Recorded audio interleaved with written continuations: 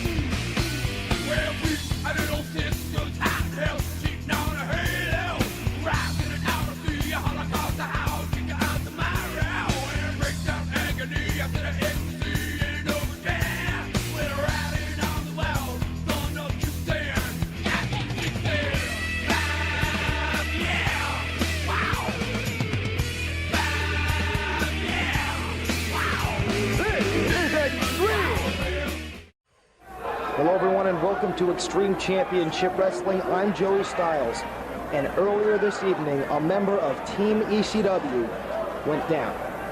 Taz, a gifted athlete whose suplexes defy definition, was injured during the tag team rematch as he once again joined forces with Eddie Guerrero to collide with the shooter Dean Malenko and Two Cold Scorpio. During the course of that matchup, Taz was on the receiving end of a stuffed pile driver and landed on his head at a precarious angle and injured his neck. Being the consummate professional that he is, he immediately tagged in Guerrero, rolled out of the ring, and despite the urges of manager Paulie Dangerously, Taz refused to go back to the locker room for immediate medical attention. He stayed out at the ring for the duration of the entire match. He then somehow walked on his own to the locker room, where he practically collapsed. He was rushed to a nearby hospital, and tonight he is receiving x-rays, MRIs, and CAT scans. Again, we do not know the severity, the extent of Taz's injuries. When we come back, we'll show you highlights of that matchup during which Taz was injured, a matchup which we sincerely hope was not his last. Last week here on ECW, we saw the shooter Dean Malenko and Two Cold Scorpio get a double pinfall victory over Taz and Eddie Guerrero thanks to the interference of referee Bill Alfonso. It is now time for the rematch, which saw some great extreme mat wrestling, but was eclipsed by the injury to Taz.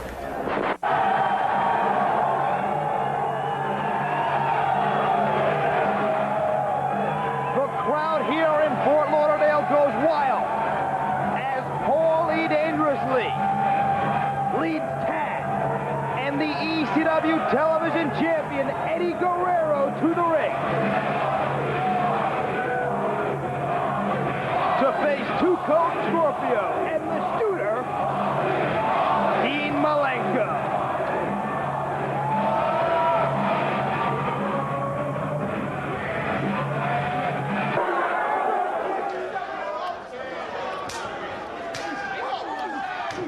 Two Cold and Taz exchange punches. Spinning kick, Taz ducks. Blocks the punch, Taz explodes.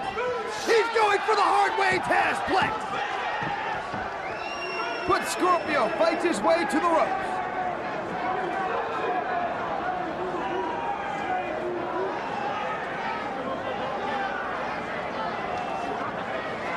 Taz going for the hard way again. Scorpio takes Taz over. Leapfrog. Drop down, up and over goes Taz.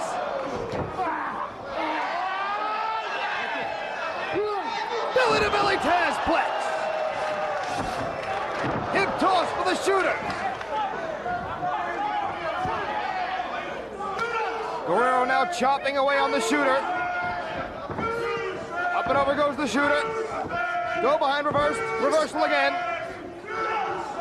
Malenko hits the turnbuckle. Guerrero to the second rope. Takes Malenko over. Guerrero slides down. Malenko goes behind. Guerrero holds on to the rope, shoots off Malenko. Malenko with a nice kip up. Ducks down. Up and over goes Guerrero. Off the ropes. Hip toss by the shooter. Guerrero shot in. Drop kick in midair by the ECW television champion. Now this is wrestling.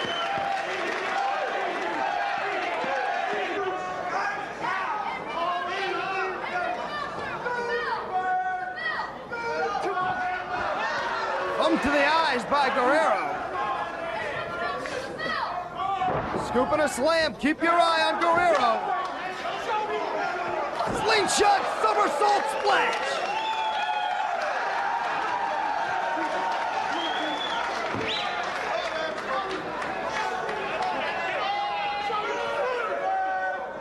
Textbook brainbuster. Cover. 1, 2, no.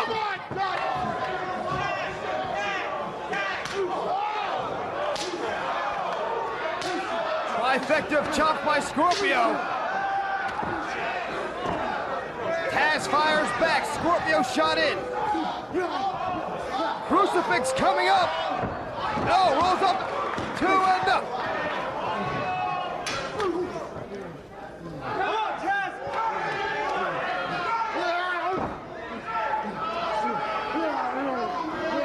Scorpio going for the backslide. Can he drop to his knees? Taz trying to fight it.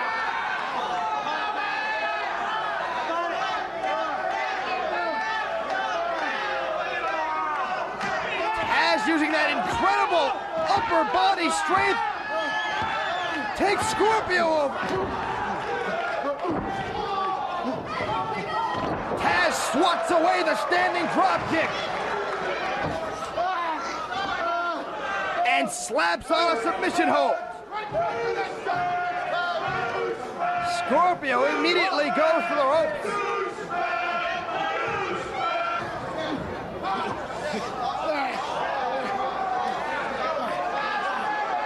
Guerrero now. Stretching out the spine of two-toed Scorpio. Scorpio screaming for help, in comes Malenko.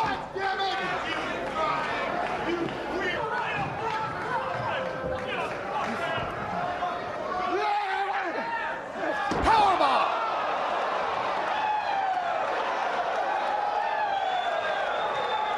And Malenko says that is all.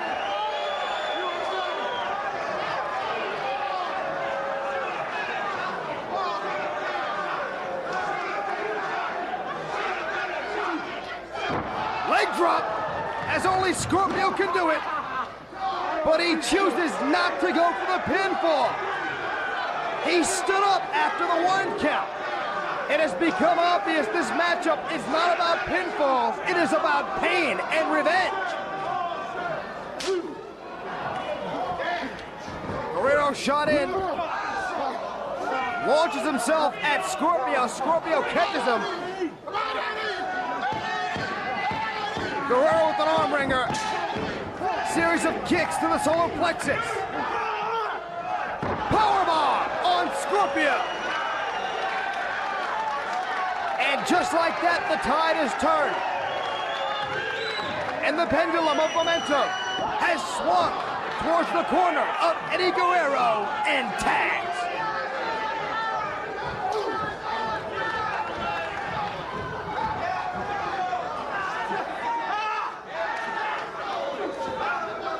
DDT from the second turnbuckle. 1, 2, and no!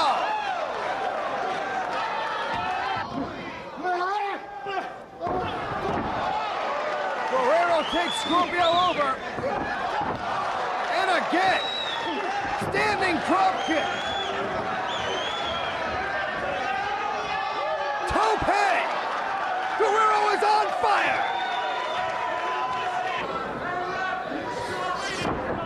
Malenko rolls up past 2 count over. Taz kicks out with authority.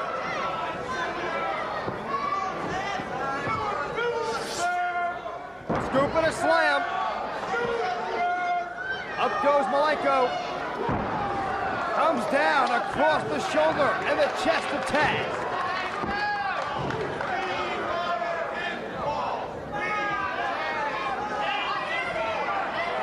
Tag back into Scorpio.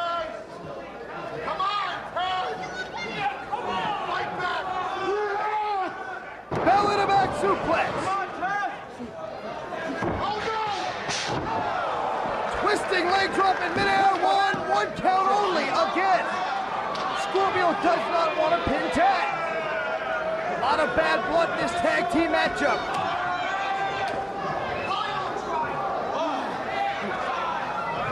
They're setting up Taz for a spike pile driver. Oh my God! Did you see Taz's neck?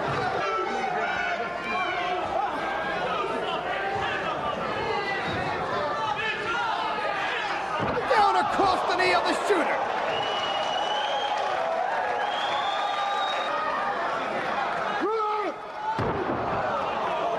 Modified power slam by Scorpio. And he's telling every fan here in the Fort Lauderdale War Memorial, it is time to go to the top. He hits the moonsault. 1, 2, and no!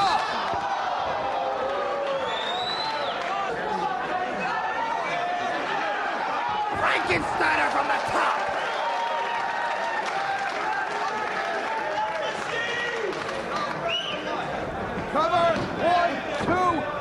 ECW kicks out, tags in the shooter.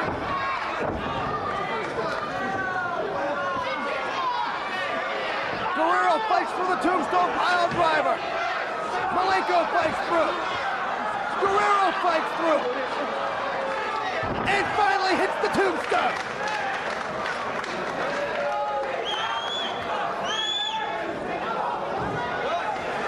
Eddie Guerrero ascending to the top turnbuckle. Frog splash. 1, 2, and no.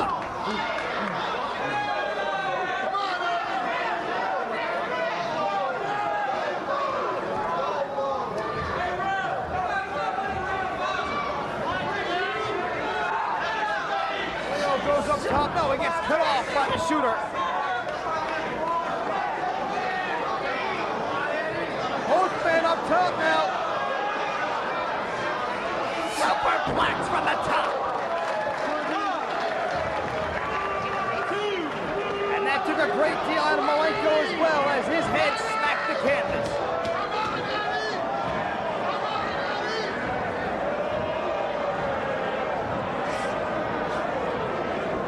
Malenko rolls up Guerrero nicely down 2-10 only.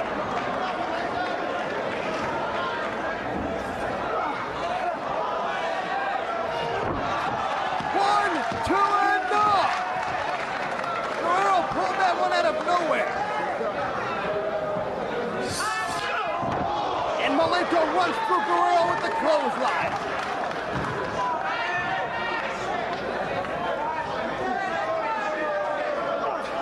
Tiger Bomb! 1 count only.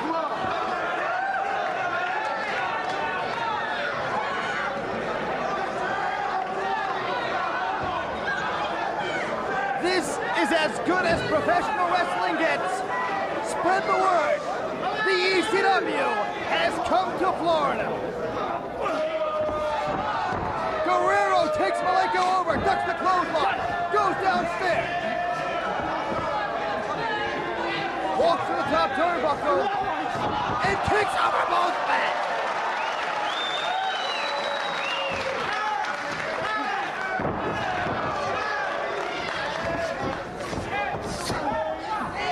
Rolls up Malenko, 2 and 3. He got him! He got him!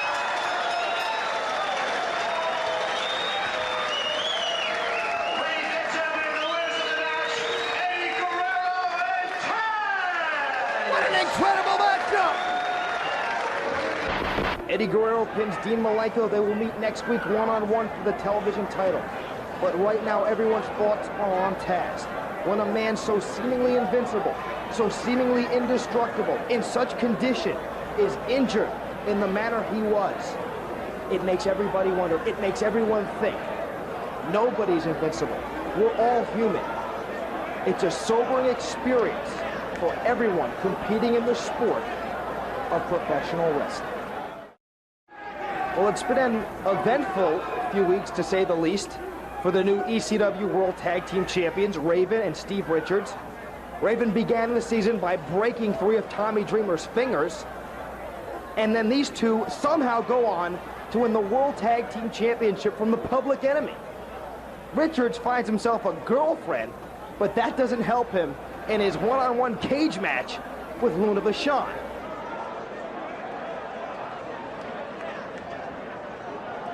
Richards' romance with this fan heats up, much to the dismay of Beulah McGillicuddy and the disgust of Raven.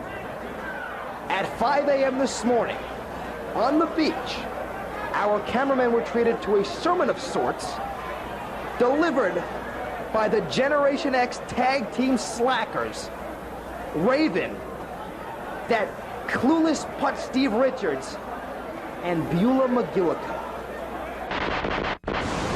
Tommy Dreamer, it doesn't matter whether it's 9:30 at night in Philadelphia, Pennsylvania, or if it's high noon on the West Coast, or as it is now, 1 hour before sunrise here on the beaches of Florida, because there is no haven for you. There is no sanctuary. So it is written, and so it shall come to pass. Oh, God, I love the smell of fish in the morning.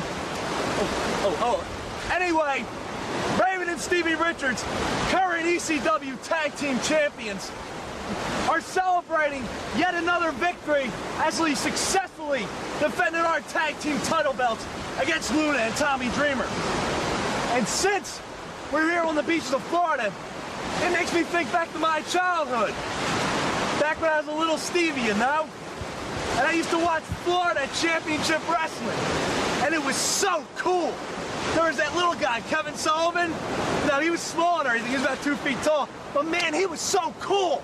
Wow, he used to control all them guys. He used to have guys like the Purple Haze used to say, Purple Haze, I command thee to come from the ocean. And the Purple Haze used to go, woo! Woo! So, anyway, Purple Haze came out of the ocean and he kicked ass just like Sullivan. And then, ooh, they had Woman. Boom! Whoa! Well, she was the greatest thing next to you, Gilla. And, oh, wow, it was the greatest. It was the coolest. It was the best time of my life. My childhood was the best childhood ever. Until they got Luna. Luna was this moronic, stupid, moronic retard that shaved her head right down the middle. And you know what Luna did? Luna not only ruined that perfect stable that Kevin Sullivan built, she not only ruined Florida Championship Wrestling for the next 20 years, she ruined Stevie Richards' childhood. She crushed Stevie Richards' childhood. Until New Wave came along, and then I was teaching. I was like, the police and everything. Shut up, Richards! Okay. Tommy Dreamer! I feel your pain. I've said it before. But as I've also told you, I feast on your pain. And every bit of anger, every bit of hostility you have makes me stronger. And this, 2 broken fingers, Tommy Dreamer. You thought that would set me back.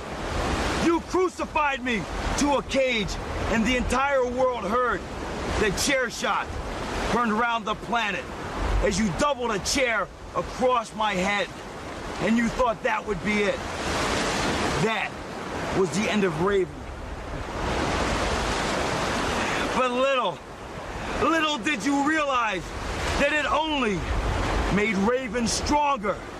And now, Tommy Dreamer, if I was only powerful before, now I am like a god. And there's no way to stop me, Tommy Dreamer. And I will prove to you, as everyone knows, that I am the most powerful force in Extreme Championship Wrestling. Quote the Raven, nevermore.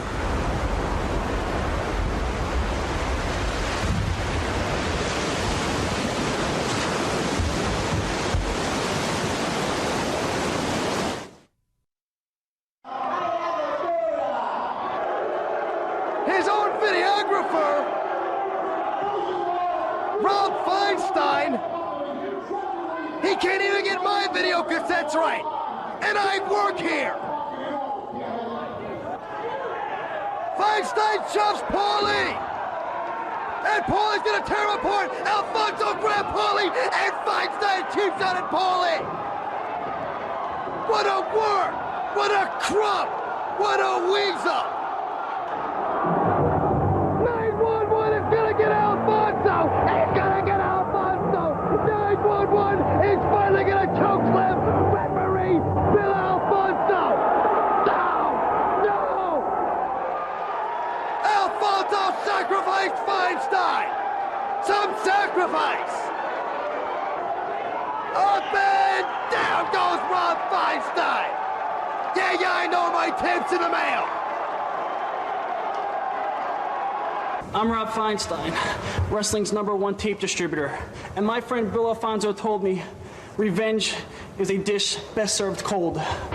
As we saw here last week on Extreme Championship Wrestling, Rob Feinstein, professional wrestling videotape distributor, a young man working his way through college, which, by the way, is a testament to his hard work and a conviction of the United States educational system, announced himself to be the official videographer for referee Bill Alfonso, and in the process became involved in an altercation, a physical altercation with Paulie Dangerously, which brought down upon him the wrath of 911.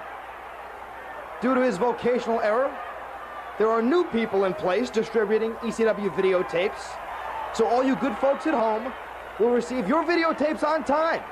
And maybe I will too, Mr. Feinstein. Nevertheless, the good folks at Extreme Championship Wrestling have extended last week's Extreme Deal of the Week through the end of this week. And if you buy Hardcore Heaven 95, you will also receive for only $14.95 the entire card, Mountaintop Madness, during which Raven and Richards upset the Public Enemy for the World Tag Team title belts.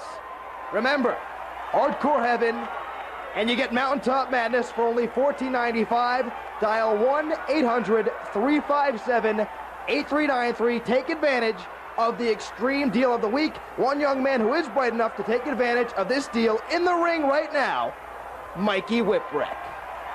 And Mikey is set to square off with the terrorist. Ladies and gentlemen, this next match is set for one fall. Introducing first to my right, he weighs 270 pounds from parts unknown, the terrorist. Oh, he weighs a bit more than 270. He's closer to 290, 295. And his opponent at 180 pounds from Buffalo, New York, Mikey Whipwreck. Mikey Whipwreck versus the terrorist. And the terrorist clotheslines Mikey as he's being checked by the ref.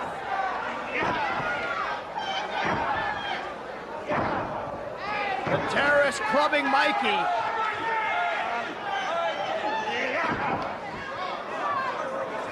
Mikey receiving a hellacious beating, and right now, weighing heavily on his mind as well as the minds of everyone here in ECW, is what happened earlier to Taz. Kick to the chest. I mean, Mikey himself has come back from a severe shoulder injury. And if we learn nothing else from tonight, we have learned that no matter how well conditioned you are, no matter how invincible you think you are, we are still all human. Oh my!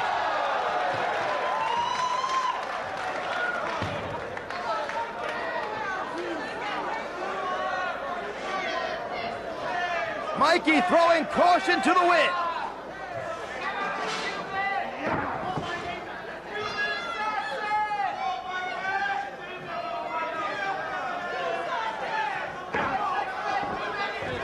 And that was a shot to the throat.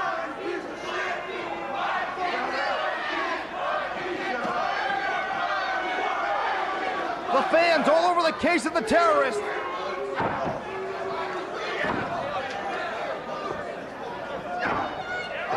Mikey goes downstairs. And a shot to the jaw. Mikey firing back. Standing drop kick. Headbutt by the terrorist.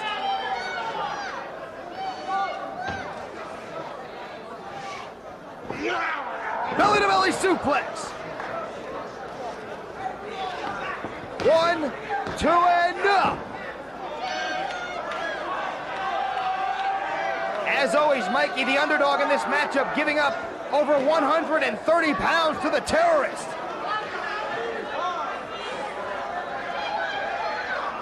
Mikey thrown into the first row.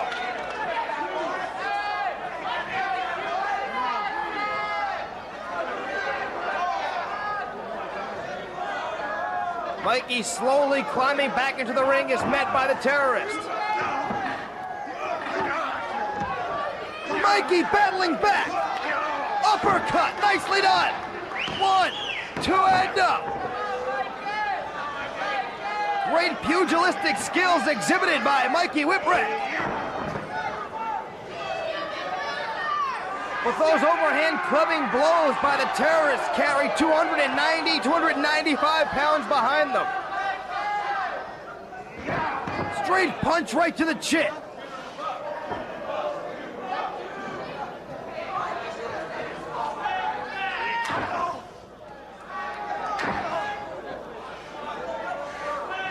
The terrorist just measuring Mikey.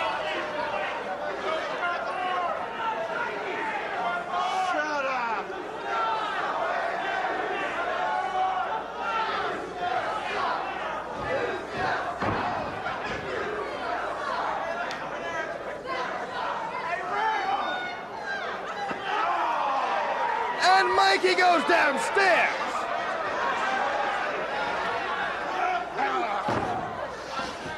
One, two, and no.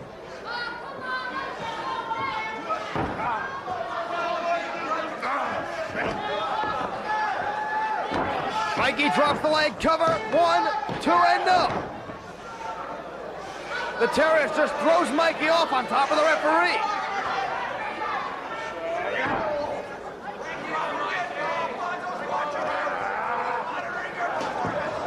Once again, Mikey throws to the outside, but he's right back on the apron. Mikey hanging on for dear life.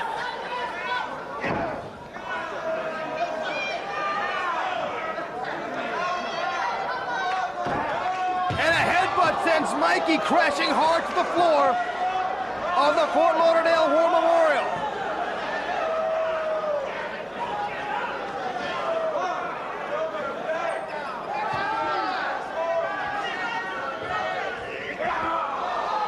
The terrorist goes shoulder first into the steel ring post.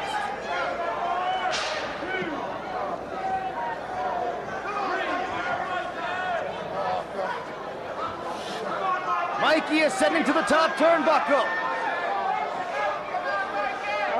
High cross body. 1, 2, and 3. That's it.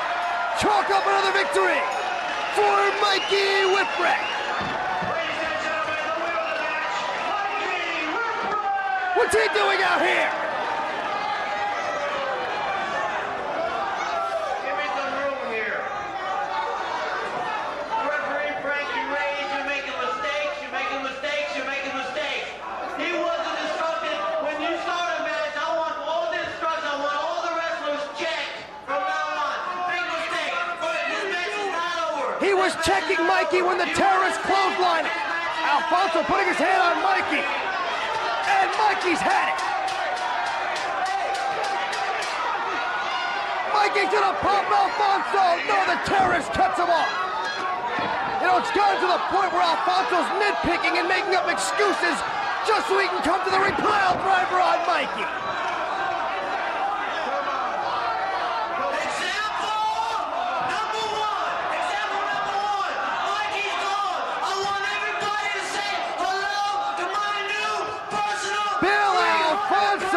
Will make any excuse just to come to the ring and ruin the good time for all the ECW fans, regardless of where we are.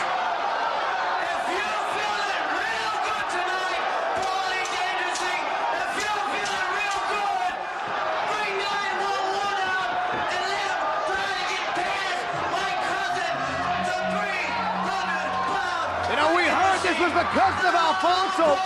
Alfonso just daring people to take a pop at him. Almost calling the bluff of all the hardcore wrestlers here in ECW.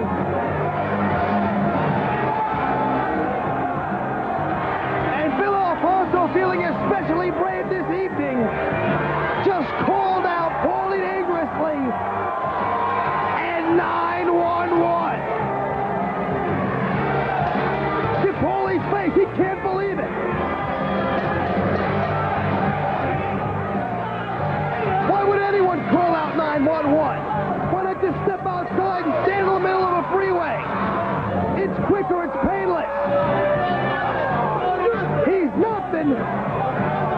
This is the night I can feel it. 911 is gonna choke slam Bill Alfonso. I can feel it in my bones. This is it. 911, if you want to choke slam Bill Alfonso. Oh yeah. If you really want to choke slam, get your big think he's talking to?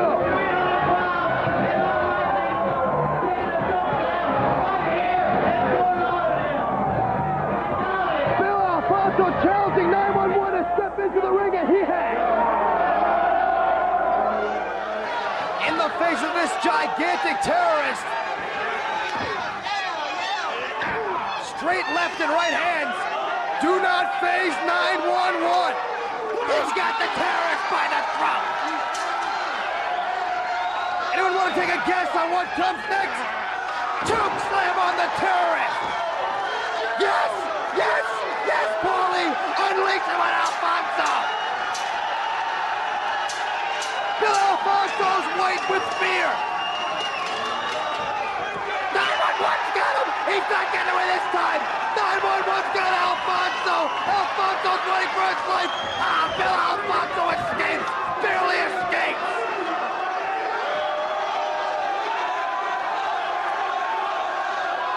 Bill Alfonso was just a hair's breadth away from being chokeslammed here in front of this capacity crowd in Fort Lauderdale, Florida.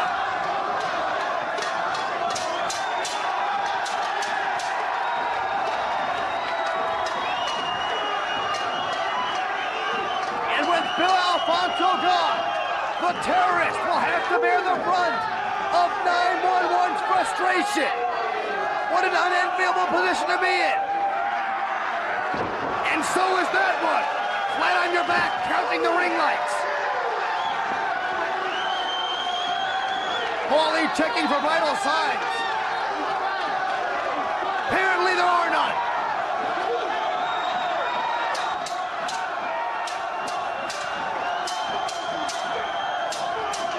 The fans are clamoring for more.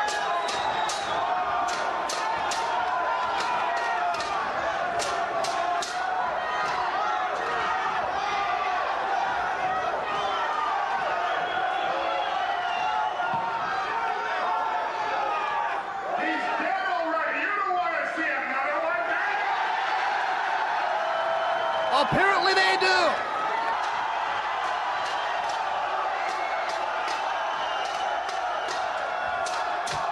Alfonso trying to get back in the ring. And Paulie ran him out of there. Dedicate this one final choke slam. Alfonso found a new shirt and bow tie rather quickly. Jay Simpson, not to the in the second round. We'd like to dedicate this one final choke slam to Bill Alfonso. And you can believe there's one with his name on it. Goodbye, terrorist.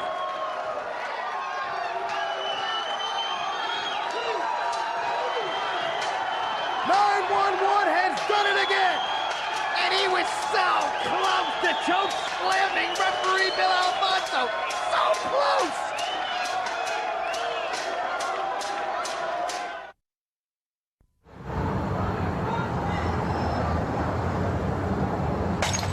Lottie-dottie, we likes to party.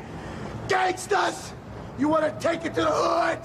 Flyboy Rocco Rock and Johnny Grunge have come home, and we're back in the hood. It might be fancy clothes, it might be a pocket full of money now, but you're bringing out the true public enemies. Gangsters, we know where we gotta be. ECW's making big strides. ECW's moving up, Johnny. But we don't need no fancy hotels. We don't need no penthouses. We don't need no luxury cars, because we had that, right, Johnny? At all. This is where we belong. Mr. Cameraman, get a shot at our resort. Mr. Cameraman, let the people see where we belong. Because where we belong is here. And here is where the blood flows free. And here is where our hearts belong. And here is where we need to be, Johnny. This is where we need to be to get back to where we belong. Gangsters, Remember one thing! Public Enemy are the original OGs of professional wrestling. So one thing left to say, rock-a-bye, baby!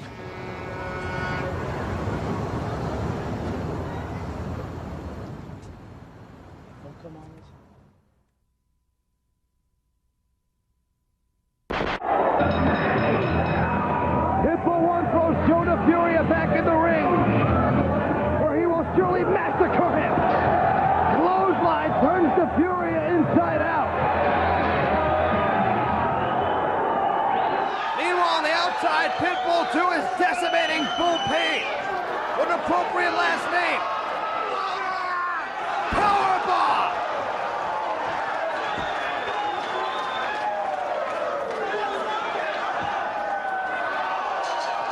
Pitbull 2 just clothesline Bull Pain over the guardrail.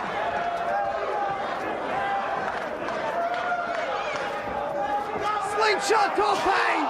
He hit the concrete head first. And he's up already. He's not human. DDT on the concrete. The Pitbulls are indestructible. Clothesline. This is getting ugly. Hope it doesn't last too much longer. And it won't. Here comes the super bomb. Somebody notified the Furious next of kin that he won't be coming home. Ever.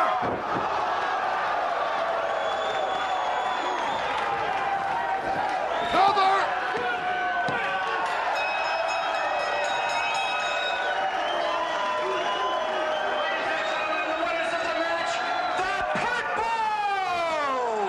Here comes Stevie Richards. What a clueless putz. Get your buddy out here too! Not tomorrow, dummy! You not next week! Right now! Eloquent he is not. Tough as nails. Oh yeah. And Richards cheap shots Pitbull 1. Bad idea! The Pitbulls are stomping mud holes in Steve Richards! In comes Raven!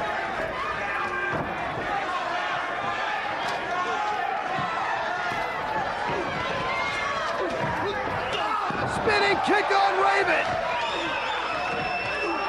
The Pitbulls are pummeling their former masters!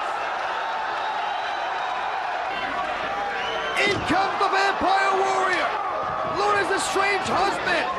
Another one of Raven's groupies or disciples or flunkies! They're handcuffing! They're handcuffing the Pitbulls!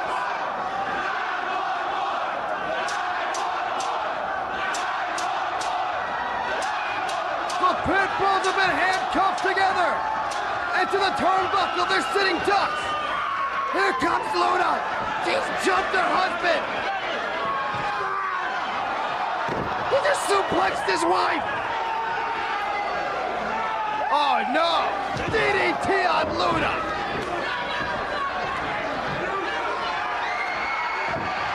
Leg drop on Luna. Here comes Tommy Dreamer with the garbage can. How appropriate. Dreamer's taking out the trash. And he's found it.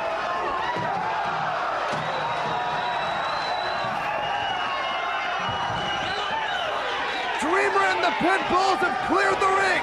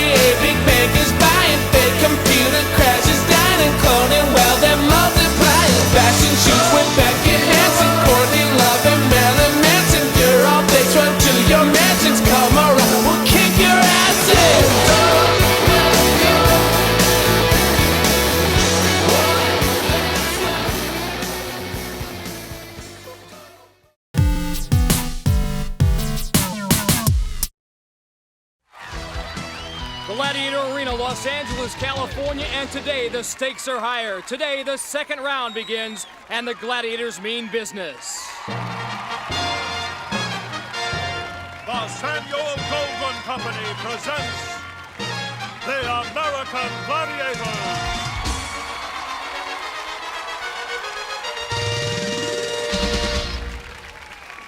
Hi again, everyone. I'm Mike Adamley along with Larry Zonko. We're not going to waste any time because the Gladiators don't believe in that. We're going to go right to our first event, the Joust. Which of the contenders piques your interest, Larry? I like Melissa Lieberman, the cop from Syracuse. She's kind of a female answer to an NFL power running back. She's small and powerful. She's also getting a second chance, Larry. She lost to Cheryl Wilson in the prelims, but gets that second chance because of an injury to Carolyn Dean. However, up first, she has to go against the mighty Storm in the Joust. Again, they've got 30 seconds to knock the Gladiator off the platform. If the contender can do that, it's worth 10 points. Nice, now she's got to come back. Oh, and she gets that free. Oh, Melissa. She ducked, she countered, but she forgot to hold on to her stick. She did not go easy. She died hard. As a result, no points there. An 8-second knockout. Actually, we're going to have to call that a TKO for Storm. Great overhand smash and then a push. Just had Storm right on the edge, but couldn't deliver any kind of blow to sweep her off. And, of course, Storm coming back and knocking the pugil stick from Melissa's hand. And once Storm gets a contender on her knees, the rest is easy. Well, Katie Ramsey now will get her shot. 22 years old, a sales clerk from Davis, California, pursuing a career in firefighting. To get to the second round, she beat Charisse Traylor in the prelims. Katie, an excellent all-around athlete. Storm may have banged herself up a bit in that battle against Melissa Lieberman, so Siren, who is undefeated in the Joust, has taken her place. On guard! 30 seconds to time limit. A knockout worth 10 points. Katie Ramsey on the attack. Here's a gal. Katie Ramsey, who between her junior and senior year in high school went through Army basic training. She had some pugil stick work there, I'm sure, and it paid off. Katie literally half the size of Siren, but look at the blows she's delivering on Siren. Siren literally has to stand up and get free of that barrage of blows. When she does, she loses her balance. Off she goes, and this is one disappointed Gladiator. Kevin Weber now will start things off for the men. 31 years old from Naperville, Illinois. A fine collegiate wrestler while at the University of Indiana. A tough customer. He beat Michael Colson in the prelims to get to the second round. Unfortunately for Kevin, he draws Tower, who is undefeated in this event. And Tower wailing away. Easy pickings. Kevin Weber giving away about 95 pounds. No match for Tower. Tower just takes the wind out of Kevin's sails in a hurry. Just a couple of jabs and then those overhand smashes, and down to the mat he goes. And Kevin's got a great sense of humor that he displays often around here. But Tower has the punchline. And then some. No points for Kevin Weber. Now a look at Jason Yao, 26 years old, from Miami, Florida. He's a banker with the Barnett Banks down in Miami. A high school MVP in wrestling and football at Archbishop Curley High School down in Miami. Excellent, excellent athlete.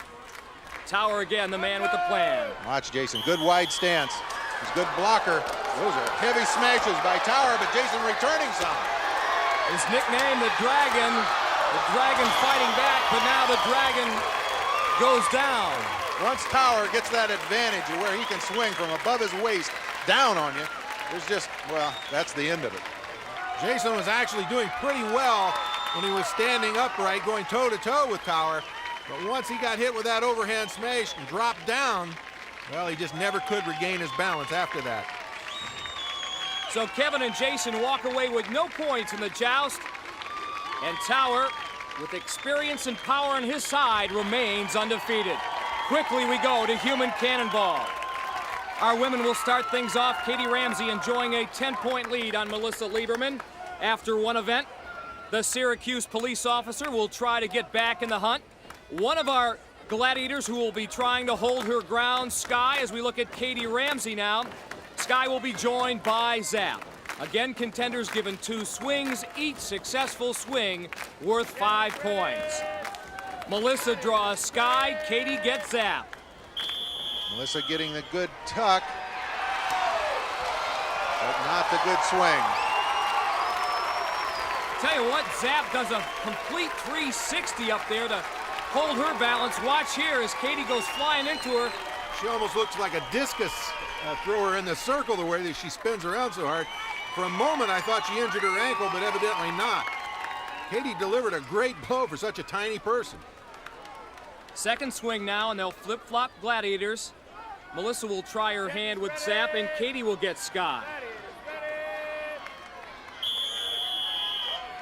Again, the contenders have momentum on their side, but it doesn't pay off. Zap and Sky hold their ground one more time. Well, the contenders are shaking hands, but they come away a little disillusioned. Our Gladiators, almost in unison, ward off all that momentum of our 2 contenders. Zap, again, doing that spin move. She may perfect that. On to the men we go. Jason and Yao and Kevin Weber have yet to get on the scoreboard. Tower, one of the Gladiators who will try to stay up there. Kevin Weber found out what Tower was like in the joust. Now he'll try his hand with Viper here in Human Cannonball, the first of 2 swings. Both our contenders get pretty good swings. Tower very close to coming off. Throws that leg up almost like a shot putter. Regains his balance and stays on the platform. Again, we can't emphasize enough how much at a disadvantage the Gladiators are here. Tower missed Jason with his pad and caught the full brunt of his power with his chin, but he stayed up there. He took a shot. That was like a heavyweight fighter. His head snapped back. Well, we'll see if his mind's clear now. Swing number 2.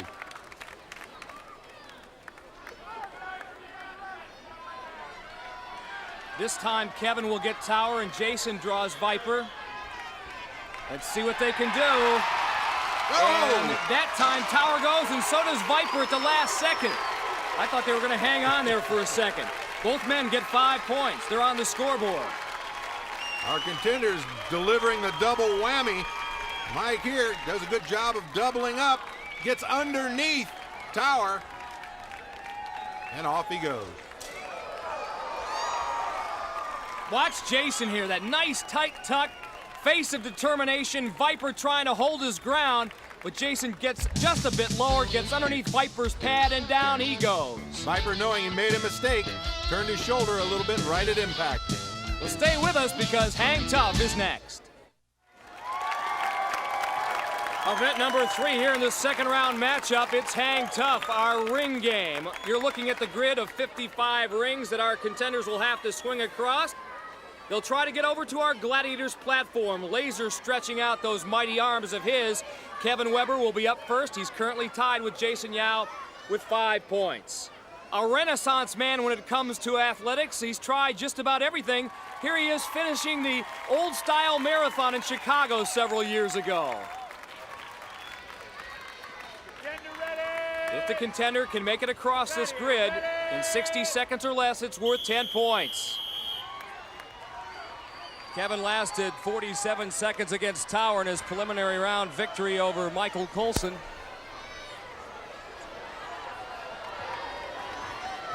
He looks real good. So does Laser. That's the big problem. Now crossing over to get away from Laser.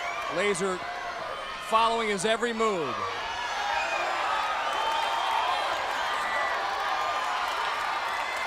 Laser just shadowed him right across. Kevin made a nice fake like he was going back. Lost Laser for a little bit, but now he's in trouble again.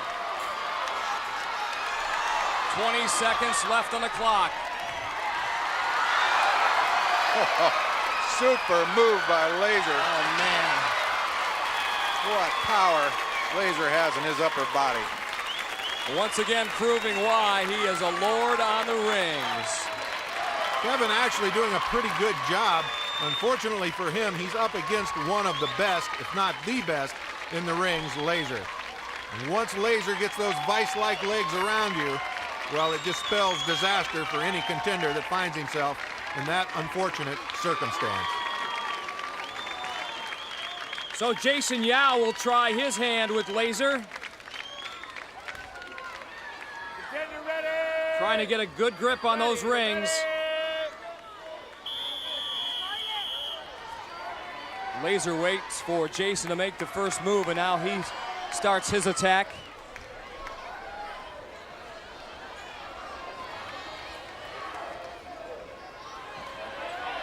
Jason now crossing over and trying to run away from Laser.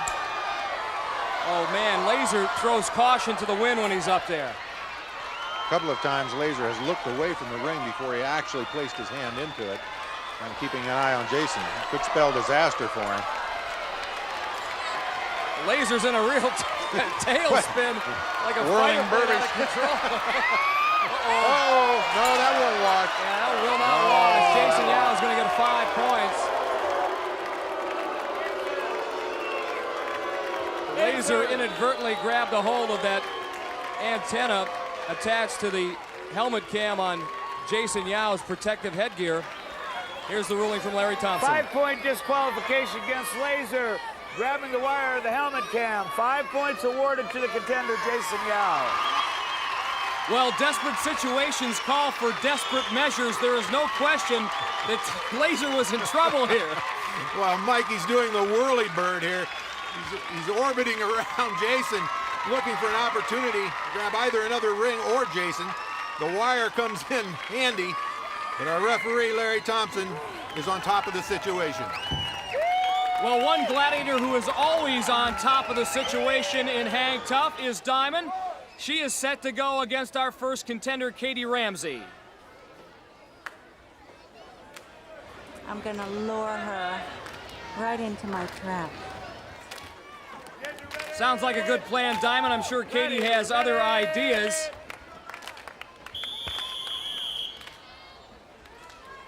Katie with a charge. She's not going to hang around and wait for that gladiator to come to her. She's heading right straight down the course. That's good upper body strength, Mike. Whoa! Gotta watch that timing, though. Now she has to watch Diamond. So smooth Diamond is on those rings. She just kind of quietly glided in behind Katie, and now she's got her all wrapped up, and down they go. Diamond makes good on her promise to lure Katie into her trap. Katie's quite good at this event. It's just a matter that she's a little intimidated by Diamond's presence. She loses her concentration a little bit, almost comes off the rings on her own accord, regains her composure a little bit, but that's when Diamond is closing in. Now, the thing about Diamond is that she makes this event look so easy. She's so graceful, so strong, so adept at this event that it just flat looks simple. Well, Diamond will go at it one more time, this time against Melissa Lieberman. Gritty, tough, competitive. Her motto, no retreat, no surrender. Right? Facing a gladiator is tough, but facing Melissa at her day job could be even tougher. Found weapon on the street, one of the many weapons people usually keep. Gun amnesty. Melissa is a police officer for the Syracuse, New York Police Department. I wanted to make a difference, and my belief is that one person can make a difference. And every day I go out there and strive to do that. I love my job. 5'4" and 135 pounds might sound small for a cop, but believe me, size is not an issue where Melissa is concerned. I'm very honest with people. Some of the worst criminals know what respect is. And if you give them respect, they give it back to you. Any cop would be lying if they said they were never scared, because that's when you get hurt, when you're not scared. So expect some surprises from one of Syracuse, New York's finest and proudest. Pride, I think, makes a big difference. She's got pride and she's got determination. But so does Diamond, and this is her specialty, hang tough. Gotta go. Melissa having a little trouble with her grips, hand grips. Look at that face of determination.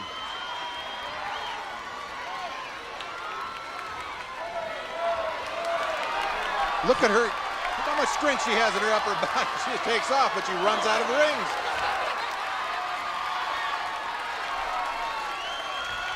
Oh, Diamond's got a knee pad. Diamond's got a leg lock.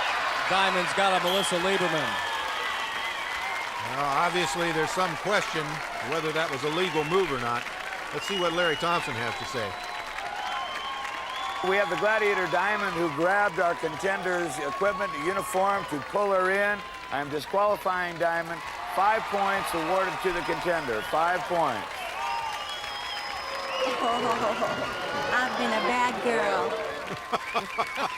But she sure looks good doing it. She grabs Melissa Lieberman's knee pad right there. Larry Thompson says that's a no-no. So Melissa's awarded 5 points.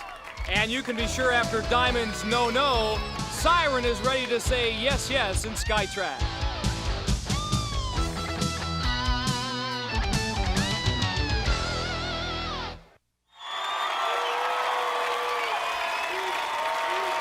Mike Adamle and Larry Zonka back with you at Gladiator Arena, ready now for event number 4, the mid-air suspense of Skytrack. And there's a look at our 7-ton course suspended from the arena ceiling, made up entirely of Velcro, where contenders will race back and forth in an attempt to beat our American Gladiator. In lane 1, it'll be Jason Yao.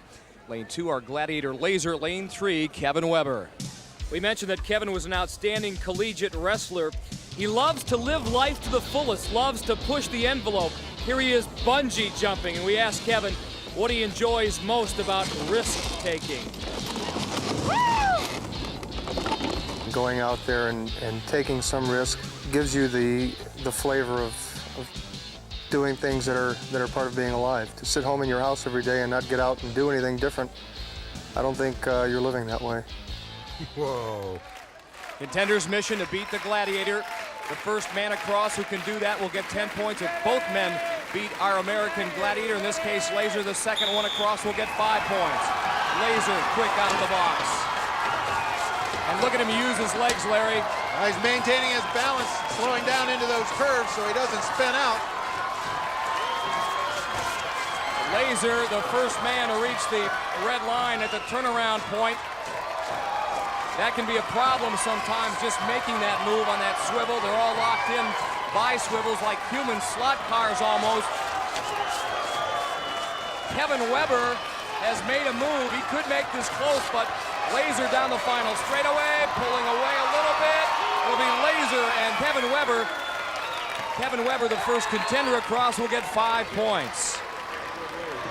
Both men exhausted, but crowd really pulling for Jason Yao. He is still out there on the Skytrack course alone. Use your feet, Jason! Some sage advice from Jason's girlfriend, Kim. Use those feet. He finally does, and he crosses the finish line. There's one tired young man. I thought for a while we're going to have to get a tow rope and go get him.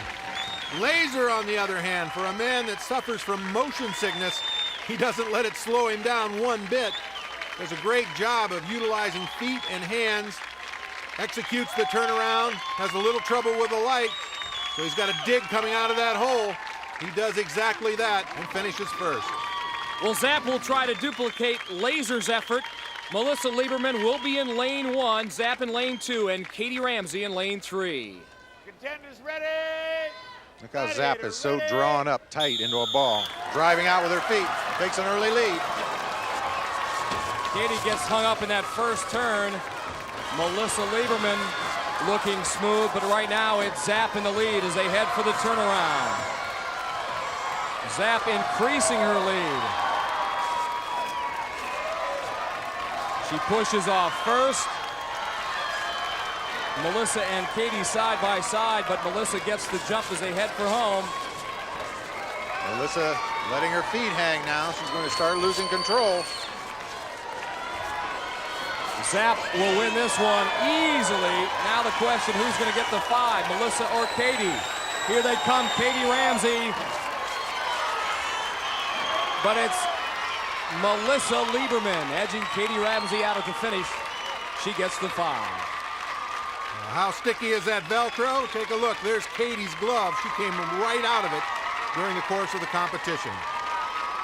Like throwing a shoe or blowing a tire. And this is how close the finish was. Melissa Lieberman nipping Katie at the end. It's halftime here on the American Gladiators, and Larry, do we have a lot of 10s on the board? Everybody tied with 10. I thought you were going to use that old phrase like in the NFL. It's a new ball game, guys. It's nobody's ball game because it's tied. I never felt that way in the locker room at halftime. I was always a little pained at halftime, and I think maybe some of our Gladiators are right now. Well, certain to break that deadlock are our American Gladiators. One of them coming up to look forward to in the wall 2 events from now is Sky. Sky, we've changed the rules here a bit to make it tougher on you, unfortunately. A 15-second head start now for the contenders in the wall. How does that affect your climb? Oh, I think it's great. I think it's very much needed. It'll make it more competitive. Give them a little more time to get a few more feet on the wall before we go rip them off. No problem for you, right? None at all. We'll find out if Sky is true to her word next. 4 events down, 4 more to come. We start our second half with breakthrough and conquer. That's like throwing our contenders from the frying pan into the fire. Melissa Lieberman up first. Right now, her and Katie Ramsey tied at 10 apiece. She gets Storm in breakthrough and Zap in the conquering. And she's drawn 2 tough customers, Mike. Storm knows what she's doing in this breakthrough.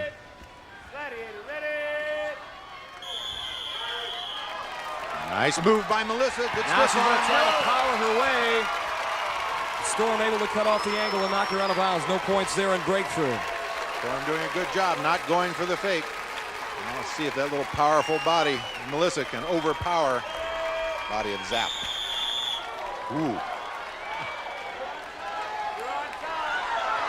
Oh, he flipped her over. Back over bridge. Pretty gutty performance by Melissa. Pretty brave one, too. Melissa literally pounces on Zap, wraps her arms around Zap's waist, knows that she can't push her out of the conquer ring, so she takes a big chance, does a back over bridge, and flipped Zap out. Excellent work. Now, Katie Ramsey from Davis, California. We told you she's pursuing a firefighting career. She got tough for this event by going through Army basic training between her junior and senior years in high school. I don't know if that helmet fit too well, but it's paid dividends here. Straight down the field. Oh, she tries a roll move. You can't do that with Storm. You have to utilize speed. You have to get Storm to commit one way or the other, then make the break. You can't just run into her and try to spin off.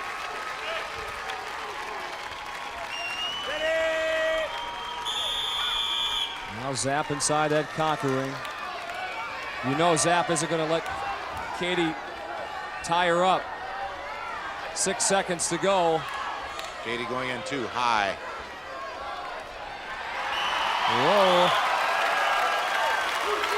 No points. And Katie unable to get in at Zap's legs. Unable to get in low on her at all. Zap just driving her away. Here Zap gets underneath Katie, picks her up, and kind of body slams her right to the turf. That had to hurt. Zap and Storm giving something for their male counterparts to shoot for. Viper will be inside the conquer ring, and Tower will be in breakthrough and conquer. Up first, Kevin Weber, who's currently tied at 10 with Jason Yao. Tower going about 265. Viper means business in that conquering. Let's see what happens. Nice push by Tower. He timed it well, didn't go for the fake. Pushed him right out of bounds. Tower did not go for the fake. Let's see if Viper does. In the prelims, Kevin had Viper. Was unable to take him out in that 15-second time limit. This should be Kevin's event, though, with that wrestling background. The referee, Larry Thompson. Look at that little bar arm.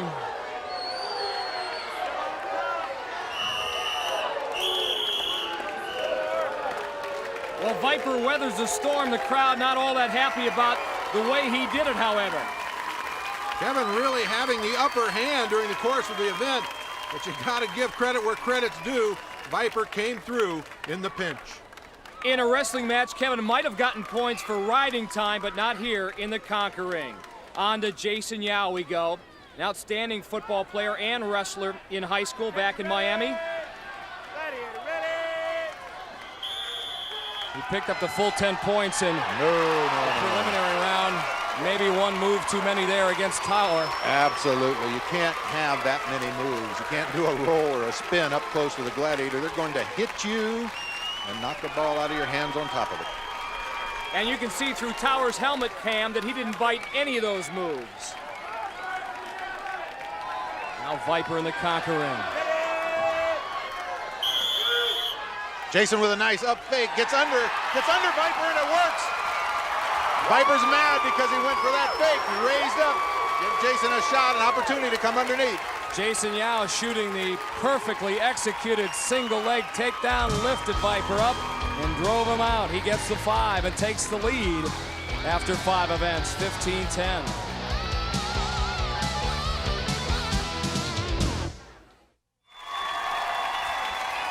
Our 32-foot wall awaits our 4 contenders, and there it is. It's our next event here in this second round competition. Jason Yao leading Kevin Weber 15-10. Saw that little Tasmanian devil tattooed to Kevin's shin. One of the many things this man does, and certainly something that should help him here in the wall, is rock climb. Even does it in the rain. Kevin will be followed up the wall by Saber. The calm before the storm. I got the Montana Mountain Man climbing me, aren't I, Lev? Swift, silent, and dangerous. Look out, baby. He's coming down. Well, Jason, you got that right.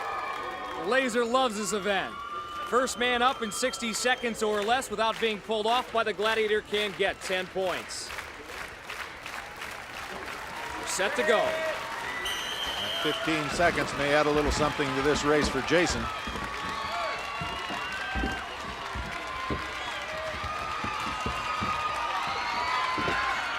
Again, the contenders selecting that middle section. Now they're moving outside, and here come the Gladiators. Jason Yao, something of a surprise. He almost slipped off, made the wrong move. 2 more hand grips. I think this is the event that Kevin penciled himself in for 10 points. He gets there, but who gets there first? Look at that. Jason Yao. all of a sudden found the right grip and threw himself up over the wall. Tough situation for our Gladiators. That 15-second head start makes for a lot of ground that they have to cover. You see our 2 contenders fairly 2/3 of the way up the wall before our Gladiators even start to close the gap. And here's Jason Yao hoisting himself up over the top with a little gusto, I might add. And actually a surprising performance by both men, considering that this is an event, the wall is, where practice really makes perfect and they don't have that much chance to practice. Melissa Lieberman looking at the task at hand. She has a 5-point lead on Katie Ramsey. Our police officer will be trailed by Zap. Katie will be followed by Sky. She of the giant wingspan. And Sky is the subject of our Ask a Gladiator segment. David Massey from Tyson's Corner, Virginia writes, Dear Sky, if you compared yourself to a car, what kind would you be and why? Okay, David, this is my favorite question because I'd be, and no one was able to guess this, a stretch limo. Power, just commanding presence, and just overwhelmingly just gorgeous vehicle. And now let's see if that stretch limo can go from 0 to 32 feet in 6 seconds or less. Ready?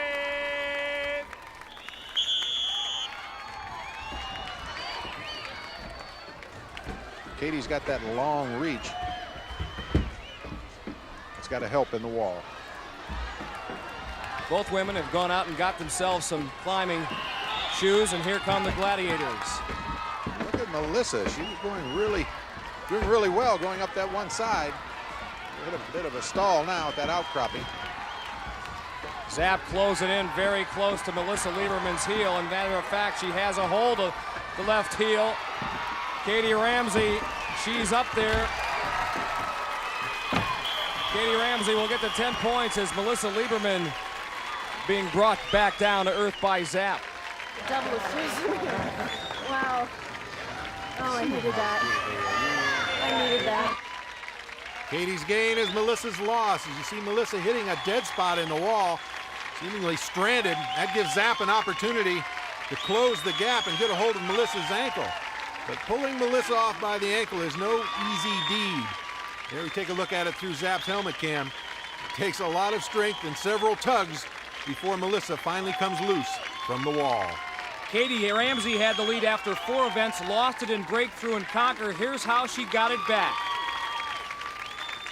Good strong grip, good focus, good concentration, and she made it to the top for the 10 points. Well, she'll need plenty of concentration coming up next because event number 7 is Crunch Time. And today, our Crunch Time event, Powerball.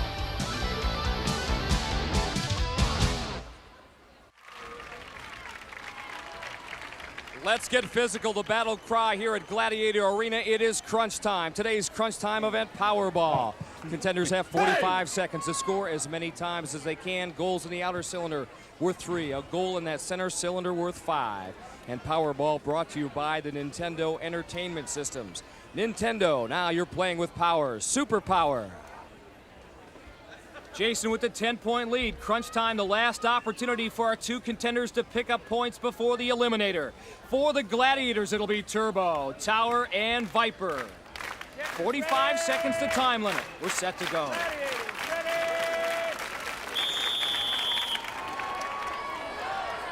Boom, both of our contenders thrown out of bounds kind of rudely. Jason Yao with the outstretched arm past Turbo. Never say die. Kevin Weber calls himself the Tasmanian Devil and has one attached to tattooed to his lower leg. Jason also doing great work. He is flying. Jason seizing the moment, seeing 2 gladiators concerned with the other contender, makes a nice move.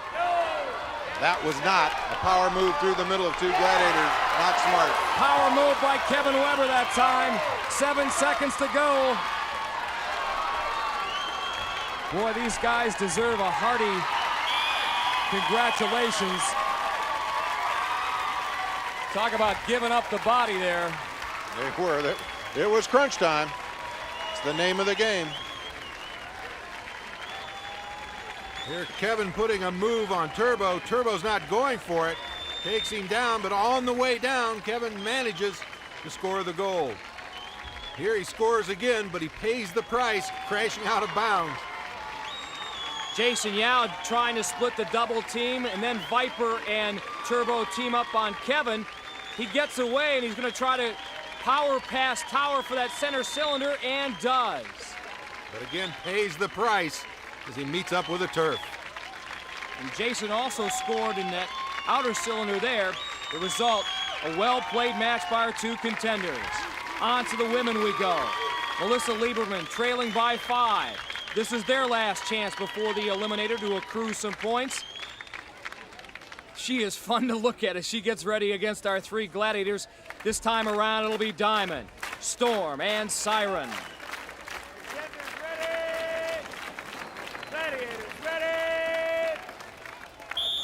It's crunch time. Oh, great move right off the bat. Oh, Melissa.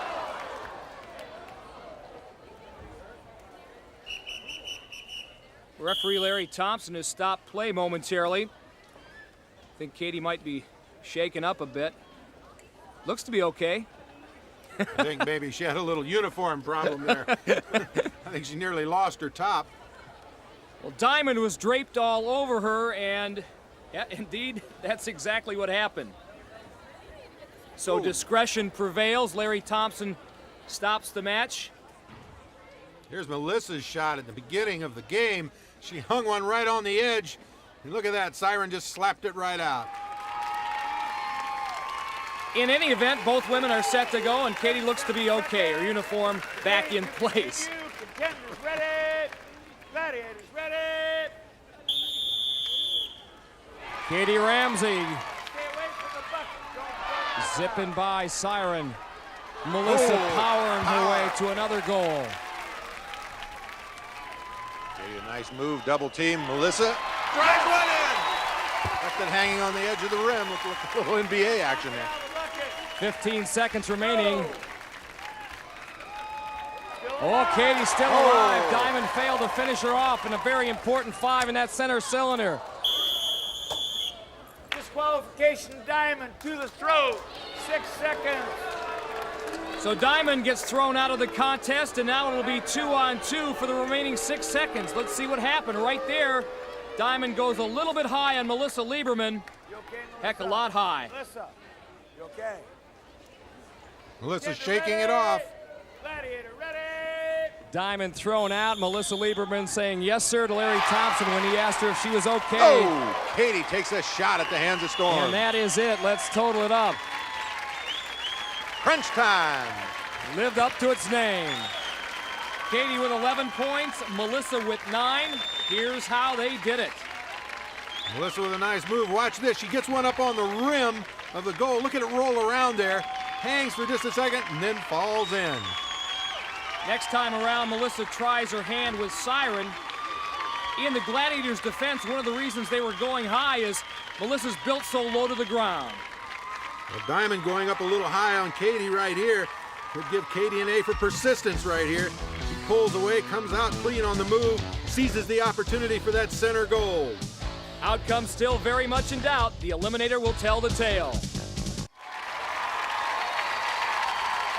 Here at Gladiator Arena, the semifinals await the winner of the Eliminator. Our women will start things off. And in just a few moments, all eyes will be on Katie Ramsey and Melissa Lieberman. Katie currently has a 3.5-second head start over Melissa based on her performance in the previous 7 events. But don't count the Syracuse police woman out. She is still mighty hungry. She's with Larry at the start line. Melissa, with your police background, are you going to pretend just like you're trying to apprehend a criminal in this Eliminator? Well, I don't know, Larry. I've always believed in the underdogs, and I've always had faith in the underdogs, so I guess right about now I'm the underdog and try to put my faith in myself. Good enough. You're only an underdog by 3.5 seconds. Good luck. Thank you. Well, Melissa's training as a police officer has taught her never say die. On course for the Gladiators, underneath the penalty pit, there's Siren and Storm. And down that final straightaway, sometimes this spells real problems are for our contenders, the gauntlet. And there you see Diamond and Sky whipping it up. The Eliminator brought to you by Skittles Bite-Sized Candies, also in Wildberry, Tart and Tangy, and Tropical. Katie Ramsey gets the head start, off she goes. Here comes Melissa. Katie Ramsey very smooth across that hand bike. And Melissa struggles. Down she goes. She'll be assessed a 10-second penalty. Meanwhile, Katie smoking that cargo net, so smooth and fluid. Already she's on the zip line. It would take a major miracle for Melissa Lieberman to win. But this Eliminator final is all Katie Ramsey. She increases her lead over the final wall. Here she comes down the straightaway. Only those blocking dummies stand in her way. Nicely done. Easy does it over that final barrier. It's Katie Ramsey moving on to the semifinals. Katie Ramsey, Mike Adamley's coined a word about you. He calls you smooth. Thanks, Mike. Right now I feel a little nauseous, but excited. Well, hey, you've been smooth all day long. You were smooth through the Eliminator, and it worked. Yeah, it did. I hope next time it goes just as well. All right, congratulations and welcome to the semifinals, Thanks gal. a lot, Larry. Katie Ramsey's time, incidentally, one of the best ones we've seen so far in the competition, 54 seconds. And it's going to be the sales clerk from Davis, California, who moves on. On the men's side, Jason Yao and Kevin Weber have been extremely competitive. Right now, Jason has the edge, an 11-point lead, and a 5.5-second head start. But this may be Kevin's best event. It's the Tasmanian Devil versus the Dragon. One question for you. Will the Tasmanian Devil be able to capture the Dragon? Well, 5.5 seconds isn't long unless you're an old, slow white guy. So I don't know. Good luck. Thanks, man. All right. Kevin Weber, the master of self-deprecation. He knows he has the right stuff to finish this Eliminator and possibly beat Jason Yao. There's Tower and Laser hamming it up underneath that hand bike and down the final straightaway. It's the gauntlet, and there's Sabre and Viper. Once again, the deficit, Kevin has to make up 5 seconds. Jason Yao on the hand bike, pumping, pushing with both his arms and legs. Kevin Weber now has to come from behind. Kevin in his previous preliminary round, 49 seconds in the eliminator. Jason Yao, 47 seconds. And now the cargo net. Jason struggling a bit. Kevin, oh, so much smoother. It's Kevin. They're going to reach the zip line at the same time. Here they go. Kevin Weber has taken the lead. The Tasmanian Devil over the Dragon. This is going to be close. Who gets over the wall first? Kevin Weber over the final hurdle. He looks quickly over his shoulder. It's Kevin Weber moving on to the semifinals in one of the best eliminators we have ever seen.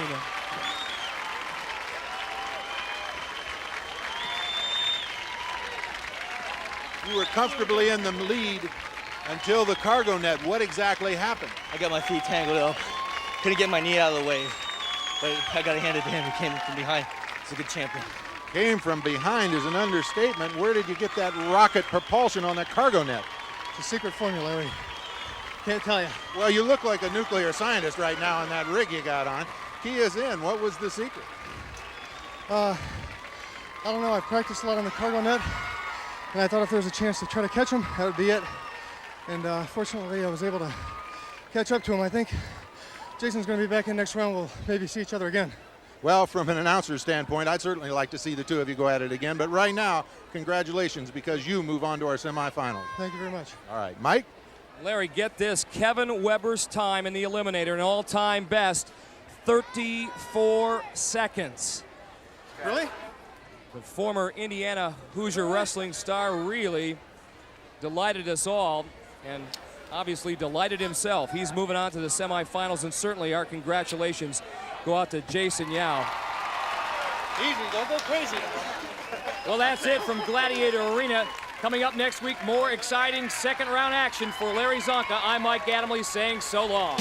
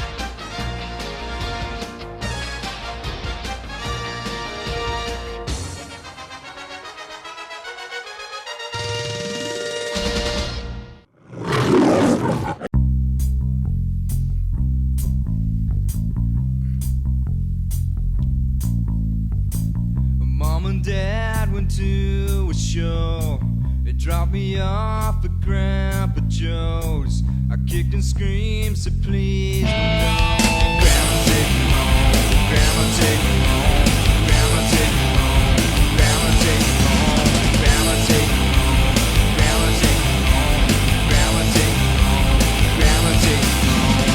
I had to eat my dinner there, mashed potatoes and stuff like that. My makes it good. Grandma take me home, Grandma take me home, Grandma take me home, Grandma take me home, Grandma take me home, Grandma take me home.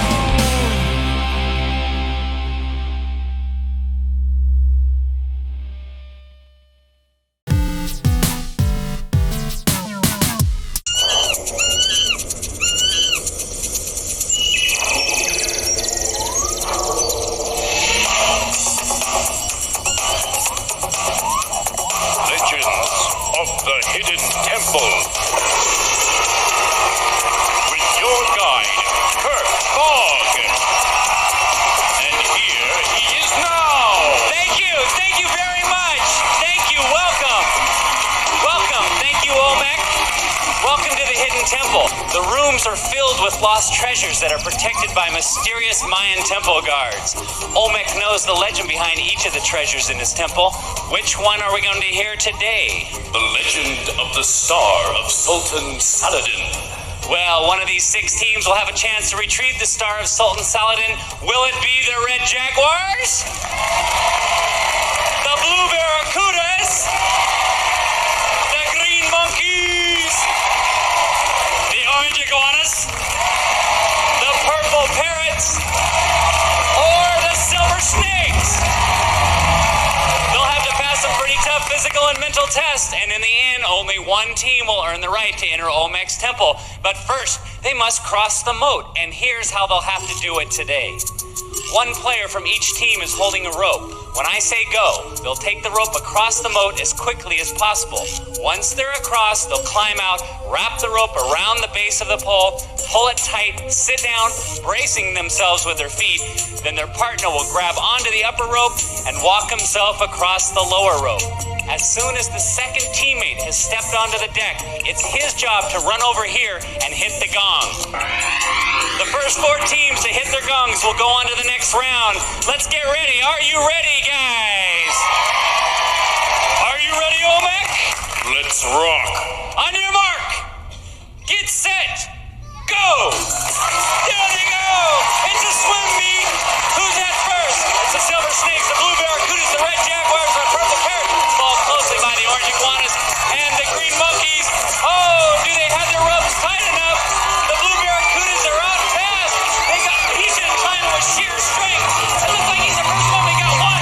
We got 2. We got 3. We got 4. We got our 4 teams, and they will be going to the steps of knowledge. They are the Red Jaguars, the Blue Barracudas, the Green Monkeys, and the Silver Snakes. I'm sorry, but the Orange Iguanas, the Purple Parrots didn't make it. It was a great match. They're not going to go away empty-handed. Here's what we've got for them. Laffy Taffy, the chewy, fruity candy with great tasting flavor and fun in every piece. Taste the magic from the Willy Wonka Candy Factory. As we continue our quest, it's now time for Olmec to tell us about the legend of the Star of the Sultan Saladin. But pay attention, because your knowledge of the legend can bring you a step closer to the temple. The 2 greatest warriors of the Crusades were Richard the Lionhearted of England and Saladin, the Sultan of Egypt and Syria. For 2 years, Richard had tried to capture the city of Acre, but the city had held out while Saladin attacked Richard from behind. Finally, Acre surrendered, but Richard's men were too tired to continue fighting Saladin. The time had come for them to meet face to face. Saladin bowed low and presented Richard with his favorite jewel, a giant opal called the Star of Saladin. For my worthy opponent, he said. Richard thanked Saladin for the gift, and they signed a treaty which ended the fighting. Soon Richard set out for England, but the opal was stolen from him during the journey. Your quest is to retrieve the Star of Saladin and bring it back here. Thank you, Olmec. So, where is the Star of Saladin? The Star of Sultan Saladin can be found in the observatory. Teams, you are now standing on the steps of knowledge. In a minute, Olmec will ask you a question. When you think you know the answer, stomp down on the ancient marking in front of you. Go ahead, stomp on it. Red Jaguars, you were first, and if you'd answer correctly, you'd move down to the next level. If you were wrong or you ran out of time, we'd give the other teams a chance to answer. The first 2 teams to make it to the bottom level will be 1 step closer to Olmec's temple. Let's get started. First question. Was Saladin's title King, President, or Sultan? Blue Barracudas. King. That is incorrect. Red Jaguars. Sultan. That is correct. Move on down. Nice job. Next question. Was Richard the Lionhearted King of Switzerland, England? Red Jaguars. England. England is correct. Nice job. Move down. One more correct answer and you will make it to the Temple Games. Next question. Did the Crusaders want to capture the Holy Land because the Europeans wished to make pilgrimages there, they wanted to import camels, or it was a great place for winter vacation? Blue Barracudas. First one. The first one? I'm sorry, I need the full answer. That's incorrect. Red Jaguars. Europeans wanted to make pilgrimages. That is correct. Move down. We've got our first team that's going to the Temple Games. Next question. Which of these went on the Crusades? Knights, Vikings, or Commandos? Silver Snakes.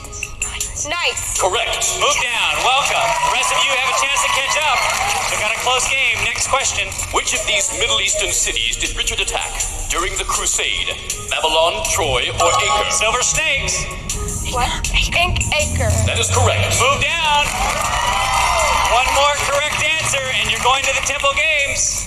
Next question. Which of these seas did Richard sail across to get to the Holy Land? The Mediterranean Sea? The Silver Snakes. Mediterranean Sea. That is correct. Okay, come down. Nice job. We've got our two teams that are going to make it to the Temple Games. They are the Red Jaguars and the Silver Snakes. Come on down here, guys. Come on down. The rest of you guys, nice job. You're not going to go away empty-handed. Here's what we've got for you. You want speed, action, excitement? Get a yo-yo. You want the hottest yo-yos? Get a Dunkin'. These two teams will be playing for the right to enter Olmec's Temple, and they'll do it right after this.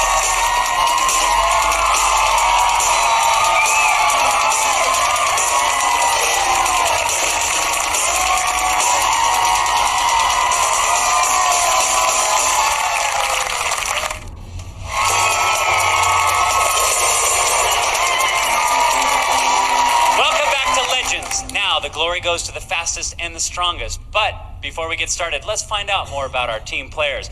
On the Red Jaguars, we have... Leslie, and I'm 13 years old. And? I'm Tom, and I'm 13 years old. And let's hear it for the Red Jaguars! And on the Silver Snakes, we have... Leah, and I'm 13. And? Steve, and I'm 13. Let's hear it for the Silver Snakes! All right, why don't you guys get ready for the next game, and I'll tell everybody what's going to happen here in this game. Why don't you guys go ahead and get set in your positions. In the Temple Games, each team is competing for pendants of light. The winning team will need those pendants to protect them from the dreaded temple guards as they make their way through the temple. There are 3 Temple Games, and the first one is Storming Acre. When the Crusaders attacked the city of Acre, they practically had to take the walls down piece by piece before the city surrendered. In this game, our players are going to have to do just that. When I say go, one player from each team will climb to the top, grab a brick and stick it to his helmet, then he'll climb back down and he'll drop it into this basket. Then he'll climb back up again, grab another one, and come on back down. The first team to get 6 blocks or the team with the most blocks in their basket in 60 seconds wins. I think our teams are ready and set to go, so let's put 60 seconds on the clock. On your mark, get set, go! There they climb. We got some strong ones here. They're making it up fast. Gonna get the bricks on, though. Make their way down. It's tied up so far. It's neck and neck. Who's going to make the quickest transition? We got ourselves a nice match here. It's too tough to call at this point. Who's going to do it? Oh, almost slipped down there. He's got his balance. And he's headed back up. This is a great match. 33 seconds. He's going for another. Oh, he dropped his brick. He's getting his other one, though. He's going to have to walk down. Gonna have to climb back up, get that last brick. He's a little bit ahead. Silver Snakes trying to catch up. Got 13 seconds left. They're going back for more. The red doesn't have any more bricks left because he's knocked them off. The silver's got to get down. If doesn't get to do it in time, he does. He does it in time. Let's come on over here, guys. Come on over. The silver had 5 bricks. The Red Jaguars had 4. The Silver Snakes get a half a pendant of life. Let's go to the next game.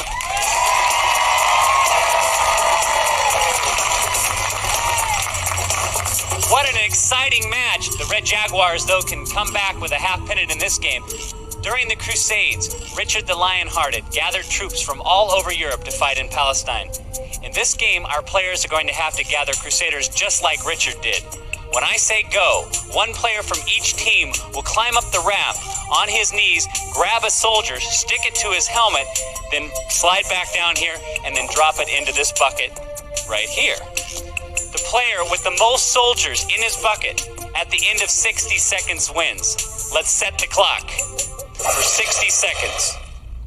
On your mark, get set, go! On your knees, you gotta stay on your knees to get those soldiers. And it's going to be a battle, I'm sure. They're trying to find their way. Who's gonna get there first? I think these teams are pretty evenly matched. We're in for a doozy here. There they go. Oh, he couldn't grab that one. She's got to go back up and get another.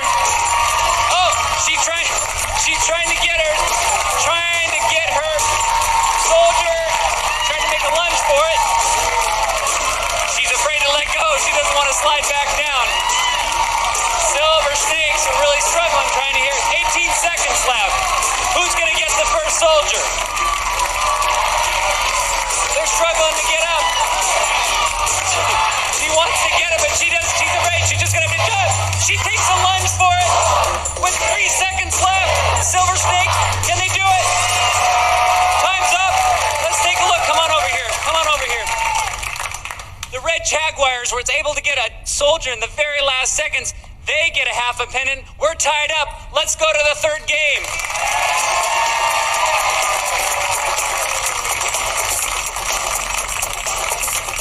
Richard the Lionhearted and Sultan Saladin were the finest warriors of their day. They would have made a great team. In this next game, one player from each team will take his place on these platforms. Then his partner will grab a ball right here from the basket and throw it and attach it to this shirt right here. The player will try to get hit by the ball. When he gets hit, the ball will stick to his shirt. The team with the most balls attached to their player's suit at the end of 60 seconds wins. So you guys get set up over here. Find your teams here. Set the clock for 60 seconds. On your mark, get set, go! They're gonna have to try to wheel their way to get those balls attached to them. They're gonna lean into it. It's tied up. We're always tied up in this match. But the Silver Snakes are getting a rhythm going. But so are the Jaguars. He's trying to lean into it. He wants to catch right. The Silver Snakes are on a roll. He's got 30 seconds left. Coolly and calmly, the Snakes throw the ball. Jaguars trying to find a spot, trying to find an opening. He wants to catch the inside. Silver Snakes keep her rolling. 13 seconds. Just gotta keep leaning in there. Just keep throwing the balls. See how many we're gonna get. I don't know. It might be too close to. Let's see here. Time's up. Let's take a look. Come on over here. Come on over here. Let's start with the Silver Snakes. They have. Come on down. They have 1, 2. Here's. Let's see if we can see. 2, 3, 4, 5, 6, 7, 8, 9, 10, 11. The Red Jaguars. They have 1, 2, 3, 4, 5, 6, 7, 8, 9, 10. The Silver Snakes get a full pendant. That gives them a total of a pendant and a half. They're going to the temple. Congratulations, Red Jaguars. An amazing match. An amazing match. It came very close. You're not going to go away empty-handed. We've got a nice gift for you, and here's what it is. Take on the excitement of The Mighty Ducks, the first face-off. Disney's full-length animated film starring America's favorite superheroes. New from Walt Disney Home Video. We'll see if the Silver Snakes can make it to Olmec's Temple and retrieve the star right after this.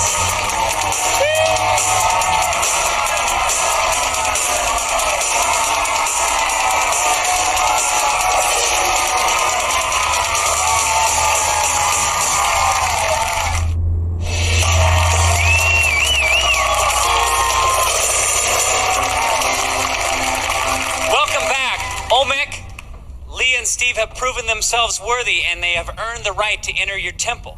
Can you offer any clues about the temple to help them retrieve the star of the Sultan Saladin?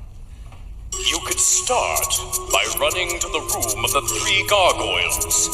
Push in the right tongue, and a door might lead you down a wall climb. Here, you must choose your next path. You could race up to the observatory, spin the sundial, and pass into the room of the golden idols. Once there, push down on their bases to release the doors. That may take you below, or lead you into the shrine of the Silver Monkey. Assemble the statue there, and you may be headed for the Pirate's Cove. Spin the ship's wheel, and descend into the dungeon. You might climb up the ladder, or plow through the stone wall. Find the key, and it may unlock the tombs of the ancient kings, allowing you to climb into the spider's lair. If you escape, you may have a chance to sit upon the throne of the Pretender.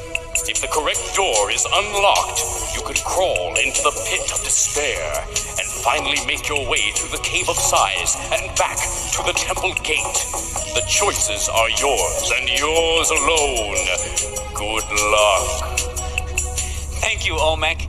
You guys won 1.5 pendants, and I'm going to award those now. Here's yours. You're going first, right? Mm-hmm. And which way are you going, up or down? Up. Okay, and here's your half pendant. When I say go, Leah, you're going to race through the gates into the temple and make your way towards the star. But be careful, the temple has many locked doors and hidden and dead ends.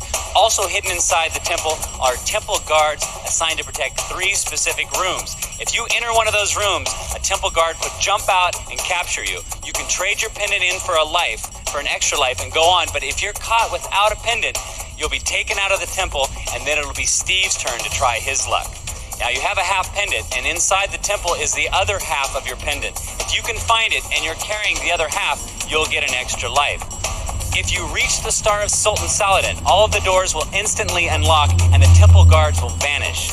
You'll have 3 minutes, and for your effort, you will be handsomely rewarded, and here's how. First, you're gonna get a remote control airplane. Nico's Windjammer Power Glider. Power it up, turn off the power, glide, power it down for a smooth landing. Battery pack and charger from Nico. If you grab the Star of Saladin before 3 minutes is up, you'll also receive Compton's Interactive Encyclopedia on CD-ROM, a complete encyclopedia that talks and shows video clips, expanding your computer workspace from Compton's new media. If you can get the Star out of the temple before 3 minutes is up, you'll both be going to the Cayman Islands. The Ramada Treasure Island Resort on Grand Cayman in the Cayman Islands. Located on famous 7 Mile Beach, features complete water sports program including snorkeling, parasailing, and water skiing. That sounds great. Okay, Leah, before we get started, what's your strategy? Well, I'm going to run upstairs and see if I could jump into the pit, and then I'm going to try and get into the observatory. And if that doesn't work, I'm going to go into the throne room or the heart room. Okay, and watch out for those temple guards, okay? Okay. Okay, let's get into position. Let's set the clock for 3 minutes. On your mark, get set, go! There she goes. She's gonna go up. She's heading into the gargoyle room. She's gonna have to press a tongue to open it up. And she does. There's a door that's opening. She's gonna head into the pit. She wanted to do that. Into the pit of despair and up the wall climb. Oh, she's gonna go down. She's heading for the throne room. No, she's gonna go up for another door. You're gonna go down. I guess she's gonna head up. She decided she's gonna go. She wants to go to it. She wants to get to that observatory. But she's gonna have to try the door that's open. She's just gonna have to try the door that's already open.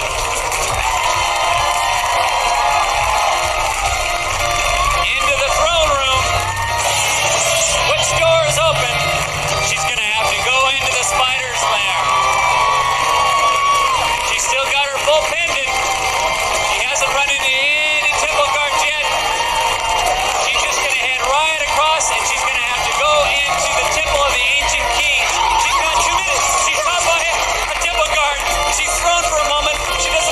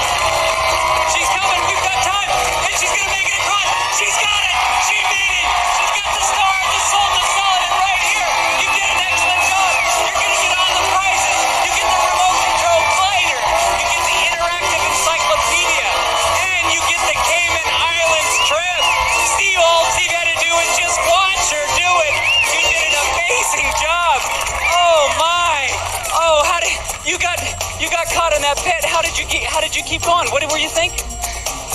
I just went through the door. And then you were terrified. You were terrified by the temple guard when he jumped out. It threw you for a moment. Yeah. What did you do? What were you thinking? I just like gave him my pendant. You gave me a pendant, so you escaped with your life there. Steve, you did a great. You were just sitting here. You were going, okay, maybe she's gonna do it. I don't have to go in there. maybe I can just sit back and get this trip to the Cayman Islands. You guys did a great job. Here's the star of the Sultan of Saladin. You worked really, really hard for it. What do you think? You're gonna go to the Cayman Islands. You're gonna lay back in the beach, and you're gonna think about. Well, I know you're not gonna think about the temple guard, right? No. Right, exactly. Check us out next time for more adventure and another great legend of the Hidden Temple. Bye-bye!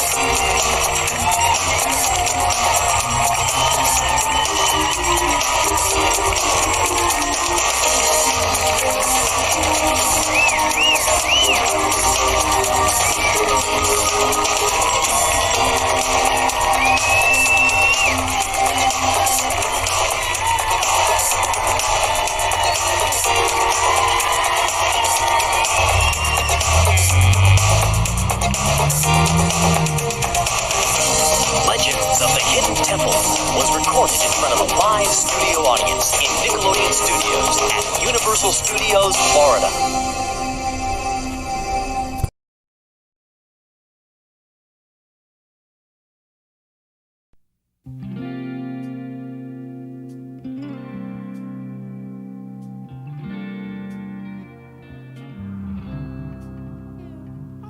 I like pleasure spiked with pain, and music is my aeroplane. It's my aeroplane. Songbird, sweet and sour Jane, and music is my aeroplane. It's my aeroplane. Pleasure spiked with pain. That mother always spiked with pain. Looking in my own eyes, hey Lord, I can find the love I want. Someone better slap me before I start to rust, before I start to decompose. Looking in my rearview mirror, looking in my rearview mirror, I can make it disappear. I can make it disappear. Have no fear. I like pleasure spiked with pain, and music is my aeroplane. It's my aeroplane. Songbird, sweet and sour Jane, and music is my aeroplane. It's my aeroplane. Pleasure spiked with pain. That mother always spiked with pain. Sitting in my kitchen, hey girl, I'm turning into dust again. My melancholy baby, the star of Mazzy must push her voice inside of me. I'm overcoming gravity. I'm overcoming gravity. It's easy when you're sad to be. It's easy when you're sad. Sad like me. I like pleasure spiked with pain, and music is my aeroplane. It's my aeroplane. Songbird, sweet and sour Jane, and music is my aeroplane. It's my aeroplane. Pleasure spiked with pain.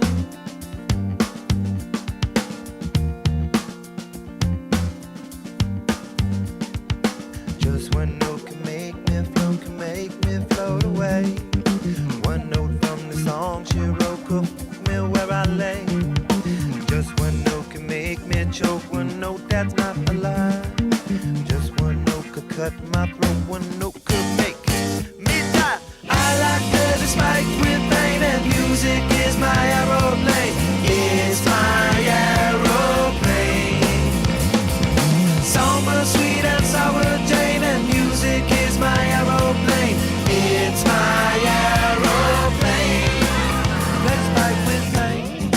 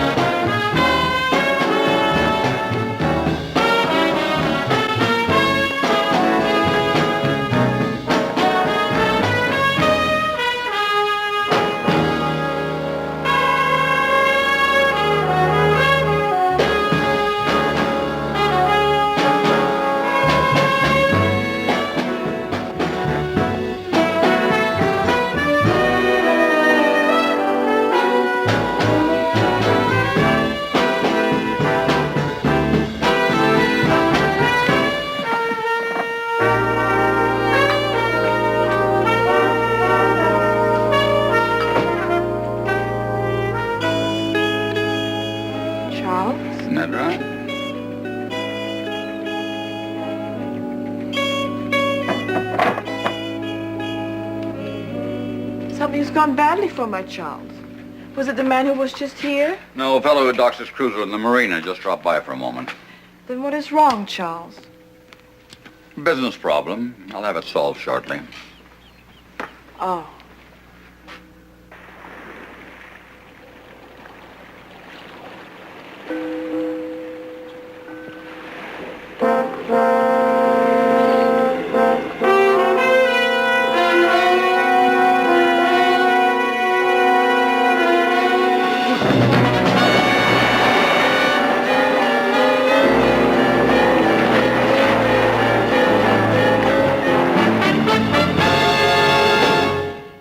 Another challenge for the Green Hornet. His aide, Cato, and their rolling arsenal, the Black Beauty. On police records, a wanted criminal, the Green Hornet is really Britt Reed, owner-publisher of the Daily Sentinel. His dual identity known only to his secretary and to the district attorney. And now, to protect the rights and lives of decent citizens, rides the Green Hornet.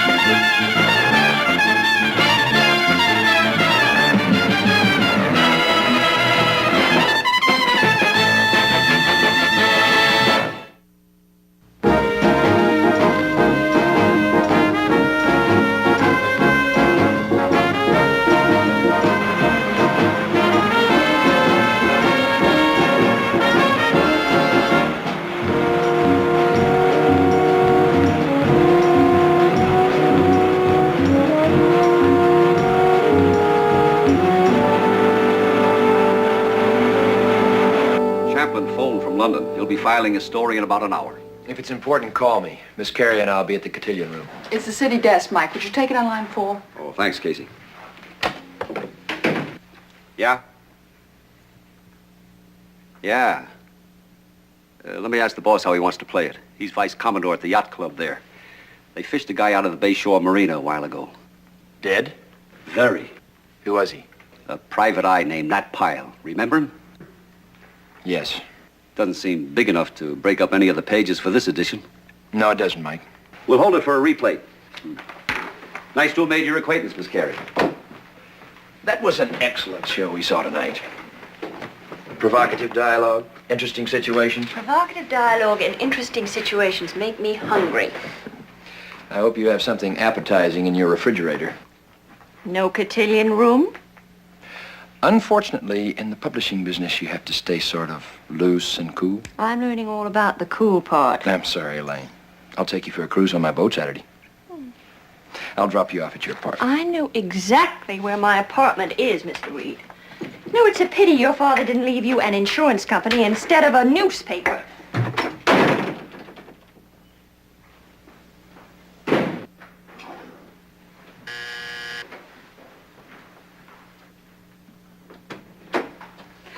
Losing your touch? Nat Pyle is dead. Murdered? I don't know. The first report is that he drowned. But is it just a coincidence that he was here today trying to sell me information on Glenn Connors? What are you going to do? I have to talk to Scanlon. If it was a murder, it's time he was brought into it. Can I help? As a matter of fact, you can. If he really had information to sell, there should be a record of it in his office. You know the address? Yes. How do I get in? As a reporter, looking for a photograph of the dead man. You may have to bribe someone to let you in. Go to the cashier and draw out some money. I was hoping you'd say that, boss. On the way back, I think I'll stop at the cotillion room for a hamburger. Be ashamed to waste your reservation.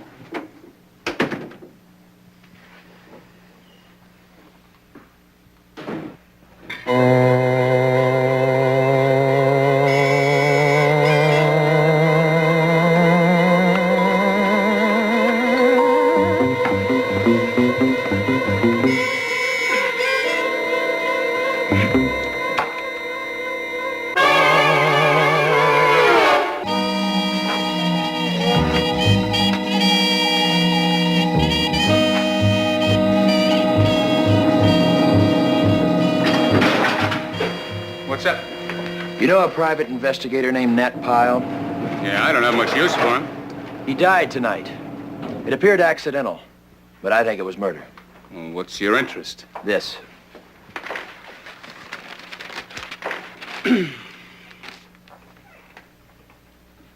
What about it? This story's 3 years old. Pyle was in my office today. He wanted $25,000 for a lead that would show that Glenn Connors is not only alive, but hiding in the city. No, I don't buy that. Neither did I. What's your point? If Pyle had sold his information to someone else and was killed because of it, it must be checked out. How'd he die? Drowned. Body discovered about 10.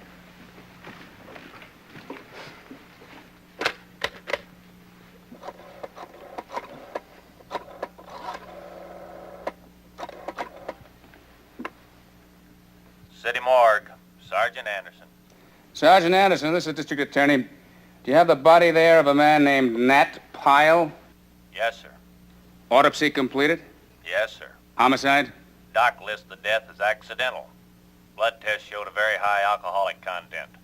Considerable water in the lungs. Any bruises? Slight. Not necessarily related. The man was pretty drunk. He could have received them when he fell overboard. Thanks, Sergeant. Well, I think you might as well write that off. Pyle was a lush and an opportunist. You don't write off the chance that Glenn Connors may still be alive. He was one of the men who framed my father.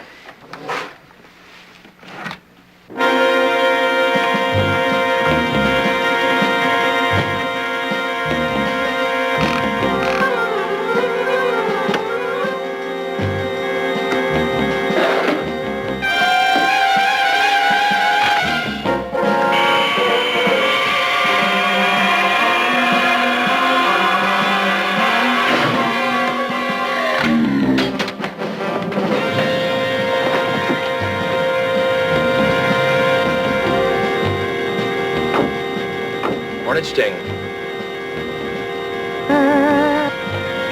Check.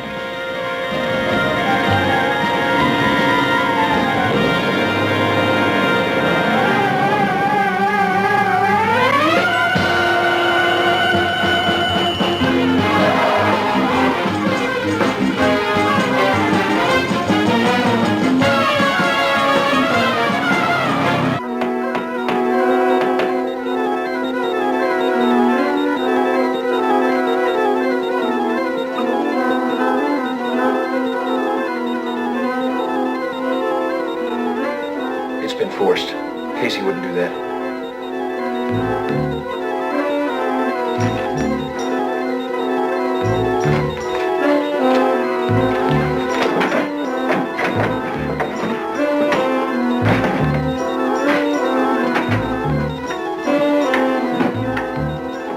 Look.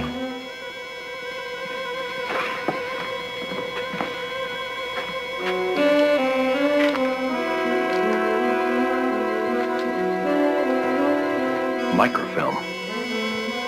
It's Casey's.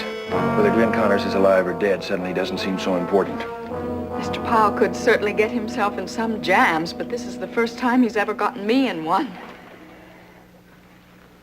And you are his secretary. Overworked and underpaid. But I don't see what business it is of yours. Whatever your name is, you're not one of our clients. Why were you so late in the office tonight? I was trying to catch up on some filing and make out a few bills until these rejects from the human race came barging in. Was Mr. Pyle's secretary? He must have entrusted you with a great deal of his business.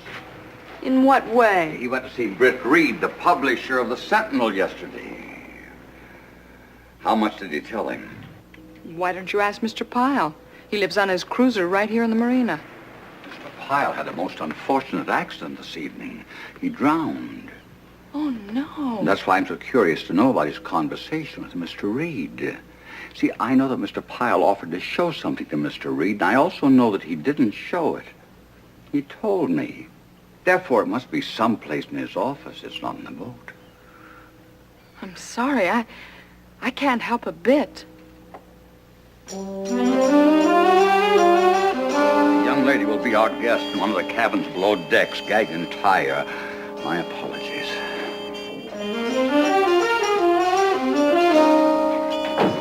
She appears to know nothing. She knows about my interest in Pyle now, and that makes her dangerous, too dangerous to release. We'll take a cruise, watch dawn on the water, and return tomorrow evening. Would you enjoy that, Nedra?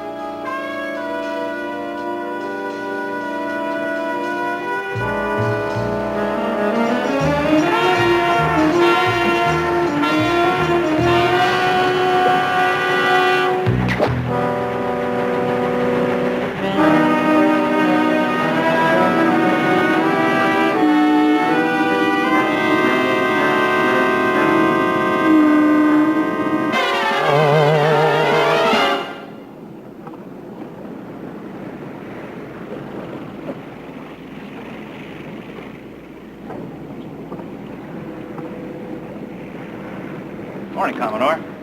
Mr. Delaclaire hasn't moved the Lady Capri to another berth, has he? No, sir. We helped him cast off before dawn. You can reach him on your ship to shore if you want. But he said he'd be back by nightfall. On shore! Call the harbor police! We picked up a girl, dead, about 5 miles offshore!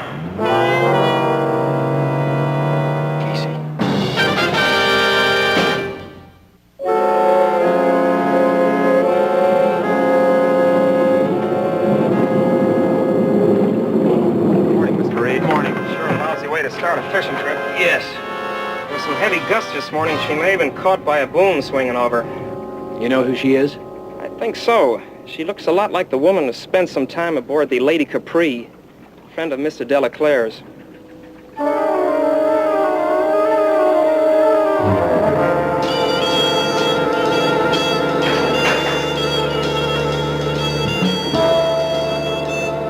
Mike Axford out of a staff meeting. The Lady Capri is under constant surveillance, both helicopter and Coast Guard cutters. Good. Good. I hope you know what you're doing. Delaclaire carries a lot of weight. This is a Lady Capri, Delaclaire's boat. I had it blown up from the microfilm in Casey's shoe. I asked myself, why would Nat Pyle have that photograph? So I went to the marina to find out, and I found this girl, dead. Well, that's Glenn Connors with her, but, who's she? Her name is Nedra Vallon, an actress of sorts in European films. She was quite an item with Delaclaire. And this. This? Well, this is just a list of heavy construction firms here in town. All controlled by Delaclaire's holding company. What's the connection between Connors and Delaclaire? Delaclaire's one of the richest men in the world. He's a society figure, Press-shy, elusive? Try this. Delaclare and Connors are one and the same. What?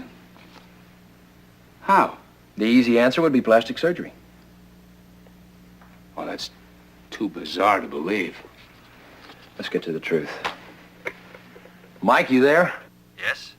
I want no questions, just action. Replate the first page. Top banner. 2-column box story under my byline. Headed, Glenn Connors really dead. Make that a question mark. But Mike, don't argue, just listen. This is the story. This is a personal vendetta by myself as publisher and editor of this newspaper against Glenn Connors' racketeer. Paragraph. For more than 3 years, our city has thought Connors dead, murdered in the same kind of gangland reprisal he himself conducted so ruthlessly. Paragraph. He is not.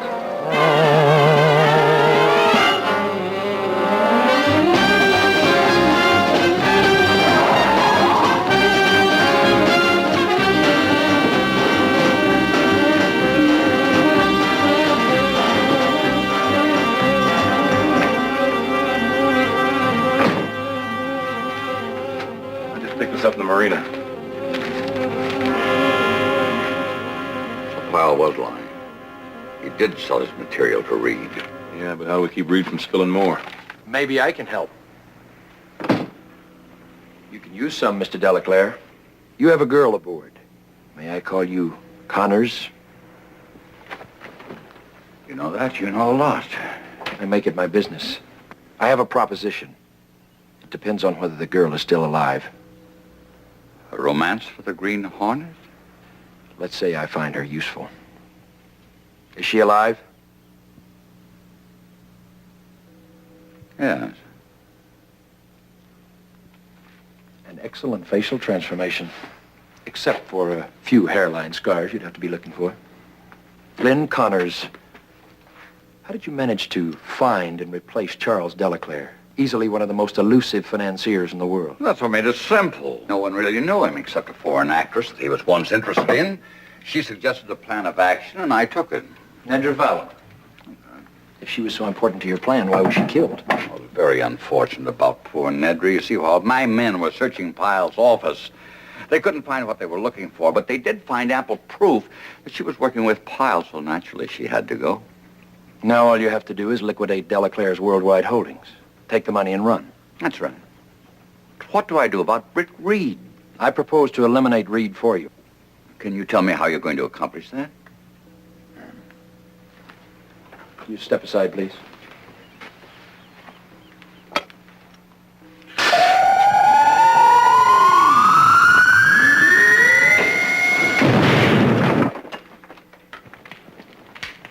Satisfied? Yes. What do you ask? The girl free and unharmed. Agreed. And 1/3 of the take.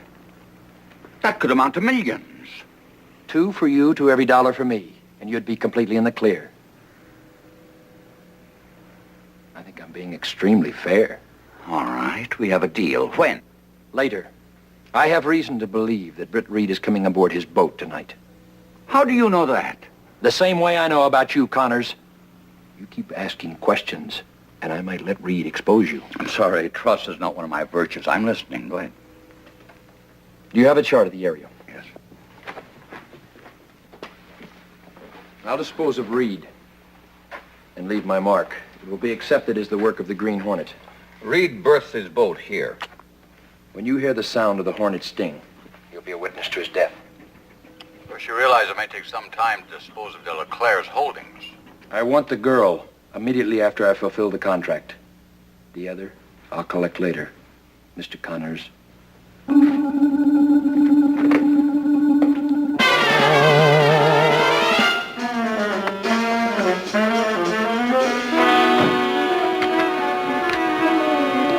Anything, Cato?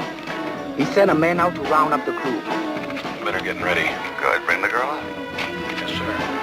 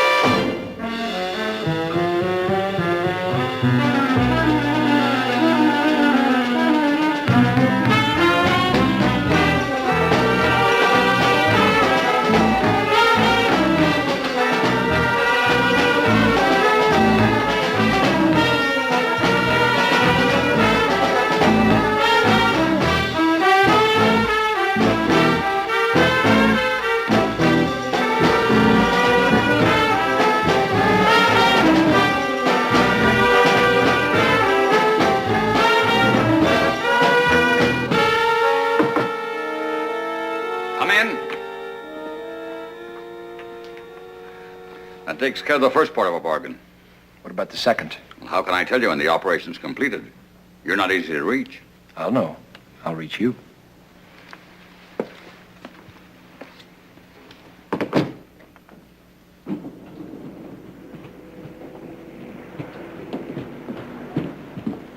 I want you to make a break for it. Why? Just go, no questions.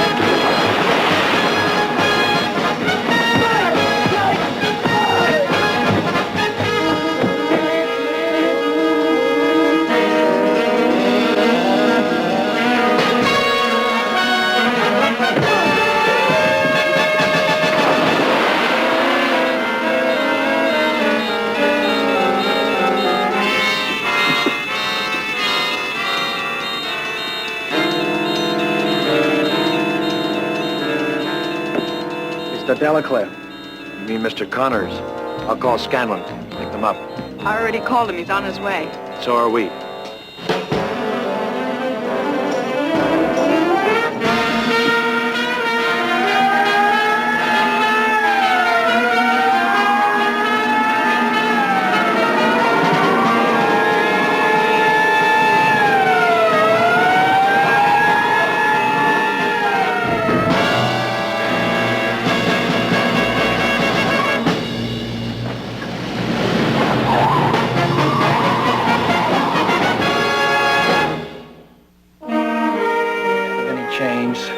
Certain you're informed. Mr. Reed, you got secrets you're keeping from me, who was raised at your daddy's knee, so to speak, and who raised you at my knee, so to speak?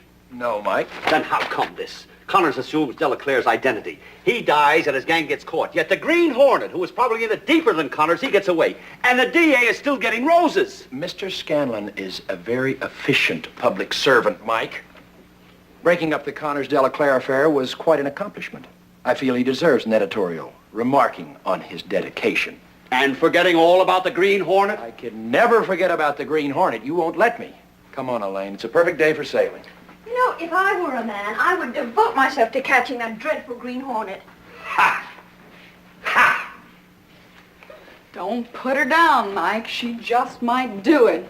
Ha!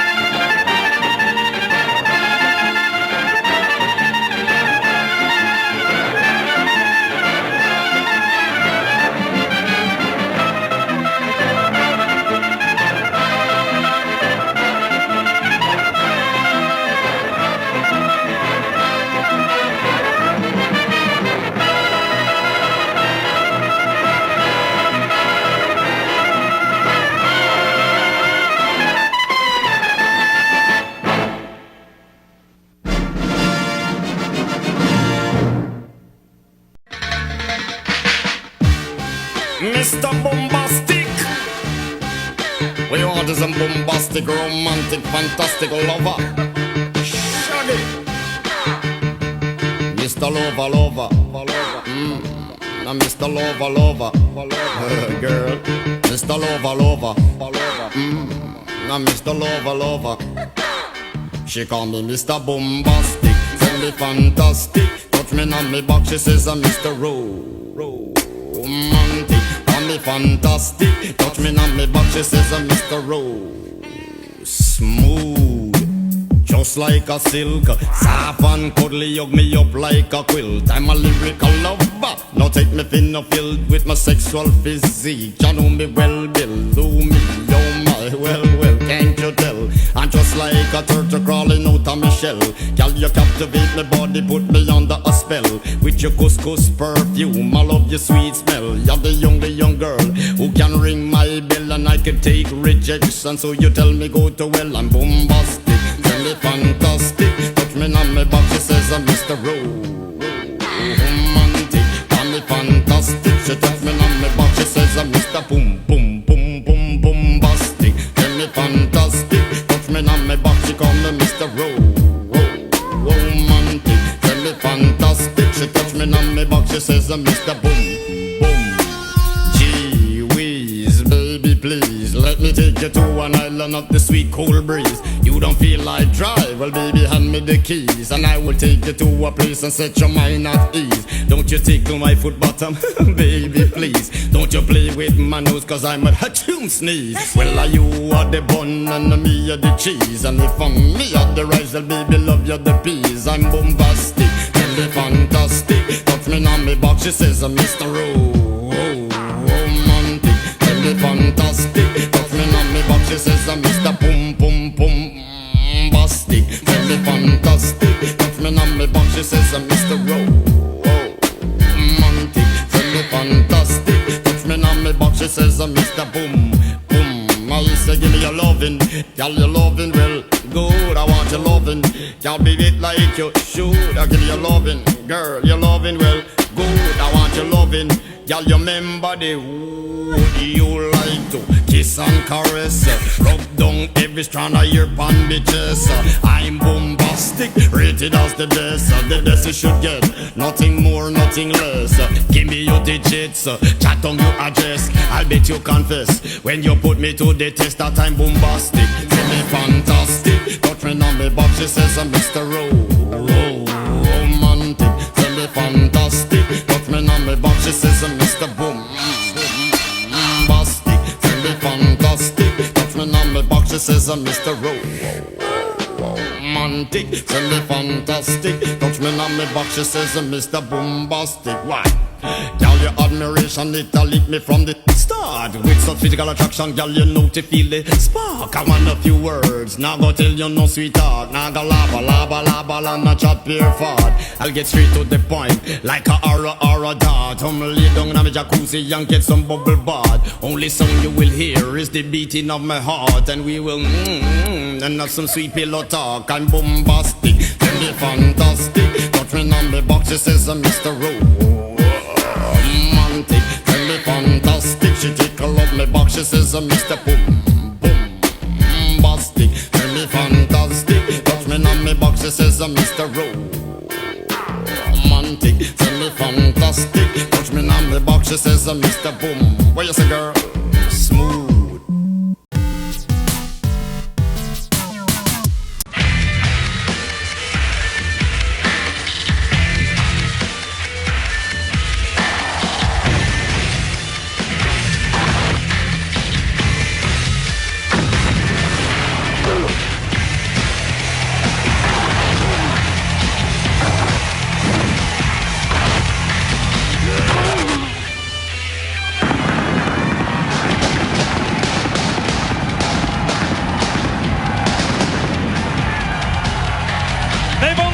One game here, but the San Francisco Demons have already captured the imagination of Bay Area sports fans. And today, from picturesque Pac Bell Park, the Demons are back home, hoping to send Las Vegas packing like a dejected gambler. A Western Showdown battle for first. It's the Las Vegas Outlaws and the San Francisco Demons. Please welcome your San Francisco Demons.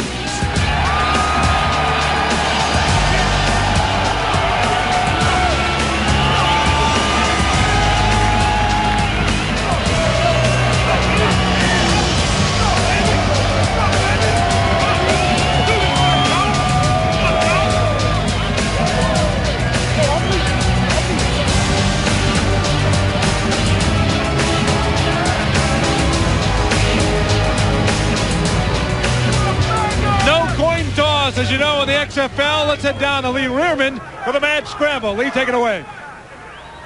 All right, folks. You know the rules here in the XFL. We don't mess around with some wimpy coin toss. We do it the right way. We beat the tar out of each other for it.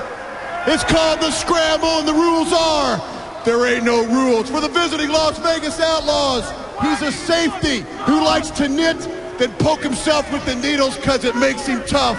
Number 28, Jamal Williams.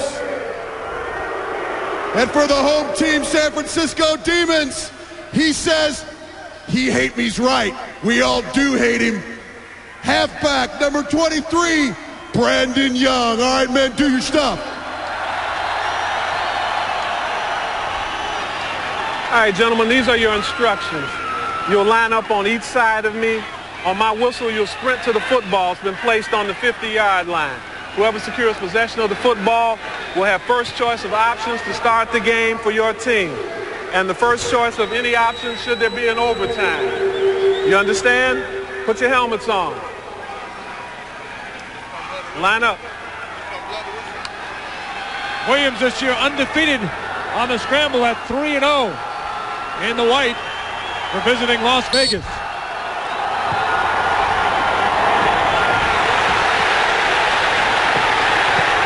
It's still free. And Williams comes up with it. There we go, Jamel. Yeah. Make it 4-0, Bob, for Jamel Williams of Las Vegas. Although it took a little while to figure out if he'd still be undefeated. Well, I'll tell you what, he got a slow start off the whistle, but his outright speed, watch him catch up and pass the Demon Commander. Then the ball comes loose, and it's basically wrestling to find out where that ball went. So Las Vegas will get the option to kick or receive. And hello again, everybody. Welcome to the XFL and TNN. Craig Bettavini, Big Bob Golick. Big matchup today. Western Division. Both teams are 2-1. One thing you got to like about the Demons, Bob, refreshing style. Their head coach, Jim Skipper, says, forget about balance. I don't care about run, pass, run. We want to score points. They're led by perhaps the best quarterback in the XFL. And Mike Pawlowski, his best completion percentage, 6 touchdowns, although they have only been able to average 14 points a game. They've been moving the field ball up and down the field. But his problem, Bob, is the defense of Las Vegas. They've not allowed a touchdown this year. They're exactly right. And when you're only averaging 14 points a game, coming up against a defense like this that won't let anybody in the end zone, there's going to be some battling going on between the goal lines. Las Vegas on offense, they've been really decimated by injuries. They're now working on their 4th quarterback, and this is the guy that got the call a week ago. He was at Stanford in a master's program. Mark Grieve will take the snaps today. You know what? I can imagine being in school and getting a chance to play football. I would rather do that, but he is the 7th quarterback for this team since, 4th in the 7 weeks since training camp started. But I tell you what, Coach Kreiner, very excited to have him since they have a background. Well, one thing about the Bay Area, the fans are ready for the wet weather. It's been like this for a couple of weeks. Storms coming in. For more on that, let's go down to Kip Lewis. Well, guys, it has been raining here in San Francisco on and off all week long. Now, it rained very hard this morning as well as yesterday morning. But the grounds crew, they have come out to work on the field very early this morning. They put down what they call sand with some turfus. It's a drying agent to help keep the field dry. They also use the water hogs machine to extract water from the field. We'll be keeping an eye on the field conditions to see if it has an effect on today's game. And the field looks pretty good. They took up a lot of water, and if you were here about 3 hours ago, you'd worry about it, but right now it looks like it's in excellent field condition, especially considering the weather here. Mike Panasuk will kick it off, a drama teacher back home in Indiana, and he got the call just before the season to take over the kicking out of Ferris State. And here we go. Jamel Williams and Kaiser are back. Kaiser will take it at the 10. Fakes the hand. Up to the 20. Oh, he's crunched down.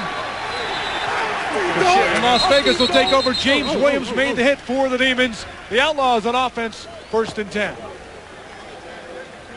There's Grebe, and what a story this guy is. We'll get a chance to see what he can do right off the bat. And like I said, Kleiner very excited to get him going. Not absolutely no time at all to get ready for this game, to pick up the series, to pick up the terminology. It'll be interesting to see if he picks it up and picks it up quickly. His first practice was only 5 days ago on Wednesday, but he's certainly no rookie. He had a banner season in the Arena League, 62 touchdowns, just 3 interceptions for San Jose last year. And he's going to pass on first down. Out to He Hate Me, Rod Smart. And Smart get up to the 30.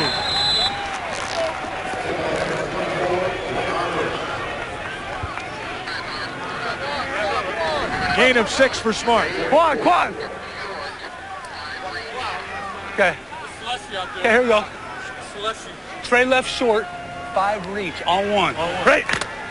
Well, good cadence at the last one. He's been around this. He's played this game before. Almost got that Demon defense to jump offside. So we're watching his cadence all day long. Green 85-10. Seems very comfortable. Green 85-10. He Hate Me, Rod Smart. Running wide, and he's got good yardage to the 40 before he was tossed out by Dave Thomas.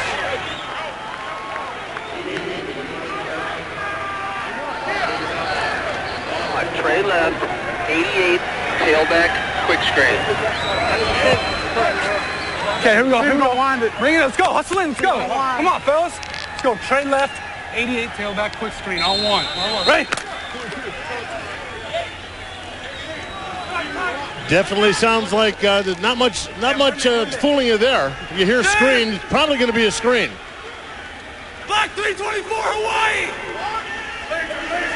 Black 324 Hawaii.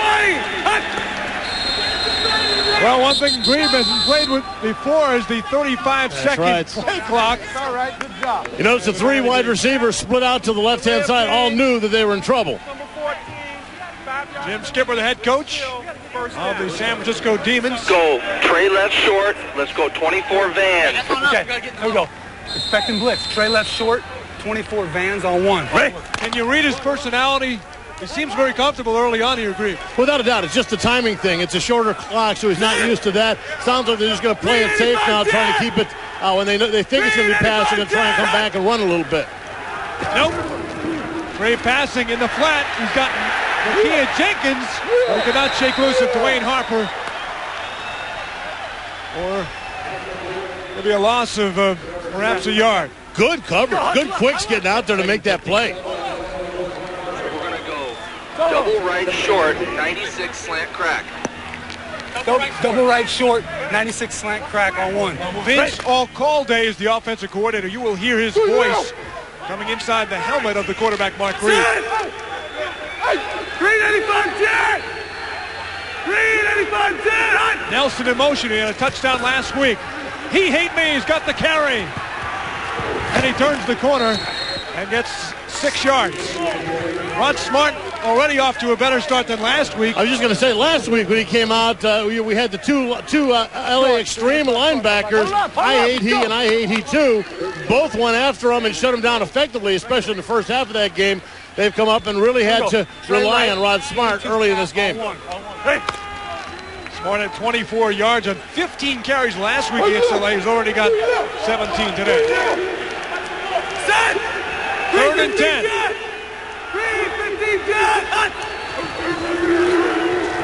Grebe looking for a big play. Tafuri was way short on his pass and incomplete. So the Demons defense holds in their first test against the new quarterback. No fair catch, as you know, in the XFL. The 4th down is an adventure. The ball has to get to the 34 of San Francisco before it is a live ball. That's the 25-yard marker, the 34. And not coincidentally, the Demons have 2 players right on that 34-yard line as you look at James Hunden back deep. McCallum, excellent punter, will do the chores for Vegas. He booms that one. Plenty of room to catch it. Hunden's got it, 16, he can fly.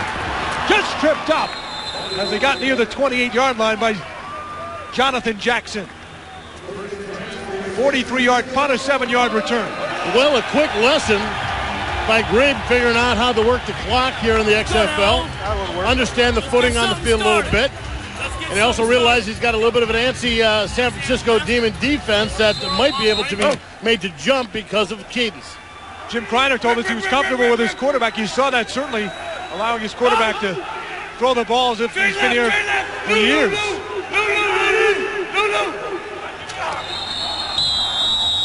And flags all over the place. Raining Yankees here. That's going to make it tough on the Demons right off the bat. Prior to the snap, false start, offense, number 71. 5-yard penalty, it's still first down. Scott Adams got a little antsy there, saw some shifting by the defense. He gets a quick jump out there. I tell you what, our offensive tackles, they've got such a tough job of working against quick outside linebackers and defensive ends. They are on a spring, and I think that's why you see him jumps every once in a while. Number 1 pass offense, number 1 overall in the XFL. And a look at the pass here under pressure, and Pawlowski just throws it away. He was pressured by Angel Rubio, and the defense for Las Vegas is just unbelievable, especially up front. They've already had 9 sacks. There's Rubio, Carl Simpson also with him. Trio right, 5 pass, check 5. Run! There's Kelvin Kinney, he's the right end who leads the league in sacks with 4. And on the other side, you've got Edwards, who's got 3. Just how good is this Demon offense? We may find out today. Hunden in motion. Pawlowski looking downtown his way. Got a step on the defender, but it is just out of bounds. And it's incomplete. Corey Blackwell caught up with Hunden and played him very well. You know, the throw was nice. It was just at the absolutely wrong place. Had it been a little shorter, then the receiver could have come back for it. A little longer, the receiver could have gone long, but it was right there. The defender didn't have to do anything. What?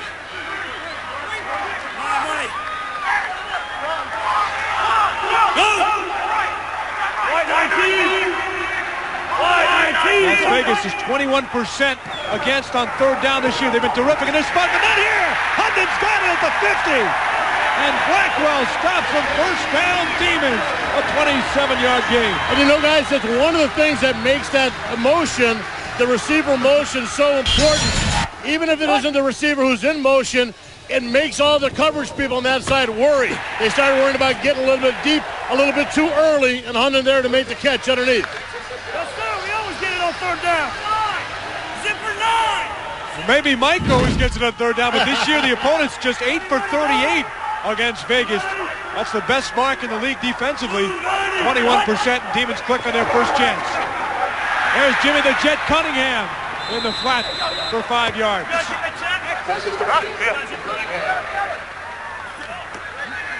Yeah. Okay, here we go. Mike, there we go. Let's go trio left, okay? Let's go 4-0, first down. Trio left, 4-0, first down. Ready? Let's go, get up, get out. Before the XFL, Pawlowski not played an outdoor game since 1993 with 11 players on the field. Did have some CFL time. Backfield, it's Terry Battle. No gain in the play. Terry Battle had 2 touchdowns last week. Both teams, though, trying to find themselves running the ball because it's been a tough go for each of them. Well, especially, like I said, this Vegas defense, very strong up inside. One of the things you're going to see from the Demons offense is a lot of guys split wide. Here we've got a 2-back situation. Pawlowski passing here. Rolling in trouble, and he's knocked down. Ball's loose. Play by Tuipala. The ball is free. No signal from the referees yet. Yes! The Outlaws will lead the league in turnovers, have number 9. Regular. Tuipala made the hit, and Carl Simpson came up with it. The Outlaws are in business on 0. One timeout. As always, big Saturday night of XFL action last night, courtesy of Bud Light. Let's take a look at the highlights. It is a cold and rainy night in Chicago. Oh, and Lester had the ball slipped right out of his hand. Maybe it was an interception. Astor looking to get the end zone. It does. And New York wins their first one, 13-0. Casey Weldon against Jeff Brom. Fumble. Look at this. Oh, and there's Big Bill Duff. There he goes. team is for real, King. 4-0 now, as we are back in Pac Bell. And moments ago, this play. Right, there's going to be a shovel pass up front, could not find his receiver. As he spun, he puts the ball down, does not keep in his hand. Outlaw ball. Big Carl Simpson, the 317-pound defensive tackle. Boy, but he moves, does he not? And he can fly. He gets up, good pressure up in the front of the pocket. Kleiner thinks he's the best defensive lineman in the league. Flag 16 jet! Hot! Second chance for Grieve, and He Hate Me has got it. And he's off to a fine start. 6 more yards there for Rod Smart, who came in averaging just 2.3 on 40 carries, Bob. Well, you know, with the quarterback situation changing, you knew that they were going to, last week they focused on Rod Smart. This week they had to kind of take a look at what the new quarterback was going to do for him, and Rod is taking advantage of that. Here we go.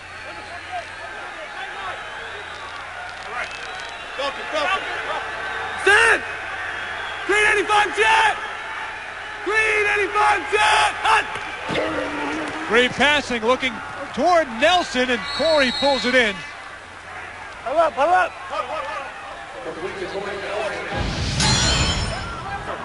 Got it.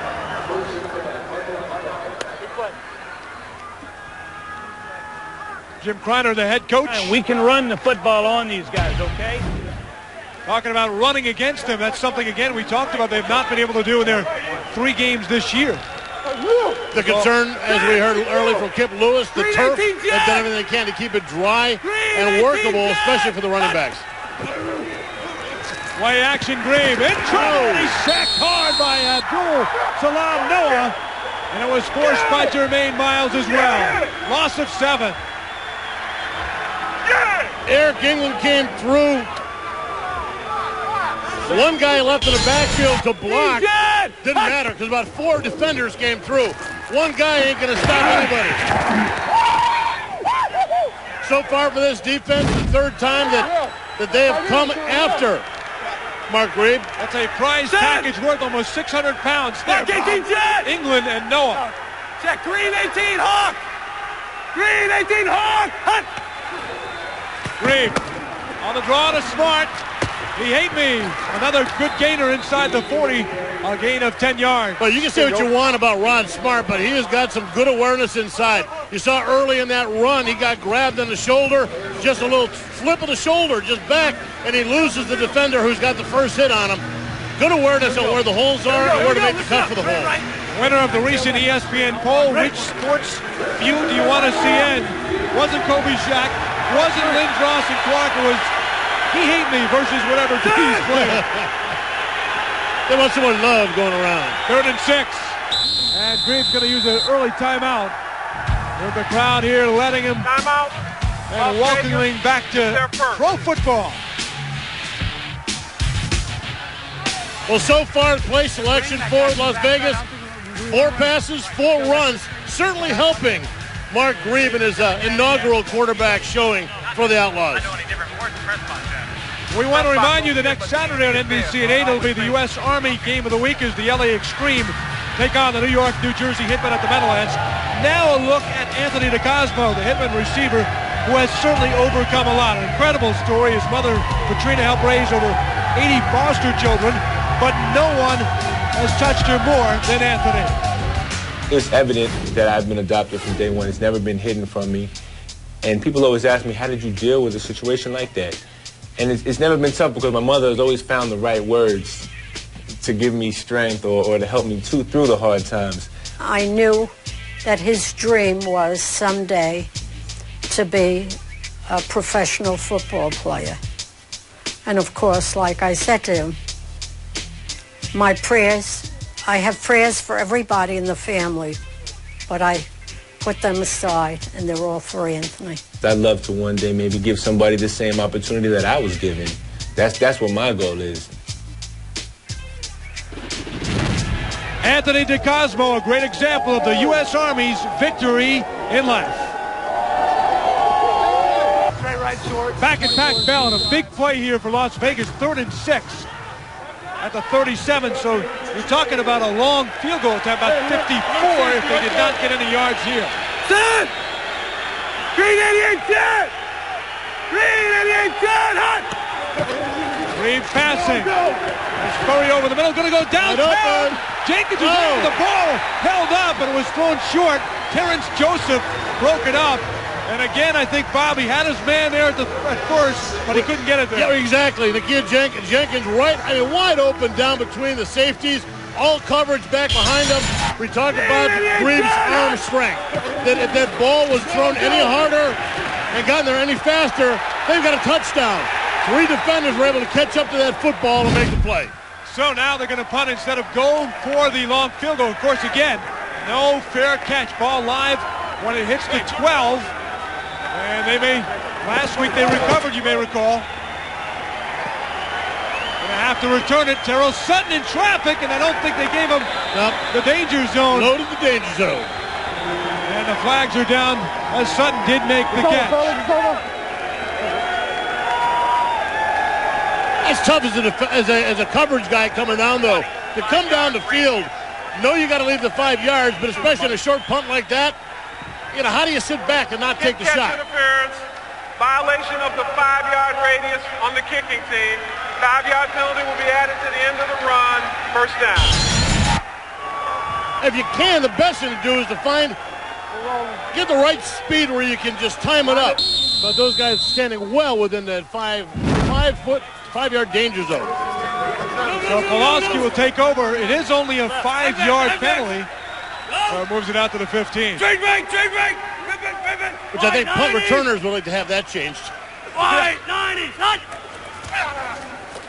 Clawsky. An avid hunter throwing to Jamie Reeder. Let's take an inside look at the quarterback.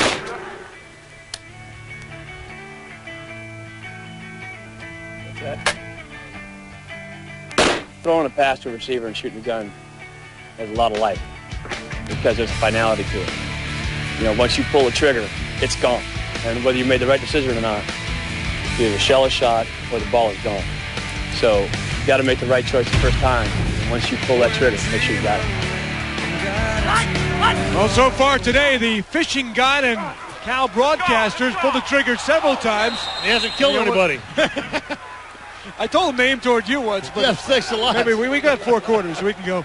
Winans was the intended receiver. Did lose that one play, though, early on, but fortunately for San Francisco, it did not cost them on the turnover.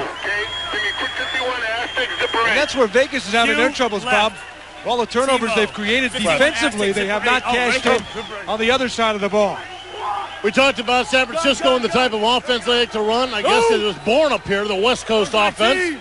1 rush so far, 7 pass plays for the Demons, and they're holding true to form. Number 8 coming. Pulaski going the other side. Titus Winans. He's going to come up short, I believe, of the first down. He did get about 7 on the 3rd and 9. But we talk about them throwing the ball, hardly running the ball. They use those short pass plays like that as run plays. The only difference is that when you hand the ball off to a running back out of the backfield, he's got 5, 6 defensive linemen and linebackers around him. If you can get the ball out quick to a receiver out in the corner, he may be able to beat 1, maybe 2 guys to pick up the first down. Just 1 outlaw is back. It's Jason Kaiser again. No fair catch. Ball is live right now. Kaiser comes up. Now going to go the other way. Has some room. And he slid down, knocked down at the 50-yard line. And it was Terrence Joseph that came up with a stop. But again, good field position for the Outlaws trying to get on the board in the Bay. You're kind of a crabby guy yourself. I'm a little crabby. Thanks a lot. Had been a great morning. Dungeness crab, right? Dungeness, that's right. Dog it! They live in those dark rooms with chains on the walls. Set! Green 85 Outlaws starting at the 50 once again. Green 85 See if Reed can move him this time. Well, he ain't. He's been the best offensive weapon so far today. Flags are down as he really fought hard just to get a yard or 2. And Dave Thomas, along with Dwayne Harper, plastered him. Well, I'll tell you what, they're going to come back with a holding call on one of the most experienced linemen out there, David Diaz-Infante. Abdul Salam Noah, number 92 for the Demons, really got good penetration. And, the experienced offensive linemen are told protect your guys. Offense, 36-year-old 10-yard penalty. David Diaz-Infante. Right, watch the penetration in the middle, 92, and Infante just basically had to wrestle him down to the ground. Being an old defensive lineman, they always cheat. It's just they only catch him once in a while. That's right. A couple of Super Bowls for Dave with Denver. Hell, I think he's held me. I think Infante Diaz-Infante's held me. Is he that old? Yeah, he's pretty old. Green over the furry near side. He got a few yards back. You better go, baby. So far, Rod Smart has been very effective. He hate me for Las Vegas. Very effective, the short pass out there, and also just taking the handoff in the backfield. The footing we talked about earlier might not be the best, but whatever he's doing right, he's got the right cleats for it. He's making the good cuts, finding the holes, and picking up the yardage. Just in case you just returned to earth, he uses that name as a mental motivation. His opponent always hates him. Taking a look, finding a seam. Here he goes to the right. And a gain of 5 yards for Smart. Bring up a third and about 9.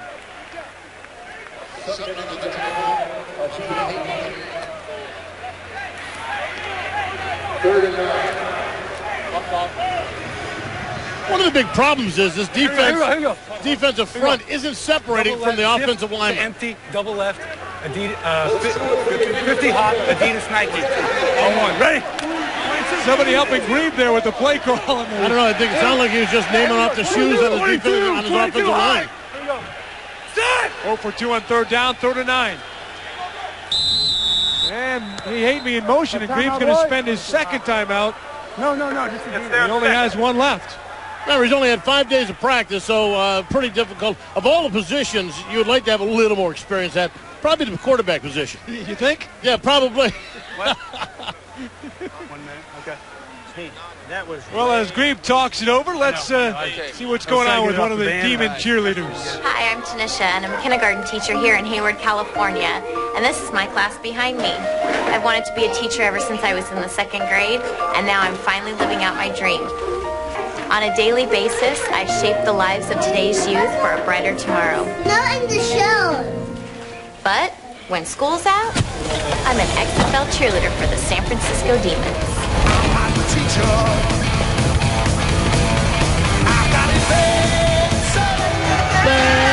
There she is, teacher. Yeah. You remember a teacher like that, Bob? Oh, sorry, I was singing.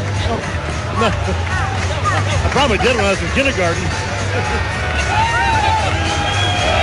Shaping the youth of today. Straight right, 22 Austin, on one. Hey. Must have been a private school. 5-8. Rock. All right, back to 3rd and 9. Green 15 Hawk. Green 15 Hawk.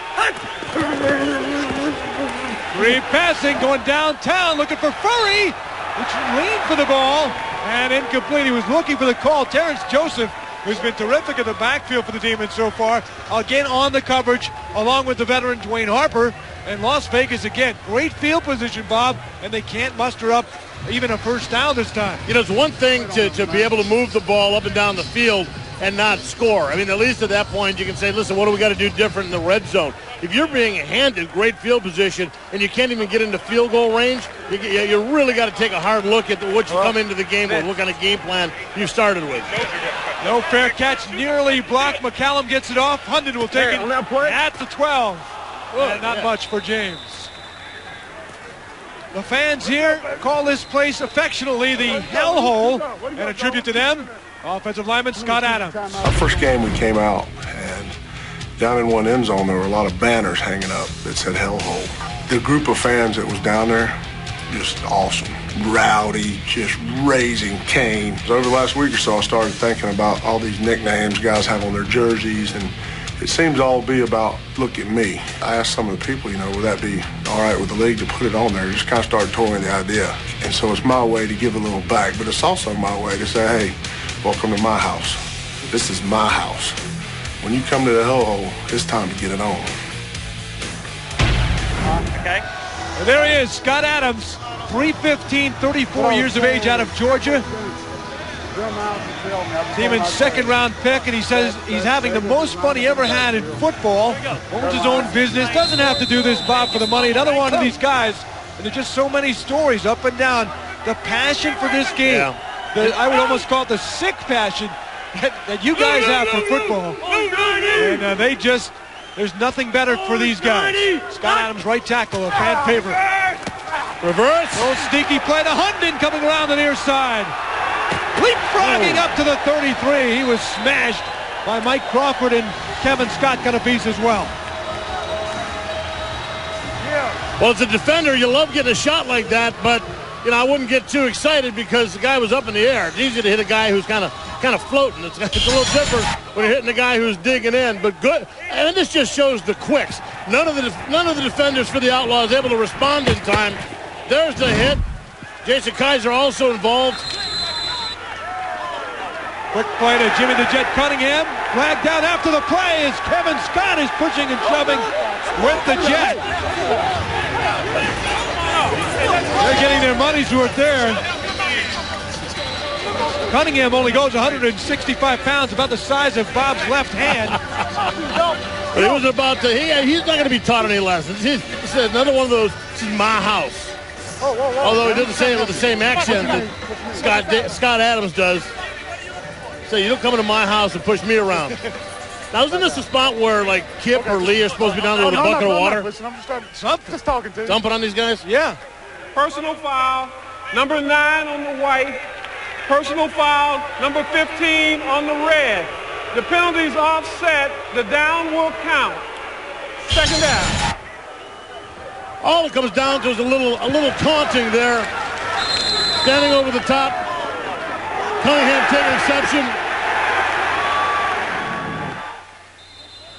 Good one-handed shot, though. I don't blame Cunningham. Scott gave him a little smack in the head, and then he gave him a little knee action. Yes, standing over the top of the guy like that, I mean, that's just basically saying, I've just claimed my prize. There's some pride out there. These guys don't want to take that. Final play of the first quarter. Play clock down to 2. And Pulaski just gets it up. Wide open is Juan Johnson, the fullback. And he brings it up near the 45 for a gain of 5 to round out the first quarter here at Pac Bell. Tough going for the O's so far. And as you look at Scott Adams, the hellhole, and the score here to start the second quarter, the rare Terry Battle offensive tackle of the week, although we just understand he's now made his way to the locker room, and we'll try to get an updated report. Terry Battle, though, does not avoid any of them. The Lugs hit of the week. A lot of interesting formations we're seeing here for this Demon team. A lot of motion. The play action. Pulaski threw it over the head of Juan Johnson. Again, though, you see the push by the Las Vegas front. When you talk about pass rush, everybody thinks about the outside guys. They think about the defensive ends or the backers who make the rush on the outside. But it's actually the guys, not to self-promote, but it was those guys on the inside that really had to collapse the pocket. If you don't get a push up into the pocket and take away that place for the quarterback to step up, he's going to step up and be able to throw all day long. Not to self-promote, however. Right? Not to self-promote. Man in motion. It looked like the Jet got over the line of scrimmage before the snap. It's complete. Juan Johnson, a gain of 12 yards. And the Demons finally have the ball on the other side of the field, and they're on the move.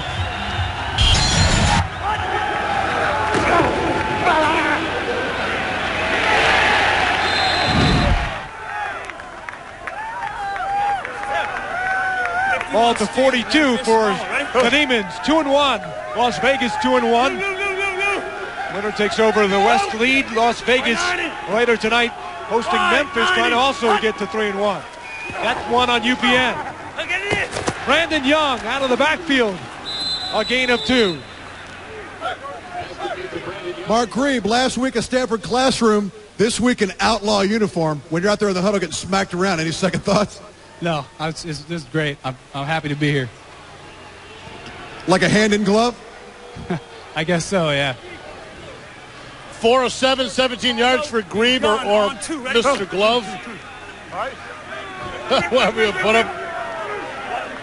Mark didn't want to give up that master's program, so he's worked it out with the school.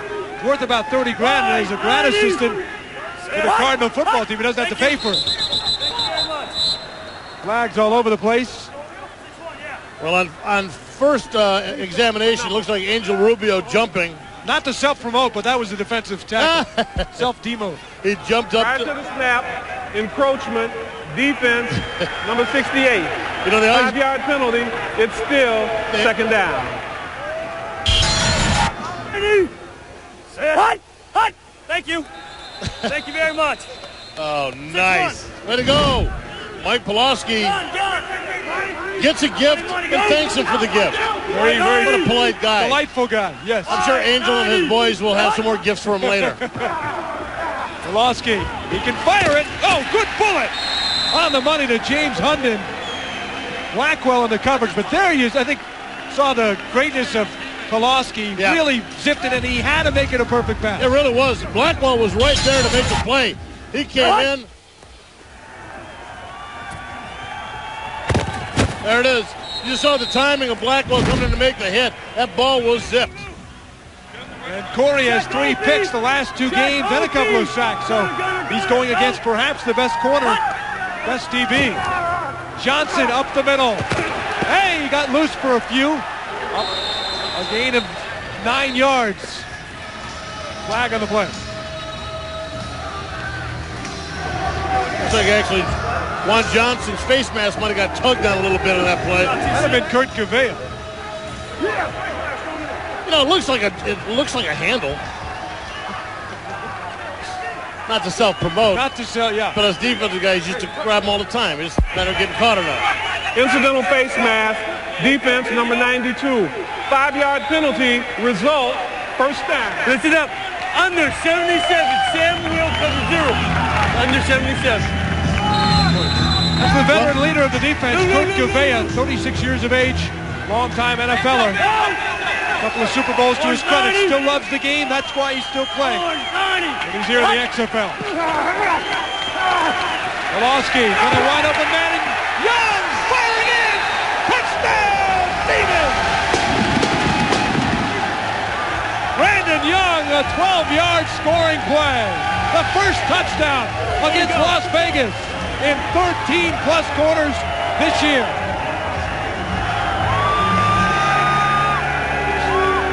Well, we just showed Kurt Gavea, been around a long, long time. He was in man-to-man coverage.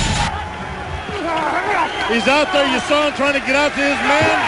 Just could not get out and was quick enough to make the play. That's an illegal pick. Hey.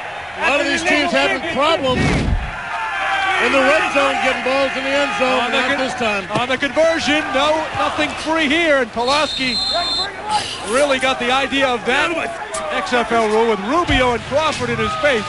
Told you he'd throw another gift. Yeah, he gave it to him.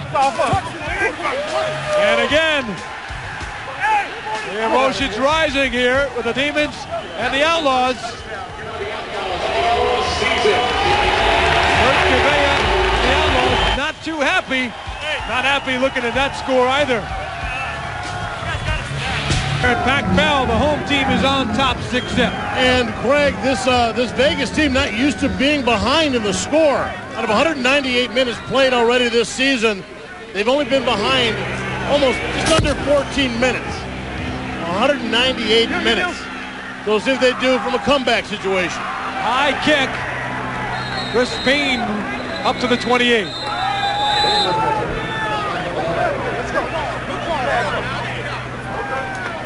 Mike, nobody has scored on this Las Vegas defense all year long until just now. Did you guys have any doubts? Not coming in, we expected to score. That's what we do as an offense. You know, you expect to put the ball in the end zone, and we did it. What happened after the extra point? You didn't seem happy down there. 44 was trying to dig his fingers into my eyes. So, you know, if you want to play that way, it's a little cheap, but so be it.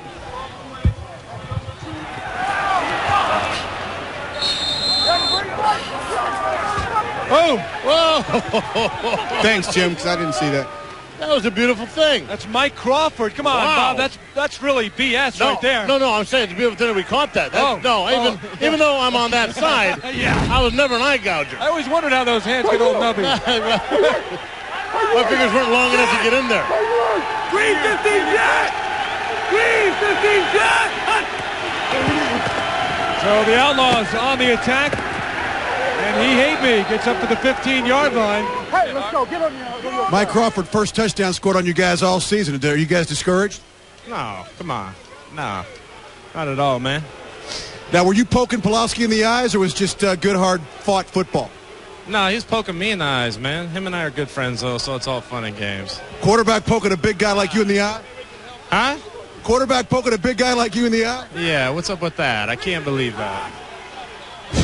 Mike didn't sound like he was kidding, Bob. I'm talking about Pulaski. Little pump and run, and Grebe not on the same page with his receiver, Corey Nelson, incomplete.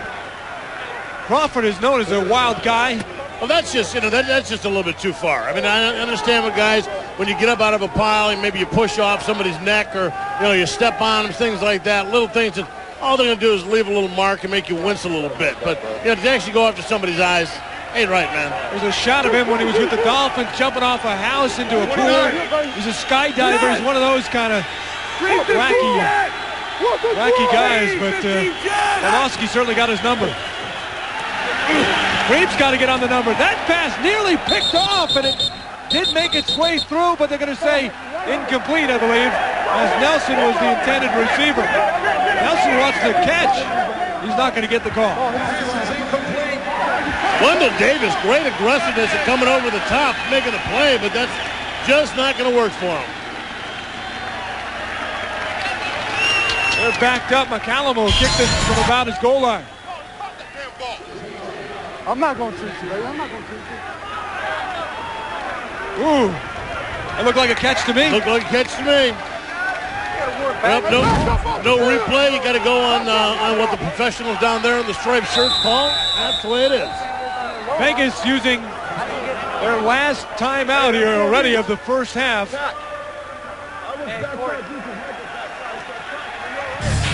Tonight, the XFL continues in Los Angeles, just down the road on UPN. It's the Memphis Maniacs and the Los Angeles Extreme. Rashaan Salam looking to lead the Axe back to victory. They're 1-2. This is a huge game. Join Chris Marlowe, Brian Bosworth, Michael Barhan, Chris Raggy for the action tonight in LA. No doubt about it with this Extreme team. Had a chance to talk to a guy named Juan Long. He was the guy that wore the I hate Heat too. Yeah. He said it was a good idea when he did it, but he got in a lot of trouble. His mom said, "Don't do it anymore. Your grammar is horrible." Is that true? So it's a true story. So that'll be a good one. Another battle for the West as LA tries to keep pace with the winner of today's game. It's a big game in a 10-game season because if Memphis loses, they'll be 1-3, and LA trying to tie up for first with the winner of this game. Again at UPN tonight, 7 Eastern. And it's tough. It really is tough because, with a short season like this, you can still have these good teams, but they lose a couple of games, and everything's messed up for them. Ball live right at the 40 to live ball right here. Hundon on the fly at the 47. Nice skip to get to the 40-yard line. The coach of San Francisco is Jim Skipper. Let's hear from him. I've been a minority all my life, so I'm not going around and say, oh, every move I make, I'm a minority. Oh, we got to win a game, I'm a minority. No, hey, listen, I'm a football coach, all right? And soon as, we'll be better off soon as they can not look past people's background as far as head coaches. Hey, just a coach. There's nobody now counting saying, hey, they got 938 black guys in the league, okay? Or you don't go around counting how many black golfers on tour, or how many white golfers on tour. So they make it an issue. When it no longer becomes an issue, then we've turned the corner. Well, the skip could not have enjoyed that as Tuipala for the Outlaws comes up with the ball. Kelvin Kinney grabbing it. Good hit up inside. Good penetration. So again, Outlaw D leading the way for Vegas, causing the turnover. Watch it right here. Pulaski doesn't even get a chance to set up. He gets whacked. Ball comes loose. Calvin Kinney with the recovery. Boy, his hand was pretty close to starting to go forward. Yeah, looked like it looked like a good call. Tell you what, they really put pressure up the middle on that Outlaw defense. Now their offense kind of digging their own holes is number 74. To the snap, false start, offense, number 74. 5-yard penalty, it's still first down. John Blackman, number 74. Let's go. Here we go. Let's go. Stay positive. Let's go. Trey Wright, 17, Sally on 1. Right. Let's make some noise for your defense. You can. 7 penalties now for Vegas. Green, 15, Judd, hot. He hate me. Here's the hatester. He keeps going. Almost got the 50 down to the 45 before he was stopped by Kevin Casefahorn. It's over. You got to wrap up. He was hit at the line of scrimmage. Carl Hansen, 75, gets him at the line of scrimmage. He's got to get separation. Problem is the defense. You got to get separated from the guy blocking you. And then when you got to run him back, you wrap your arms around him and you drag his butt to the ground. Straight right. 324, Hawaii, first down. So again, great field position for the Outlaws, starting 2 drives at midfield and again taking over here. That's a team in 44. Green blocked at the line of scrimmage. Emil Palmer, the big guy out of Syracuse, got a hand up to knock it down. Hey, it's all timing, man. If you can't, with those quick releases like that, you get a 3-step drive from your quarterback, you can't get penetration. There's no way you're going to get it with a big guy standing in front of you. So you got to be able to get your hand up and timed up just that well, like Emil Palmer. The Big E. Green over his last 6. Green, 15, Judd, hot. Green over the middle. He's got a receiver in Brett Bash. A diving catch that nearly came up short again, but Bash was able to extend to make the grab. Hey, good awareness by Green, though. Did you see that? He's got flushed out to his right, saw a receiver, saw the back of the flat, and then had the awareness to throw it to the guy who was open a little bit farther downfield. Triple. 315 Hawk! 315 Hawk! Here's the 8-me again. Another big bursting hole for Ron Smart. He got down to the 25 for a gain of 9. And he's running terrific. You know what's happening? Regular! They're running a lot to the weak side of their formation and putting 3 wide to one side. Deuce left, 96 slant on 1. Right. And then they've been running back to the weak side. And they've had a lot of success, especially when it's been running back to their left. He ate me again, the lone guy in the backfield. Set! Purple 19 Hawk!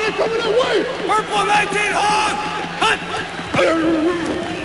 He's going to get it, and they're going to hate him here. Inside the 20, down to the 15. Perhaps for the first time this year, the opponents really do hate Ron Smart. Gain of 11. Hey, here we go, huddle up. Once again, they went weak side. Trey Wright, 98 toss, first down. Ready? And the success of the run game's got to be making Green even feel more comfortable. Without a doubt, the pressure's not on him to make the big play. On the bench, he hate me. Not much to the right. Still finds some room to pick up almost 5, and then may have been face masked again as he got down near the first down. Well, we talked about them having success to the weak side. That one was a strong side run.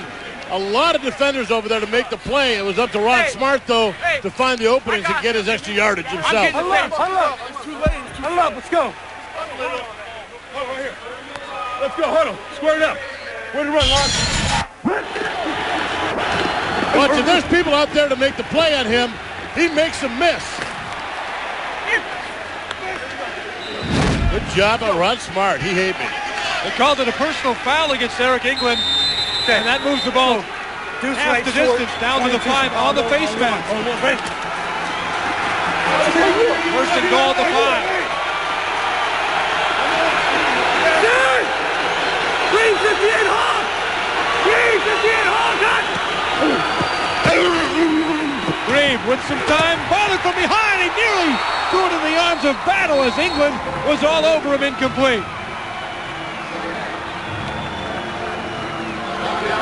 The Las Vegas offense with just 4 touchdowns. Now in their 4th game, the defense has 2.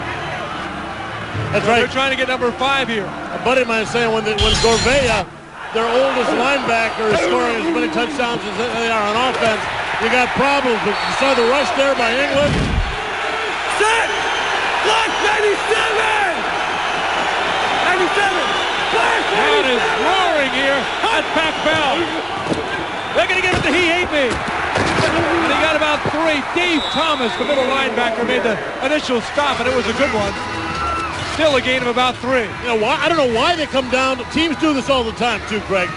They get down to the red zone, they get in closer, and then the goal line situation, and everything changes all of a sudden.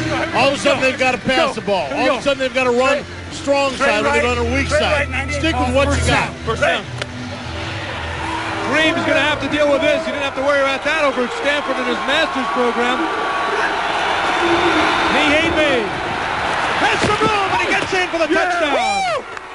Woo!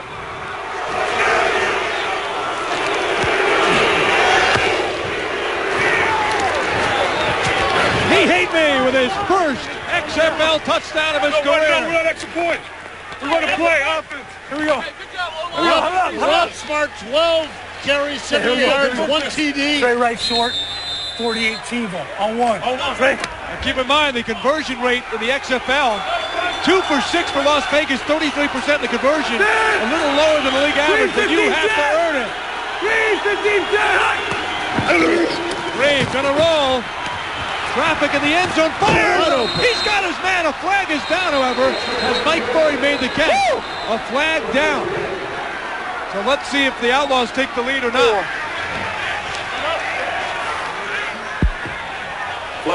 Ineligible receiver, number 74, downfield. Replay the try after a 5-yard penalty. You're in the end zone. Look where the ball was. The penalty was on John Blackman, offensive lineman. He was signaling the touchdown, and I was looking at him standing in the end zone going, you ain't supposed to be there. Right here. I don't think you know you're not supposed to be there. Straight right short, 25 Vans on 1. Black. Well, it could be a costly penalty, even a game-turning 27 penalty, these 1 point plays. 3-15 hard. You got it right here. Heyman showing blitz. They're coming with the house. Reeve throwing right side. It's incomplete, looking for Jenkins. And what caused that certainly was the blitz by the Demons. Man, they brought everybody on that one. Left everybody else singled up. Rod Smart taking the ball in. He's been the workhorse. And he's the guy that gives them the touchdown.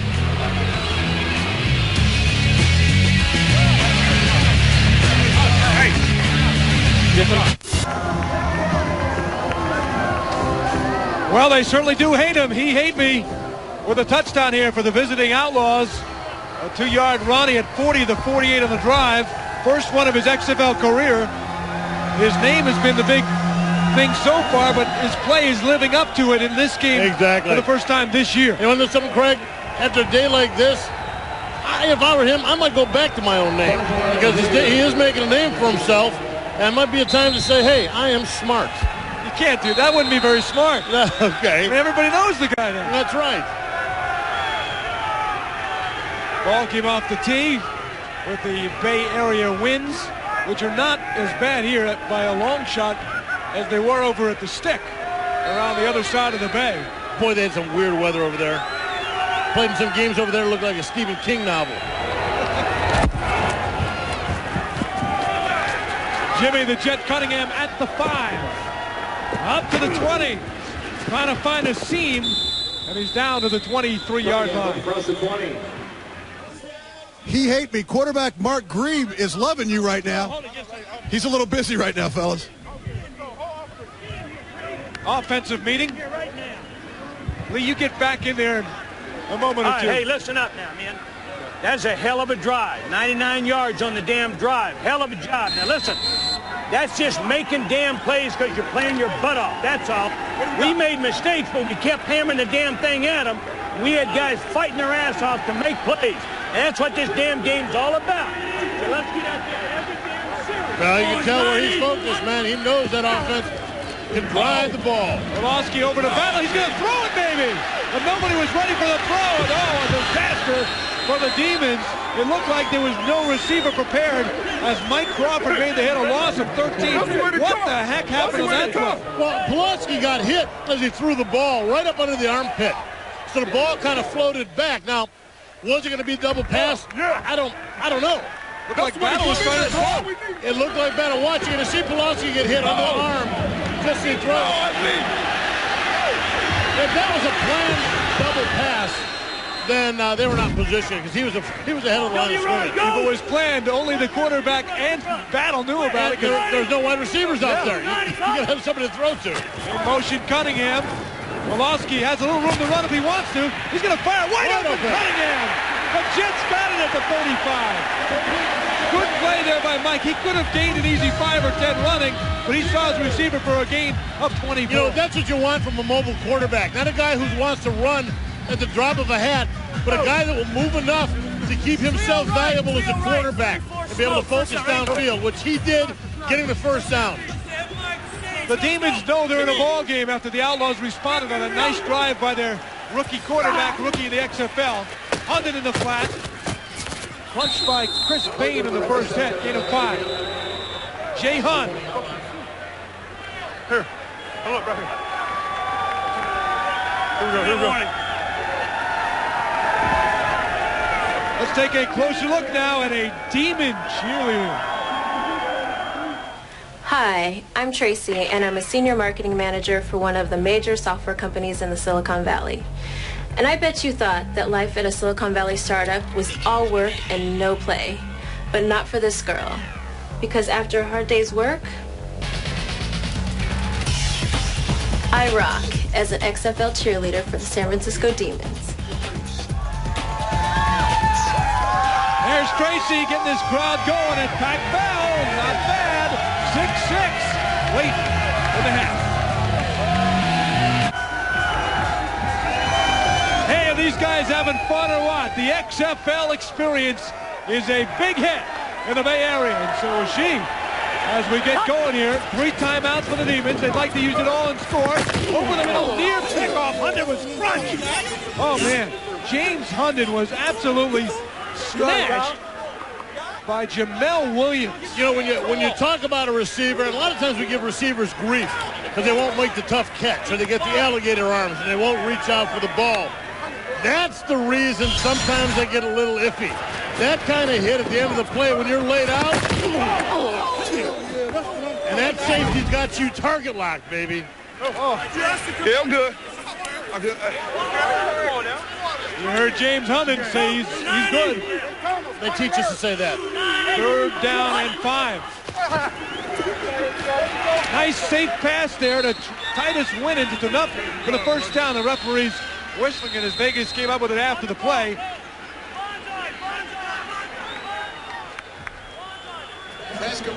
That's a big first down there because Vegas would have plenty of time had they stopped him there because they don't have any timeouts. Squeeze right nasty, 64 need a lot of Chicago. time. You know, they can hold the clock a little bit better. I mean, they've only run the ball 3 times so far in this half. Yeah. So they're really doing a nice job of controlling getting the first down with the passing game. Orlovsky looked downfield, then goes to the outlet. Johnson got a couple of yards out of the play. Joey Tuapala. Squeeze right nasty. Crawford in the Squeeze right stop. nasty. Lucky Connie. Lucky Connie. Who's Lucky Connie? They're one of the cheerleaders. Orlovsky, he's got the jet again. He's got it. He's got it. The Jets got it. Jamel Williams, I'll tell you what, you pay for it anytime you catch it. No doubt about that. Timeout. Jamel Williams coming up and making the hit. Timeout San Francisco as the Jet may have had a wing clip there, and that hit by Jamel Williams. Ouch.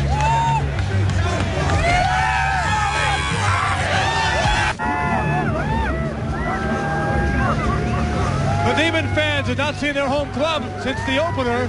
They're starting a 3-game homestand here today on the National Network. And this stadium is just packed with people watching this Demon team trying to get a score before halftime. That's a 39. Oh, another big hit by Chris Bain on Brandon Young. Huge crowd at Pac Bell Park. Near sellout in the Bay Area for the second straight game. And this place is about as nice as you will see any stadium, I don't care what, in the country. 2nd and 10, the outlet to the Jet. Here's the Jet. He's motoring down to the 32. Spain again to the stop. A good gainer. Going to bring up 3rd and short. All right, we got one left. We're leaving it for the field goal team. Field goal team over here. Field goal team, get up over here.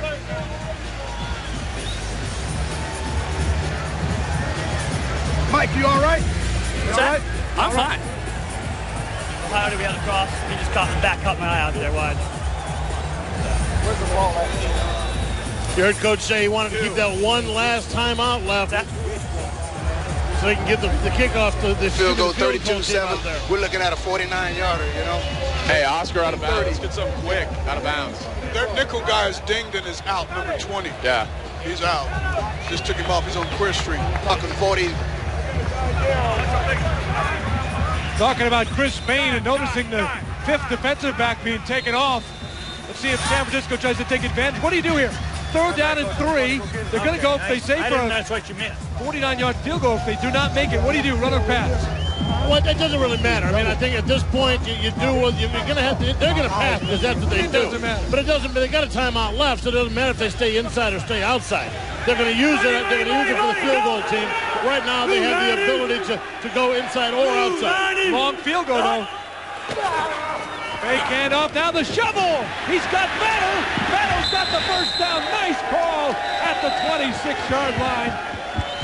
Terry Battle as Pulaski just drew in, sucked in the coverage, and he got it off. And the defense knew that because they had the timeout, they could go either way with it, inside, outside.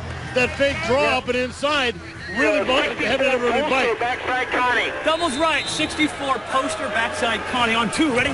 Here's Connie again. What's your favorite, I know, Bob? Let's see her little vignette. Wide 90. Down to 24. Pulaski over the middle. Oh, some contact by O'Donnell by Kaiser. And it was, I guess, right at the right time. So the clock stops with 20 seconds to go. That's a good hit by Jason Kaiser. This will be our last play.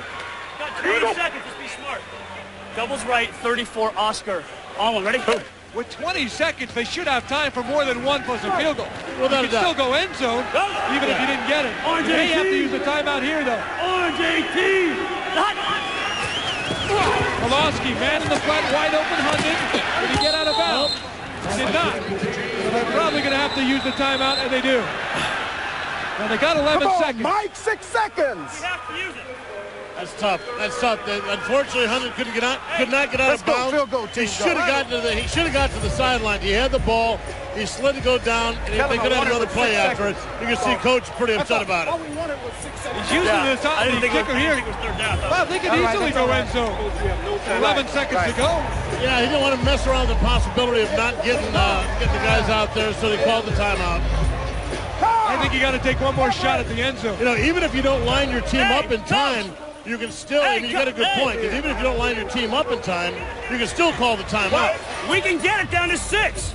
No. Third down right now. I know. What? Let's let me throw the ball away and get 6 We'll seconds. be all right, kicker. We just got to make a tackle on the field goal. That's what I'm trying to do. No. Mike Panasuk is out there.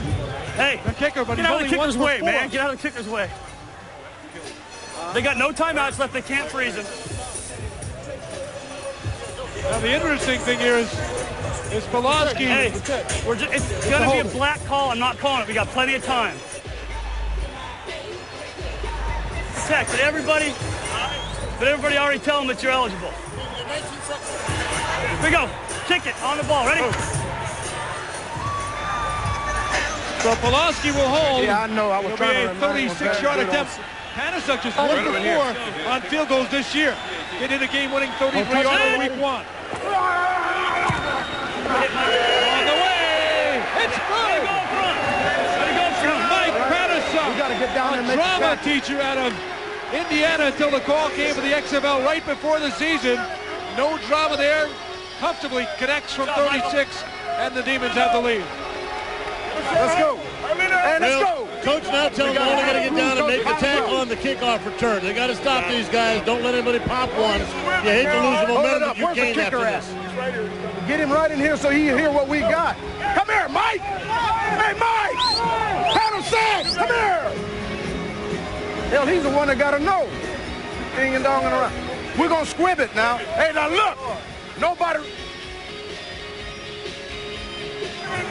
I feel bad for him, man. People don't usually want to talk to the kickers. That's why he didn't answer. And all of a sudden he walked away and they yelled at him. You heard, though, Skipper saying earlier he wanted to get it down to 6 before the kick, which would have had the clock expired. Now he has to kick it.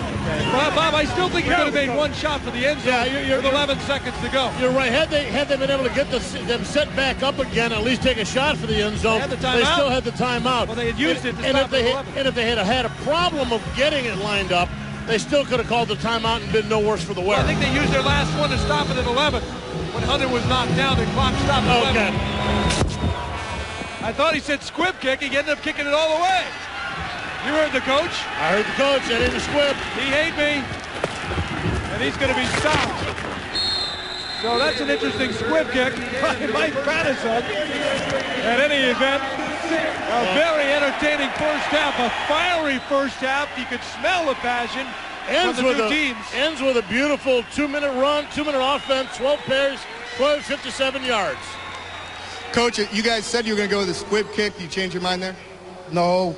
What happened was there were 7 seconds left, and usually what we wanted to do is run the clock out without them having a chance to make a big play.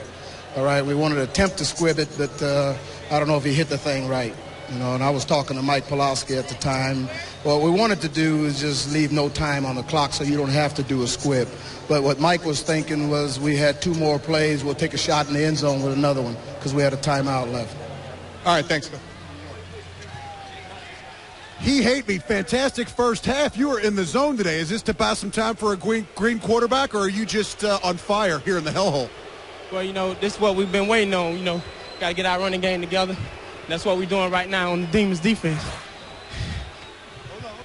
He hate me had the game-tying touchdown, and San Francisco adding a late field goal to take the lead at the half in front of a big crowd at Pac Bell. Mike, you guys did a good job moving the ball. What do you have to do differently here in the second half? No mistakes. If we don't make any mistakes, we'll be a lot better than we were in the first half. We made some mental errors in the first half that killed us. Without them, probably get at least one more touchdown. These have belts on them. And they're made for a belt because of this thing here, you know what I'm saying? Here we go with the opening kick of the third quarter. Jimmy Cunningham is back deep. This guy can fly. You can see why they call him the Jet. But he's knocked down at the 27 by Chris Chikuma, the halfback and special teams player for Las Vegas. Well, they popped one of the Jets' engines at the end of the first half. Took a shot out on a good completion, but a tough guy coming back in and continuing to play. It's San Francisco because I guess you could say they defogged him. Oh, that's right. Okay, he's nice. back at it, you know. It's not the ice. The ice, the fog. Actually turned out to be a nice day here. Expected some rain. The sun is peeking through about 55-degree temperatures. Pulowski finds Hunter, another one of those pretty safe passes. Big hits, the story of this game in the first half. Hunt!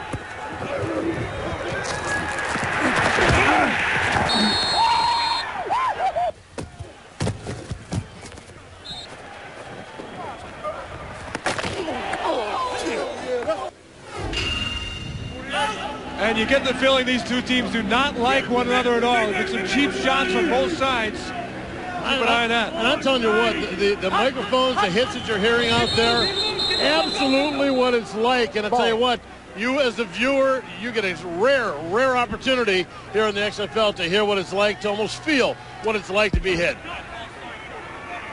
Prior to the snap, false start, number 9 on the offense. He pulled out before the snap.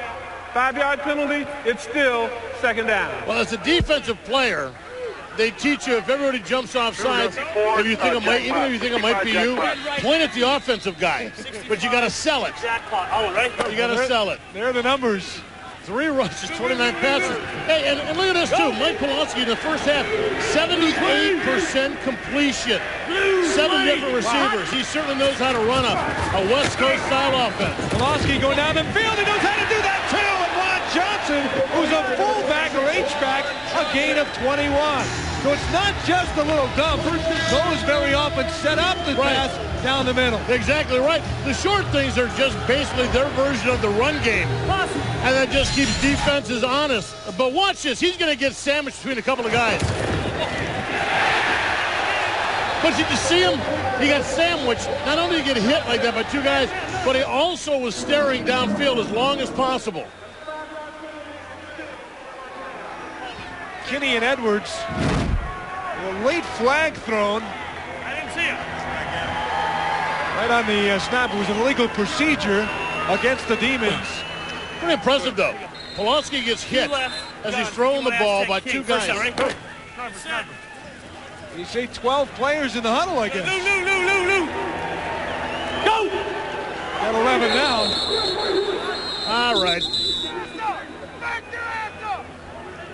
I think the Demons going to want to go back to the locker room and start the second half over again. Offense, number 71.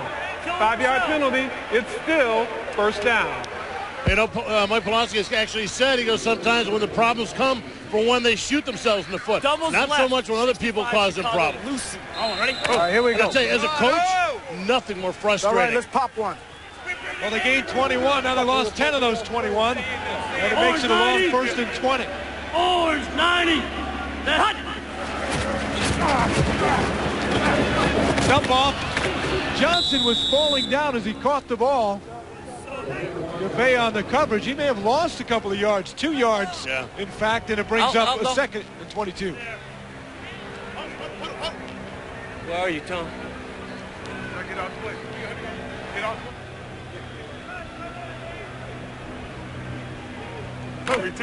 Well, Mike Pawlowski talked about coming out in the second half, not being able to make mistakes. Already they've made 2 major ones that have taken off a lot of yardage on a good one good game they've had already.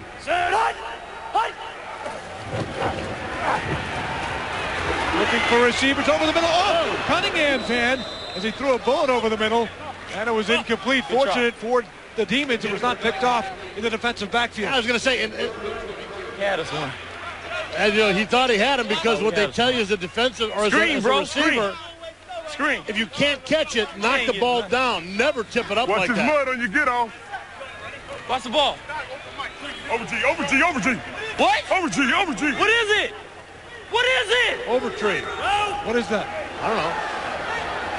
You played in the other. Did you play? You don't know. Over the middle, wide open is Winans.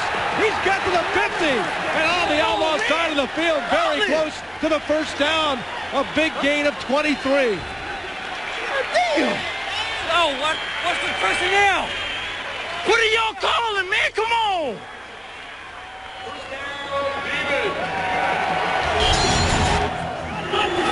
Corner blitz from the left side of your screen. Kelly Herndon come making the hit.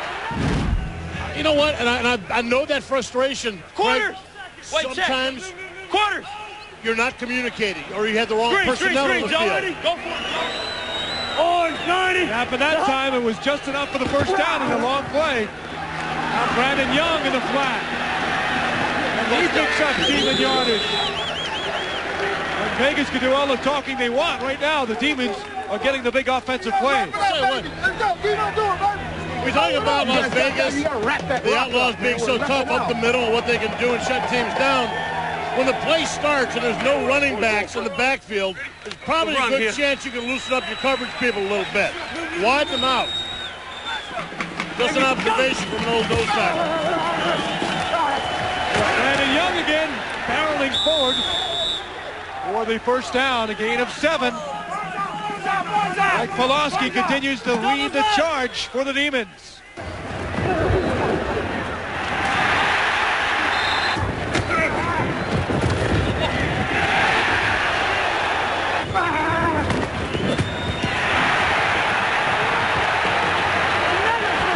We told you coming out of halftime, 78% completion to 7 different receivers. Right now, he was He is 23 of 31 attempts. Wow.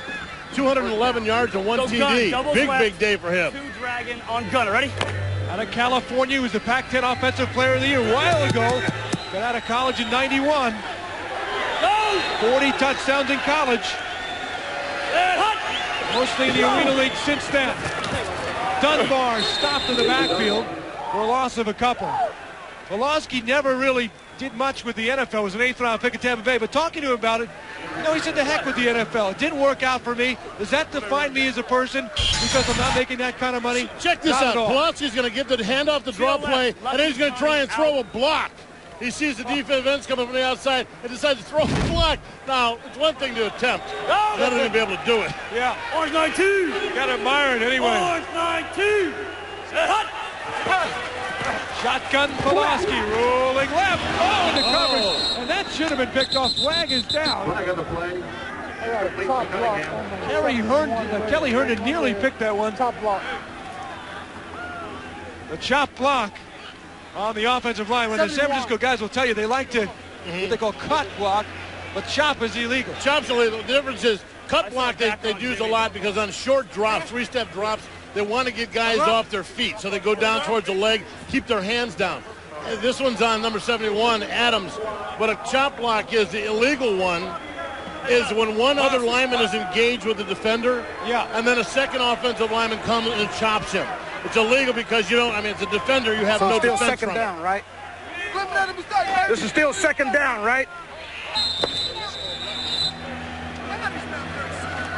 Jim Skipper. There you see Scott Adams, number 71, Hellhole.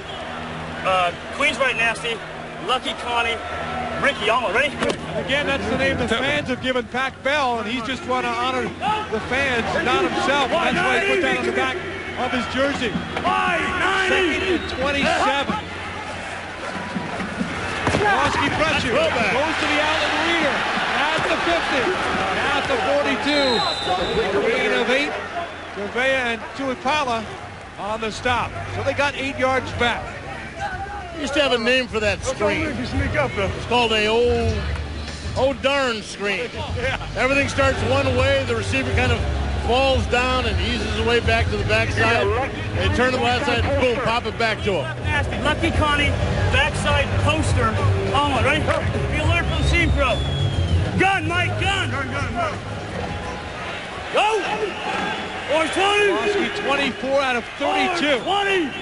A monster game. Look out. Recovers and still fires. Oh! Intercepted by Sanders. Managed to give it to Kevin Scott, I believe, that he was taken down. I think it was a face mask. Nevertheless, third turnover by the Demons. And that time, Pulaski didn't get away with being off target. He was right there on target. You talk about making mistakes. I told you, man, that gay stuff. All y'all gay, man. This is a gay area and y'all gay. Y'all can't get that. And he talked about he would make that mistake, according to him, Pulaski, but that was just a hell of a play. I think that was just a heck of a play by Brandon Sanders and really timing that up, coming from the safety position. Watch the timing here. Steps just in front of the receiver as the ball gets there. Pretty nifty play by Sanders. Hard-hitting game here at Pac-Bell. The Outlaws take over. Over here, fellas. Well, these guys aren't holding back here at Pac-Bell. Turned out to be a real nice day, didn't it, Craig? Beautiful. Got a little national drizzle this morning. We were worried about the turf. Sun's actually come on a little bit. The fans are in full regalia, or whatever you call it. Costumes, maybe. Regalia. Was that a sailing race or something? That's correct. Green on the play action, a little fancy dancing. How about that regalia? He's got a touchdown. Mike Murray, a 41-yarder.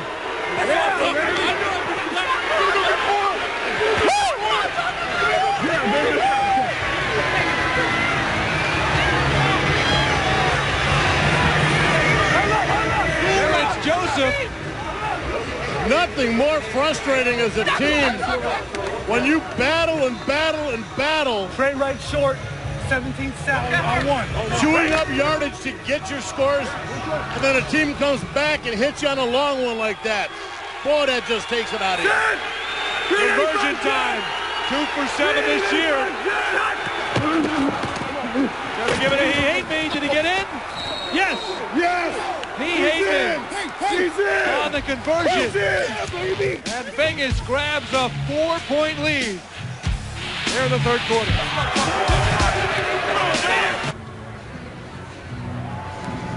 Back at Pac-Bell, bombs away to the guy right there, number 82, Furry on the special teams. You don't get a break here even after a touchdown in the XFL. So he's got to cover. We give him a commercial to catch his breath. 41-yard touchdown, the conversion, 13-9, and a real good one. West Division showdown in the Bay. Jimmy the Jet, can he get there? Off the legs, he went out of bounds. Well, here's how the scoring was set up. Sanders with the interception, beautiful timing, takes the ball away from that Demon offense. And then it comes up to this long pass. Mike Furry right down the middle. Slips in between Lee Cole. He's got a touchdown.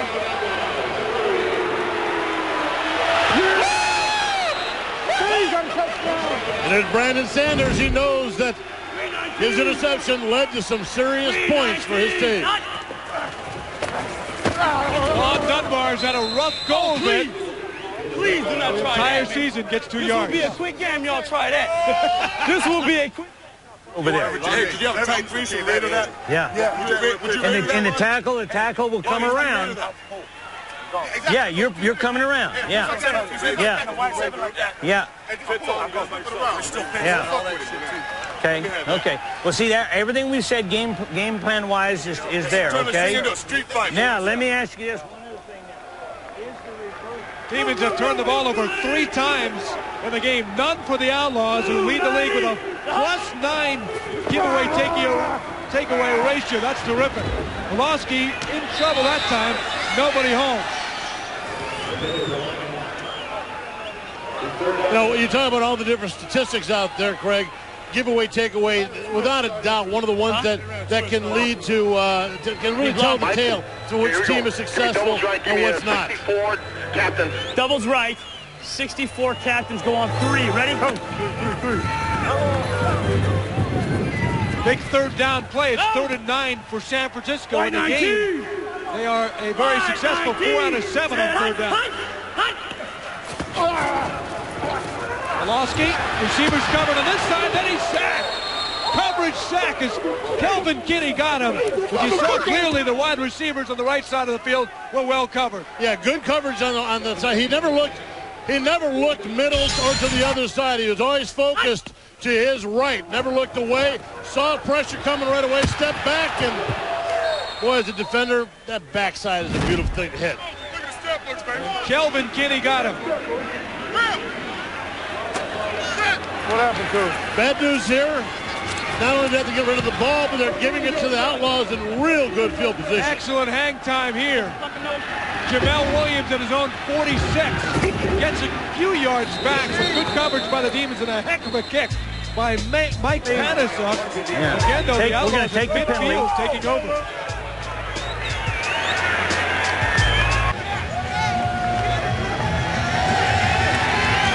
The Demon cheerleaders trying to get their team going here. All of a sudden, things have turned around from that good feeling at halftime. 9-6 with the interception and then the drive by Grieve. Maybe a factor that the Demons didn't respect Mark Grieve's throwing down the middle of the bomb. Well, he hadn't really expressed himself in that way for most of the first half, so dumping it that long may have caught him off guard. Thrown it short a couple of times.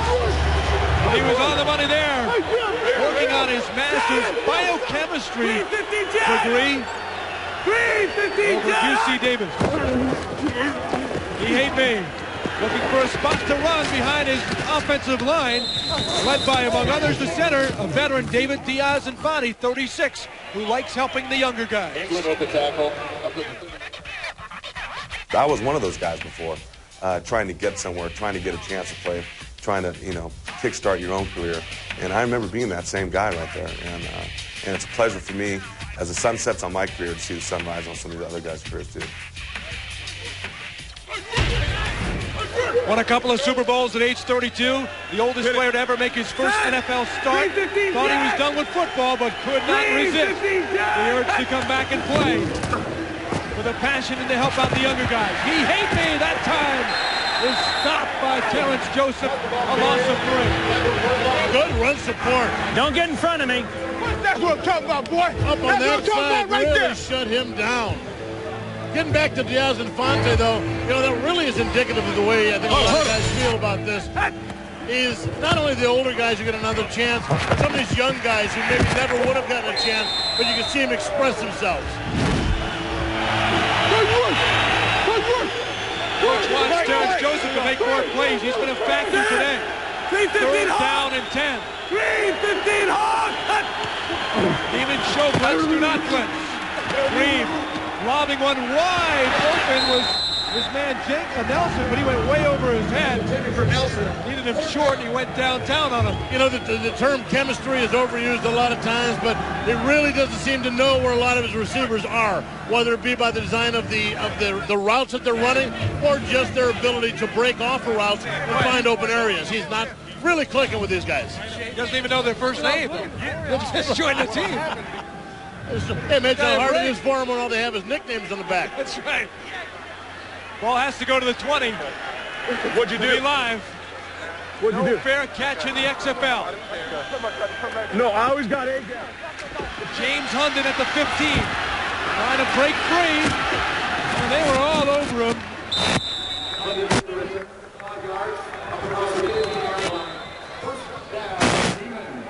Here at Pac Bell, right in the crowd, right below the big Tron. Greg Benervini with Bob Golick. Pretty nice being this close to the Tron, except when nobody told us about the pyrotechnics, man. Got to be careful here. Wow. For this series, we're going to give you a special look. We're going to just be quiet. Bob, I'm going to put tape on you. Where's that tape?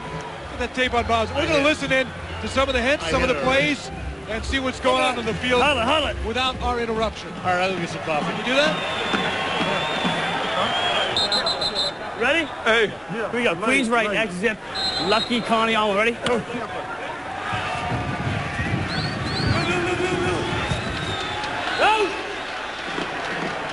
Orange 90. Orange 90. Not.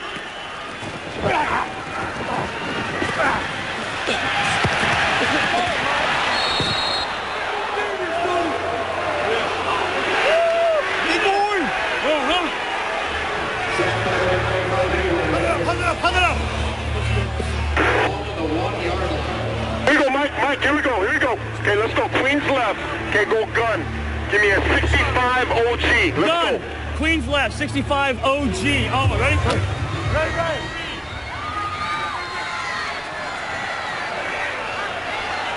Go. Blue 19. Blue 19. The hut.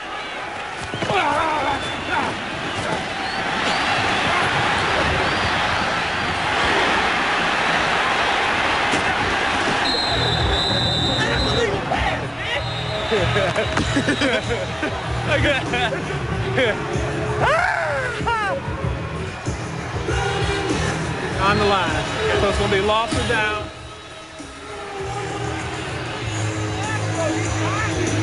Downfield. Yeah. Hey, that's a lateral. That's a lateral. The throw is a lateral. The throw is a lateral. That ball was a lateral. That's why he didn't throw it. I thought you threw it backwards. Ball was a lateral. I thought you threw it backwards. No, it's not. Yes, right. it was. Thank you. Pick him up.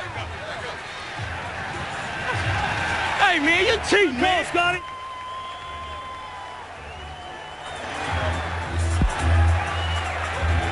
Disregard the flag. There was no foul on the play. The pass was backwards. Right, Emo.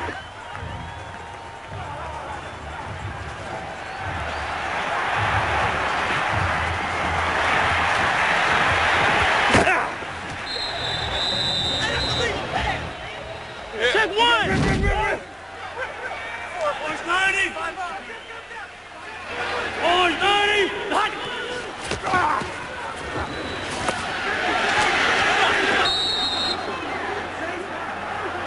Show. So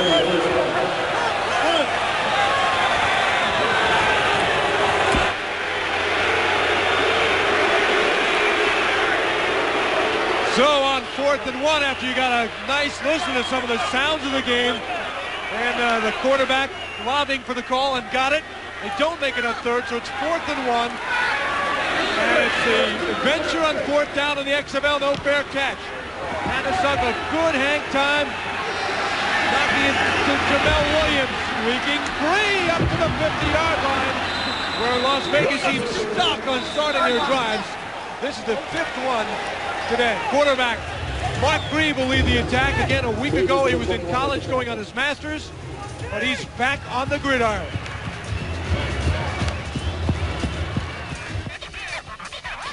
It's a great situation to come and play, and you know, I don't think if it had been a team that was 0-3 at this point that I would have come. You know, I mean, you know, to jeopardize the program that I was in, you know, to come to a team that doesn't have a chance to win, wouldn't be worth it for me. Well, so far today for Mr. Grieve, Mr. Student, Mr. Grad Assistant, 6 of 14 for 67 yards. And one beautifully thrown TD. He ain't been stopped, and perhaps most importantly, Bob, no interceptions. Right. You see that today, so far, Pulaski's had a pretty good game as the 1-19. Trey left, Jack, 16 Sally. When you got that many passes thrown, though, by Pulaski, you can expect a mistake once in a while. Here we go. Trey left, Jack, 16 Sally on 1. On 1. Right. There's Connie for the Demons and Sally here. For the Outlaws. And very personal. Black 324 the last play of the quarter, if it's not incomplete. Grieve fires, has a receiver, Nelson, who's down the sideline. They finally knocked him out of bounds with just 2 seconds to go. Dave Thomas made the head, but a gain of 17 for the Outlaws, and they are already near field goal range. At the quarter, we got the quarter. Quarter. I want to go Frisco left, 50 Nike. Okay. So that'll do it for the third quarter. It was a good one for Mark Grieve and the Vegas offense. They lead by 4 after 3.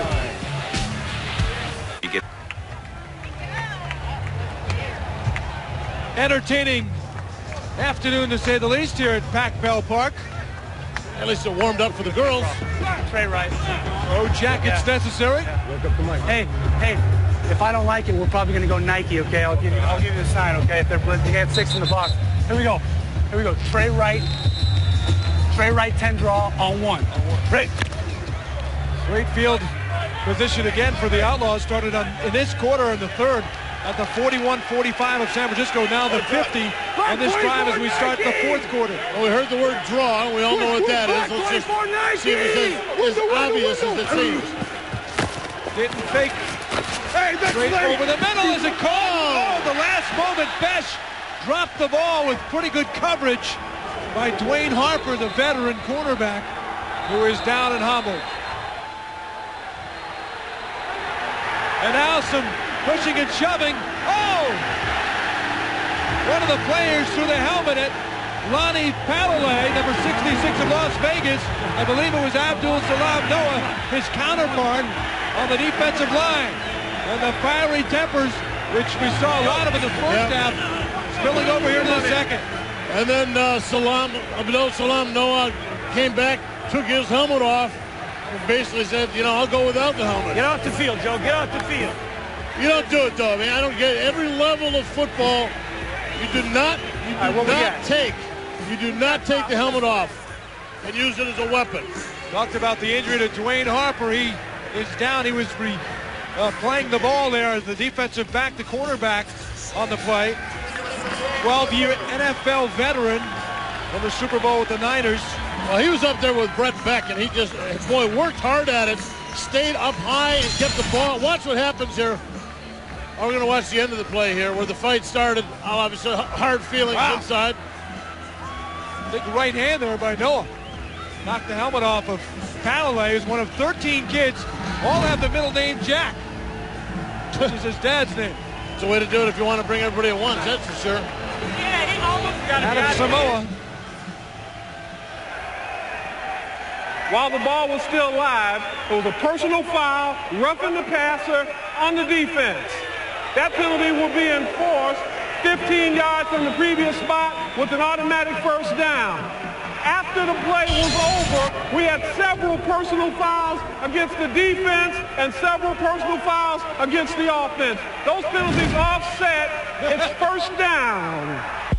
It's an easy way to handle several. Yes, you know, right. 7 years. Yeah, it's nothing. Let some of these guys know they're awfully close to Alcatraz, aren't we? That's We'll right. send these guys away for a while. The new XFL penalty booth. Well, right now, the Demons trying to escape from a 4-point deficit Harper's okay. for the fourth quarter. And again, the mistakes are hurting San Francisco. They've turned the ball over 3 times. And you look at the numbers, you wonder how they're only 4 points down. Okay, here we go. Here we go. Both sides of the ball start to make Double mistakes. left, 24 wide shallow cross on 1. Awesome crowd here at Pac Bell for their second home game on a nice San Francisco day. A little chill of the wind, but temps around the 50s and a little rain at the beginning, but that's about it. Big series here for the Outlaws. Grieve looking more and more comfortable. Ball from behind. Look out. Hello to the grass here as Eric England says, go back to score. Man, good strength by Eric England. He got through. All he did was get one hand on the guy's collar. Like that? On Grieve's collar, just like that. Boy, I wish I could show it out here. I wish we had a camera here. But watch, he's going to be blocked. One hand, straight up to yank the guy down. Beautiful job defensively. Eric was featured in a photo in Sports Illustrated as we get a timeout. Well, he told me his mom taught him values and how to treat people. But what about being featured in a Sports Illustrated picture covering 2 pages? A pretty nice moment for Eric England and his family.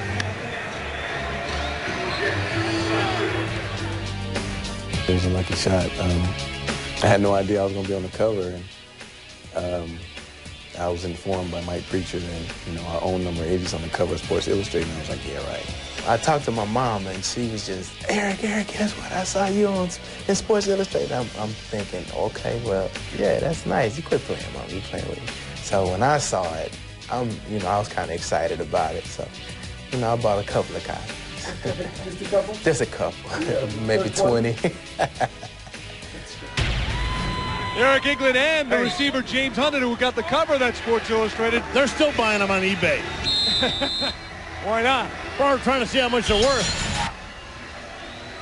That could be the cover right there. Looks like the same shot. The Bubba Cam in there. And he's letting everybody know about it. Back to the play now. Live action. He hate me in the flat. Good little move. Rod Smart. Got back to the line of scrimmage. James Williams made the stop. Well, England what a great play that was to get to the quarterback, dropping him for the loss. You're in a situation here on this field where a couple of yards this way or that way could affect the ability to get a field goal and get those extra 3 points that might help you. Here's a huge play, 3rd and 21. Outlaws 2 for 7 on 3rd down today.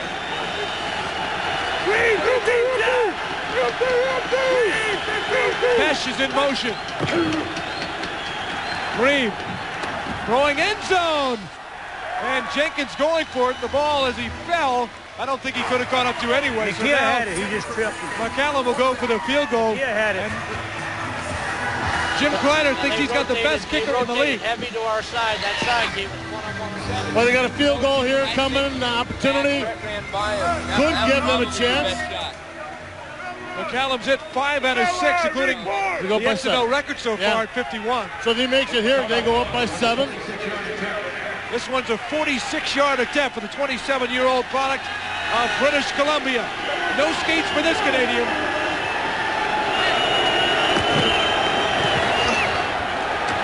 Got the distance. And no! It's no good.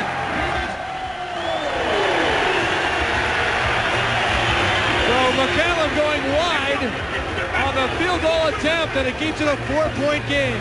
It was off the mark.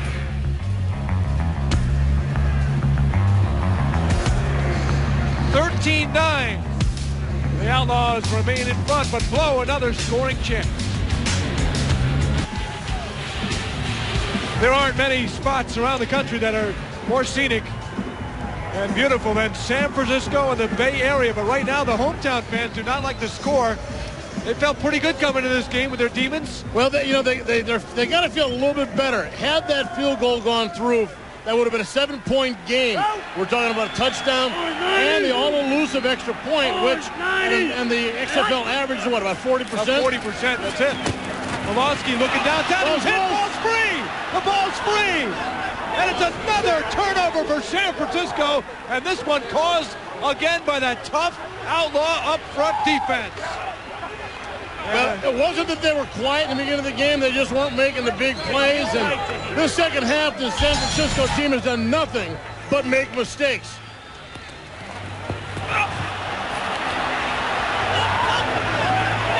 Adriano Belli comes through the middle, knocks the ball out. Angel Rubio picking it up, getting possession. Now the Outlaws in beautiful position to start I'd love to start drives like this right here. Well, Jim Kreiner was telling me last week they got to the quarterback 29 times. They have, I think, the best defensive front in the XFL, and you're seeing it here today, putting the pressure on a very savvy quarterback. Flag down, so Glebe just throws it away. You know, so many times, too, Craig, it's not just about getting the quarterback and sacking him. As a defender, when you come out here, getting to the quarterback and just getting a piece of him as he's throwing the ball. Hitting him in the ribs as his arm is going forward. Little things more to remind him psychologically that you're around. That affects his game as much as sacking, even more than just sacking him. Offense number 74, 10-yard penalty from the previous spot. Replay, first down. And all the talk, though, about the Outlaw defense, don't forget about this Demon defense. They came into the game third overall. If you don't like your outs, you got your basics. Okay, here we go. Trey left Jack. 22 order. 4 turnovers, a plus 10 now for Vegas on the season. They have not turned the ball over yet. However, you can also say they should be leading by a lot more than 4 points. The Demons very much in it.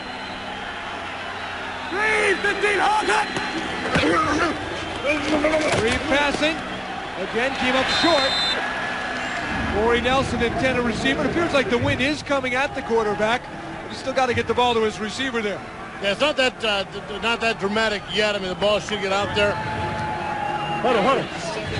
Mike, what has happened here in the second half? The penalties, turnovers are killing you guys. Yeah, miscues have screwed us. I mean, that's where we're at. We're going to give Pat a chance now. Let's see what he can do. Pat Barnes is the backup quarterback, and it appears from that answer that he might be coming on. 15 Hawk! 15 Hawk! Malosky, except for the 1 pick. There's Green firing. Nobody home there. Best was well covered. And Kevin Case-Barnes. And Craig, you're right. From that answer, it sounds like Barnes will be coming in. 25 of 35, 223 yards so far today. 1 TD, 1 interception. Not bad days. But, you know, the first half, remember, this guy has 78% completion Deuce right. percentage. 24 Reebok, Y basic on 1. Ready. Certainly couldn't blame him for losing the ball the last series. He was battered by that front line. 5-8. Third in the Big 20. Green, 15 Hawk! Green pressured. Running out of time. Dumped it at the last moment. He got it off nicely to Mike Murray to pick up at least a few yards in the play. That's a savvy play by Grebe, who had 2 guys right around him. Good awareness.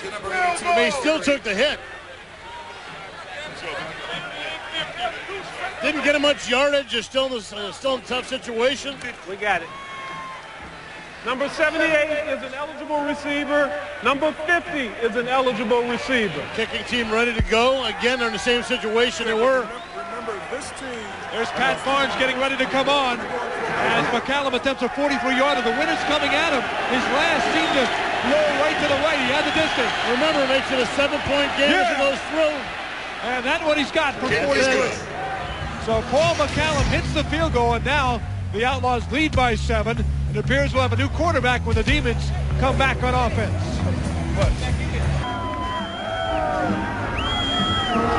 pretty good numbers today, 25 for 35, but you're electing to go with Pat Barnes here. Hey, listen, we have the luxury of having 2 outstanding quarterbacks, okay?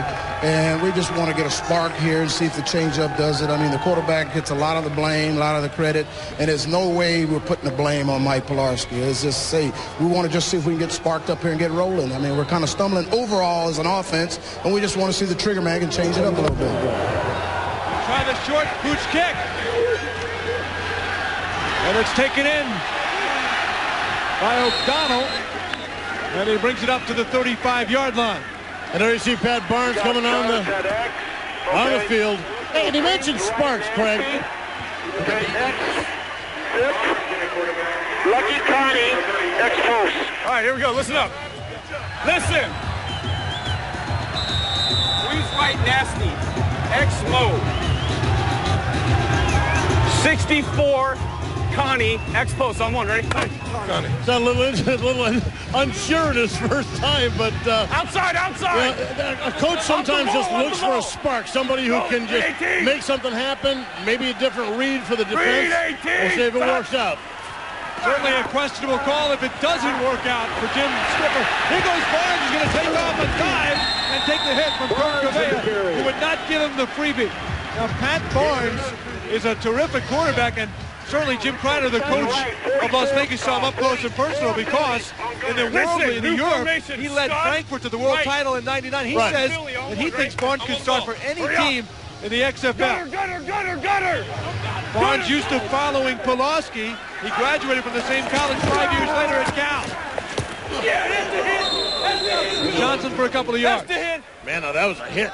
There was a hit. A little more shoving on. Let's go! Take a look there, Travis Moore. As a defense, though, sometimes when you see a new quarterback come in, it changes the dynamic of the offense a little bit. The way he drops, the way he rolls out. Maybe he doesn't stay in the pocket. Period. Everybody got that? It's what we're doing. What we got? We're deuce.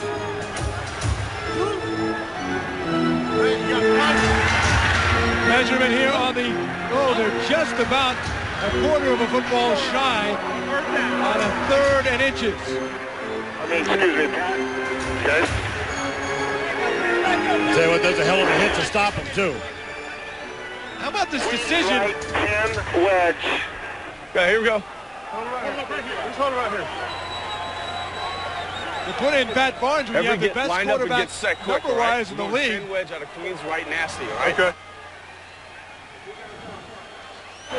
Queens right nasty, 10 wedge, first sound, ready? I gotta believe he's calling his own number on this one. Jim told me that Pat took only a quarter of the snaps this week.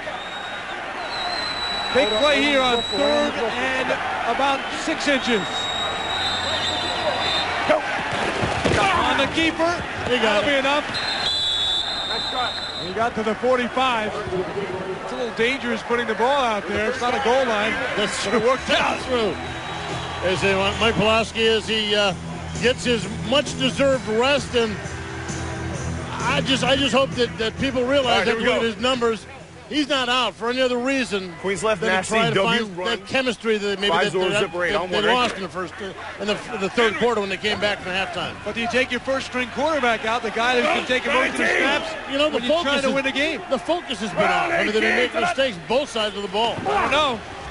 Barnes throws. He has Travis Moore for his first catch of the game. A gain of 3, just picked up a week and a half ago. Great receiver out of the CFL. And you know what? It's not just about this guy's ability. Sometimes when I've played against teams who put in quarterbacks who would never start in your life unless he's the last guy healthy, and still there's something about that change that makes you just feel different, and it sparks that offense. So regardless of what his talent level is, this is something that can motivate an offense. Green 18, put up. 2nd down and 8. The Jet Cunningham's got it. Couldn't use his speed that time. He was crunched by Kelly Herndon. A loss of 1 yard on the play. Good coverage again by this Vegas team. And it's up close and personal. They hit hard, and they make you earn every yard. Got a flag down on the far side of the field. Push him back, man. Not enough men on the line of scrimmage. Now it'll be... 3rd and 8. Well, they stopped him at 1. They're better off just taking the play there instead of the penalty. Illegal formation. Number 74 was an ineligible receiver, and he lined up on the end of the line. That penalty is declined. 3rd down. 3rd and 7. It looks like B-Mac obviously is hurt. Brandon Sanders.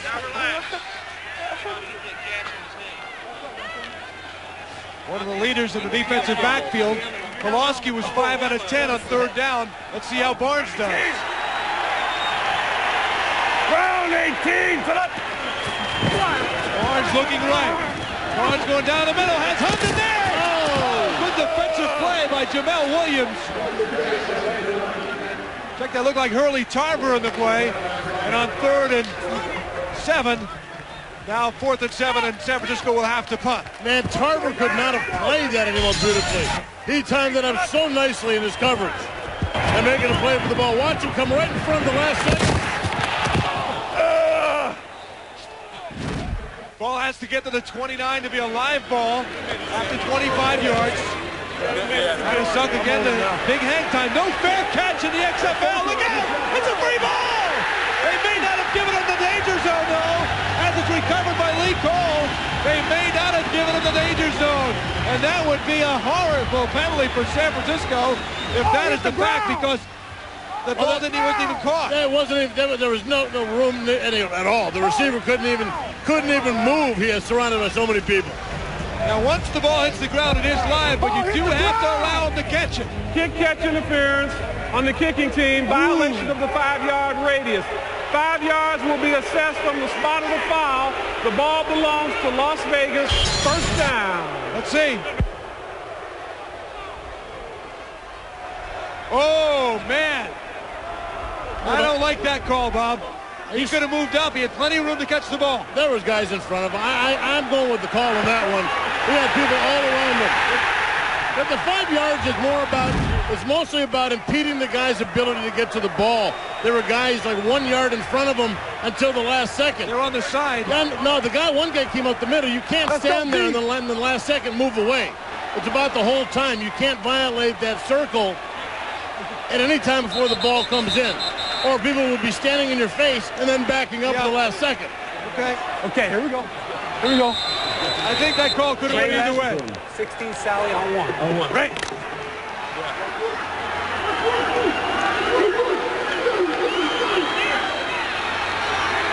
Break for it on. Vegas takes over. Green 15 Hawk! Green 15 Hawk! Rod Smart. I mean, it's sort of an easy way out for a guy to avoid catching the ball if he's going to get those calls. He didn't even move. He was 4 yards away from the ball. Yeah, but I mean, you really want to take the chance of not fielding a ball and hoping that there's nobody, that somebody's violating your space? Okay, here we go. I mean, if you let it go and the ref says there isn't anybody, then you're right. Then you're dead man. You're right, but he was himself good 4 yards to catch the ball. That's right. Queen. 5-8. Raven triple. Set. Purple 19 Hawk. Purple 19 Hawk. He ate me. Flag down to the flag. He got a few yards. Well, they're not getting much out of Rod now. Hold it. We got holding. Back, you don't look so hot. You going back in? Oh, yeah, most definitely, man. There's nothing that's going to keep me out of this, please believe. We just got hit below the belt, take a 5-minute break, and we back in it. What happened to your head? I have no idea. I'm not really even worried about it. I'm ready to go. That's Brandon Sanders. Hard hitter, loves to compete. In fact, he says he'll tell the other guys who worry about the interceptions, he likes to go for the head. On that flip, number 64 offense. Half the distance to the goal, replay, 2nd down. Hey, he's not football now. We'll take a look at Brandon Sanders stitching him up here, closing his gash on the top of his head. Raven triple. And he also said he took a shot. He took a shot a little south of the border also. I think that's the one that's bothering him more than a couple of stitches in the head. It's a little South Pole, North Pole. Green. Nice pass for Glebe to Furry. He connected with him earlier for the touchdown, a gain of 17. No anesthetics on that stitch. Look at a little. Well, I think he already got dinged. I think he was already knocked out from when he got the cut. So they said, do you feel this? Yeah, man. And then they just hurry. Come on, let's go. Maybe you're right. Deuce right short, 22 Chicago on one. Right? Yeah. All right, 3rd and 6. Vegas struggling on 3rd down today, 2 for 9.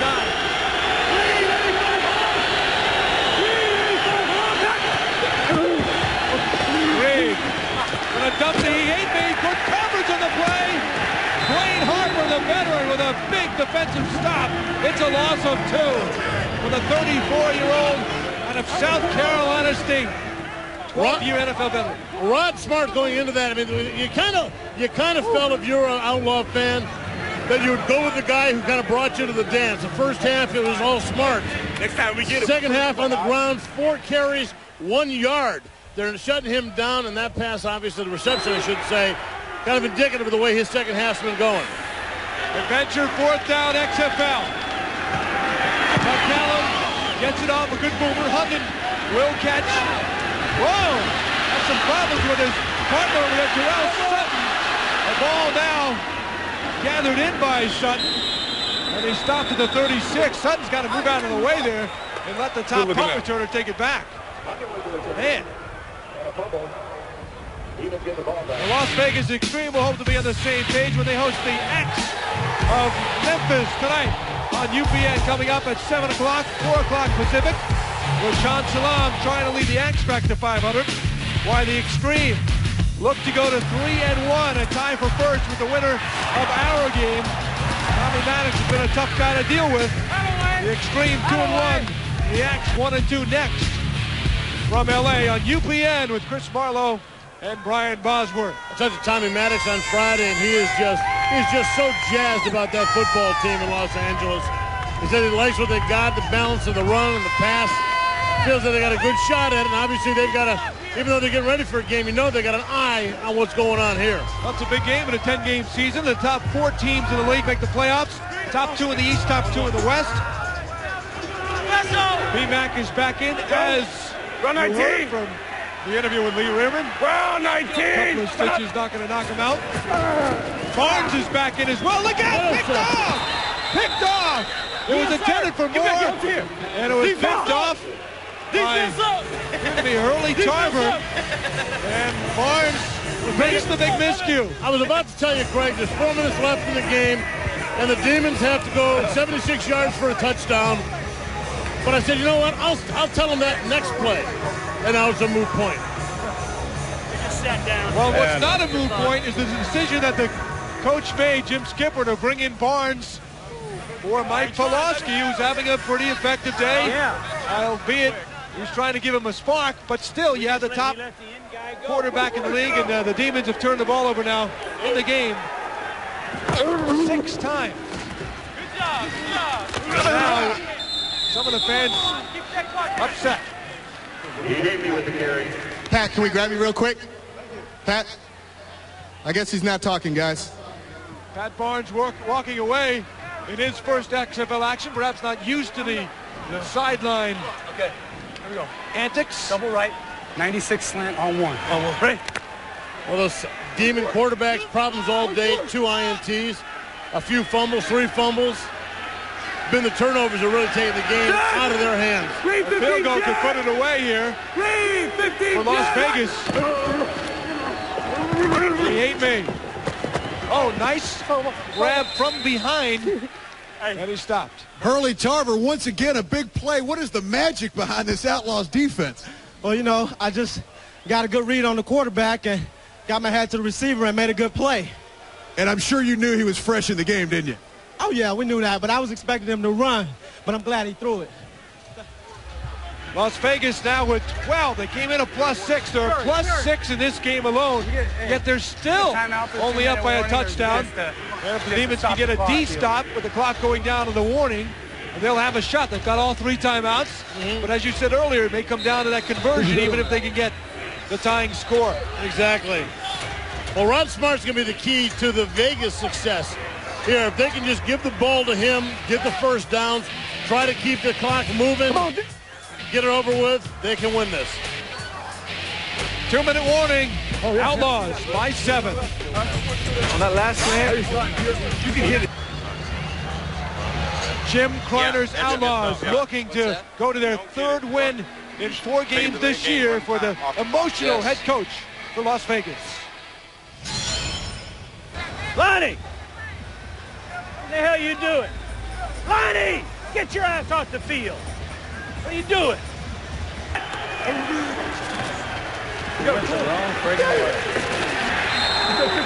Hey guys, we got to be smart enough not to get involved in any crap, understand? Okay, we can win this football game if we don't take ourselves out of it, okay? Jim Kreiner enjoyed some terrific success in NFL Europe, but he came here despite saying he's the only old fart in the group, as he told me, among the coaches, because among the coaches, his son, Mark, defensive coordinator, his nephew, Scott, is the wide receiver coach. And that was one of the reasons he came back for this challenge in the XFL. Nepotism is alive and well. Blitz! Oh, big hit on Green! Dave Thomas, the linebacker. Just keep working. Yeah. Craig Powell, actually. Craig Powell. What a shot. He timed that up so nicely. Grebe just did not have an opportunity. Hey, coming and watching, you're going to see it from Grebe's standpoint. Nobody touches him. So now they're going to have to give the ball off. Don't give him a chance for a return now. On 4th down. But why aren't you just giving it to Rod Smart? Yeah, I know it was. Keep the clock running. Right. Get the first down. He lost it. Guy came San Francisco. Are you hot on Sam? No. And this is saying a lot. If they're efficient here and can hold on to the ball, we'll get a chance at least at the Outlaws. Hundon is back at the goal line. They didn't want him to return it. He may get a chance. Hundon, good coverage, flag of the play. And that'll be costly if it's against the Outlaws, because instead of having him hold up at about the 8, it could be up the field. We'll see. Mark Grebe, tough afternoon all around. In that last one, you just took a shot, my friend. Yeah, that was a good hit. You know, I just want to say our defense played a heck of a game. They kept us in this thing, and, you know, fortunately our offense made enough plays to get it done. You're still not having second guesses about that choice to leave Stanford last week? Well, maybe a little bit after that last hit, but no. Mark Grebe is having a good day. He was not asked to win the game. He's done enough, at least, to give the Outlaws a chance here. The penalty was holding on the Demons, so it backs them up a few yards back to the 4. They're going to have to go 96 yards. Bob, against a team that has done what? Against a defense that has allowed 1 TD in 15 quarters of play this year. With a quarterback who's thrown the ball a total of what, 2-3 times? He's completed as many passes to the other team as after his own team. And Barnes is in the end zone, firing over the head, incomplete. He was looking for Travis Moore. Well, Jim Skipper wanted to be in the hot seat as the head coach, and he certainly made an interesting decision here, bringing in Barnes instead of Pulaski, who was 25 for 35. Barnes threw the pick in his second series. Okay. X-post. Trio right, 50 Ohio, X-post on 1, ready? A lot of pressure on Barnes' shoulder. Go, 19! A heralded quarterback, though. This is not a number 2 guy by any means. 18! Barnes looking for a receiver over the middle. Pretty good coverage on Travis Moore. Incomplete, and it was B-Mac. Brandon Sanders with a nice defensive play. Moore might have been able to, or should have been able to pull it in. Come on. What is it? Here we go. Again? Here we go. Quads right. I would think 2-down territory or not. Or 129, you have all your timeouts. Incomplete, you fun or not? Go. Green 18. We'll see. Green 18. Big 3rd down. Barnes firing. Oh, good reception by Hornet. That's a first down. Huge play by Hornet. Great hands. OG! They're going to go no huddle, get at the line of scrimmage, gets him out of the shadow of that goal line, which really makes it tough for you to run out all your plays. You got 2 timeouts left for the Demons. Barnes now, down the middle. No, he was looking for Cunningham, could not get a step on the speedy Hurley Tarver, who has had a heck of a game. Problem is, Cunningham ran behind him, was running with him, and just felt like, well, I can't get away from him. Didn't even try to break away. Barnes was running it anyway. Okay, here we go. Give me 65 pilot. Here we go, quickly. Here we go. Doubles right. 65 pilot. You got a hook. Win inside. Here we go. One-on-one. 65 what? Pilot. Out. Chicago. 2 timeouts left for the Demons. Money, go. 2nd and 10. Barnes came on, lifted for the starter. Here in the second half. Back ball. Incomplete. Barnes was covered. He's having all kinds of problems finding his receivers. He was in traffic again by the tough Las Vegas D. Was Andriano Belli. Okay. So we got to win all the outs. Come on, baby. All right, here we go. Trio left. Lucky up, Cato out. I'm wondering. They hit the 3rd and 10 last time, Bob. Now they're in the 20, same situation. And they do. With a minute left, just over a minute, they got to get outside and get out of bounds, stop the clock. Miami. Round 19.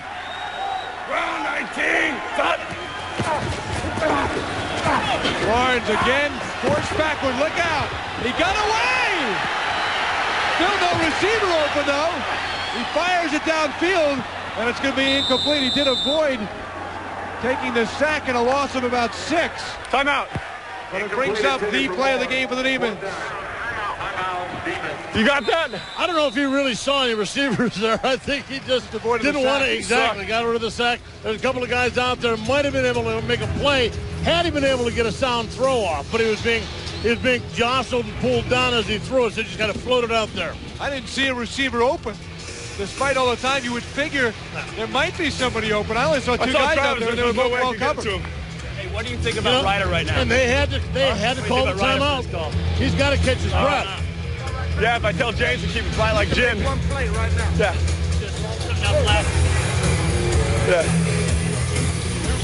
Because it keeps him out of that cover, too. You get that one look. Yeah. Okay. Hey, let's go to doubles. Okay, and let's go to 51 gin mirror. You know what I mean? Huh? Let's go gin with a mirror. Okay, yeah, I like it. Okay, let's go doubles.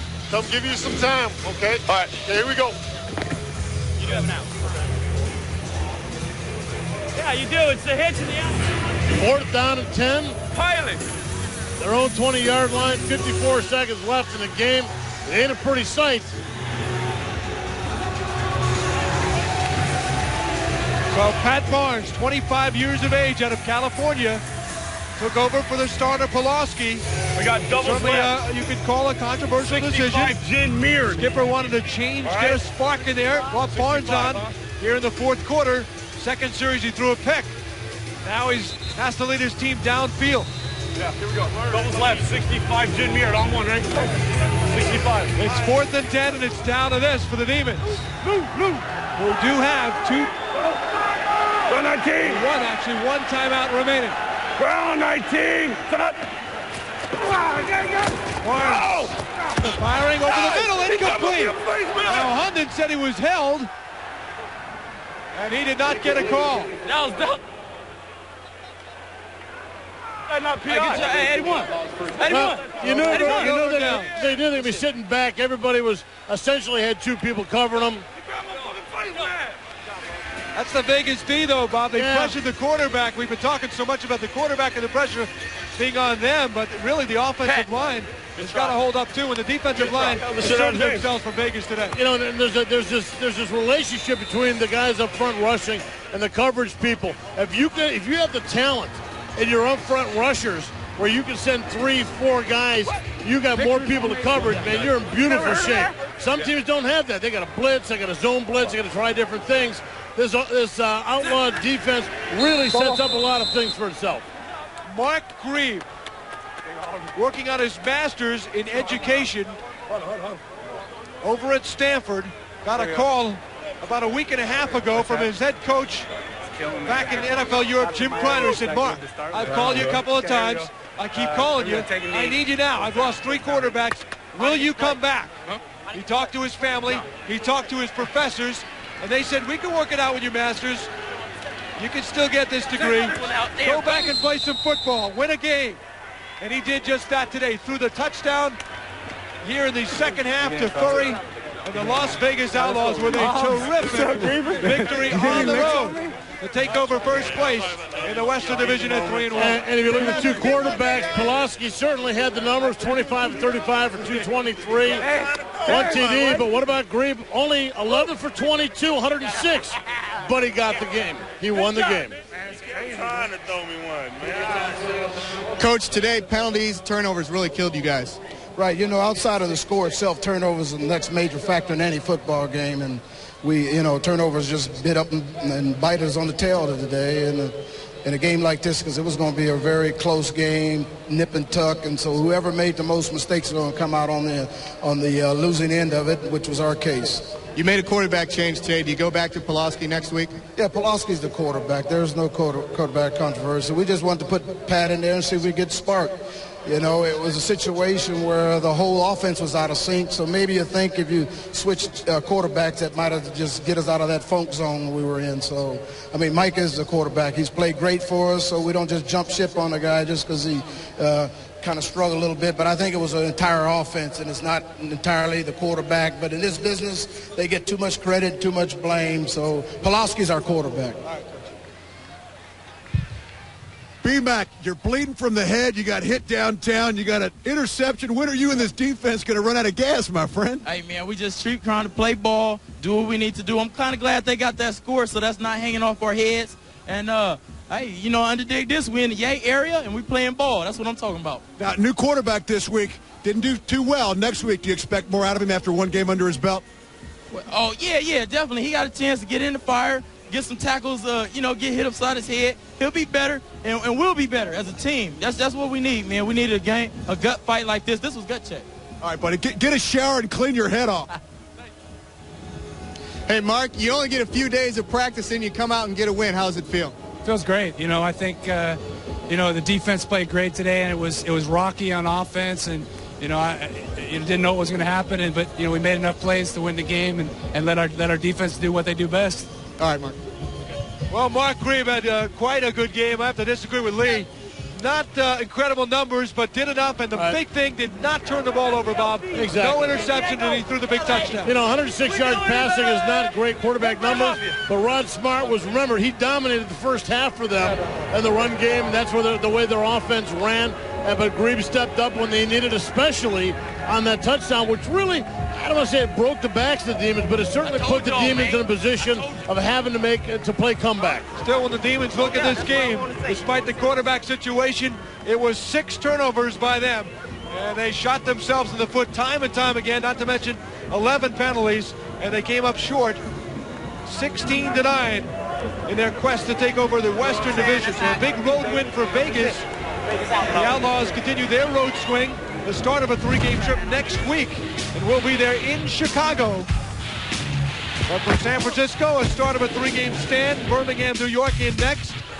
Vegas off to Chicago, where they are struggling in the Windy City. Yeah, they're looking for a little love back there in the Windy City, and they got some talent. We've seen their talent.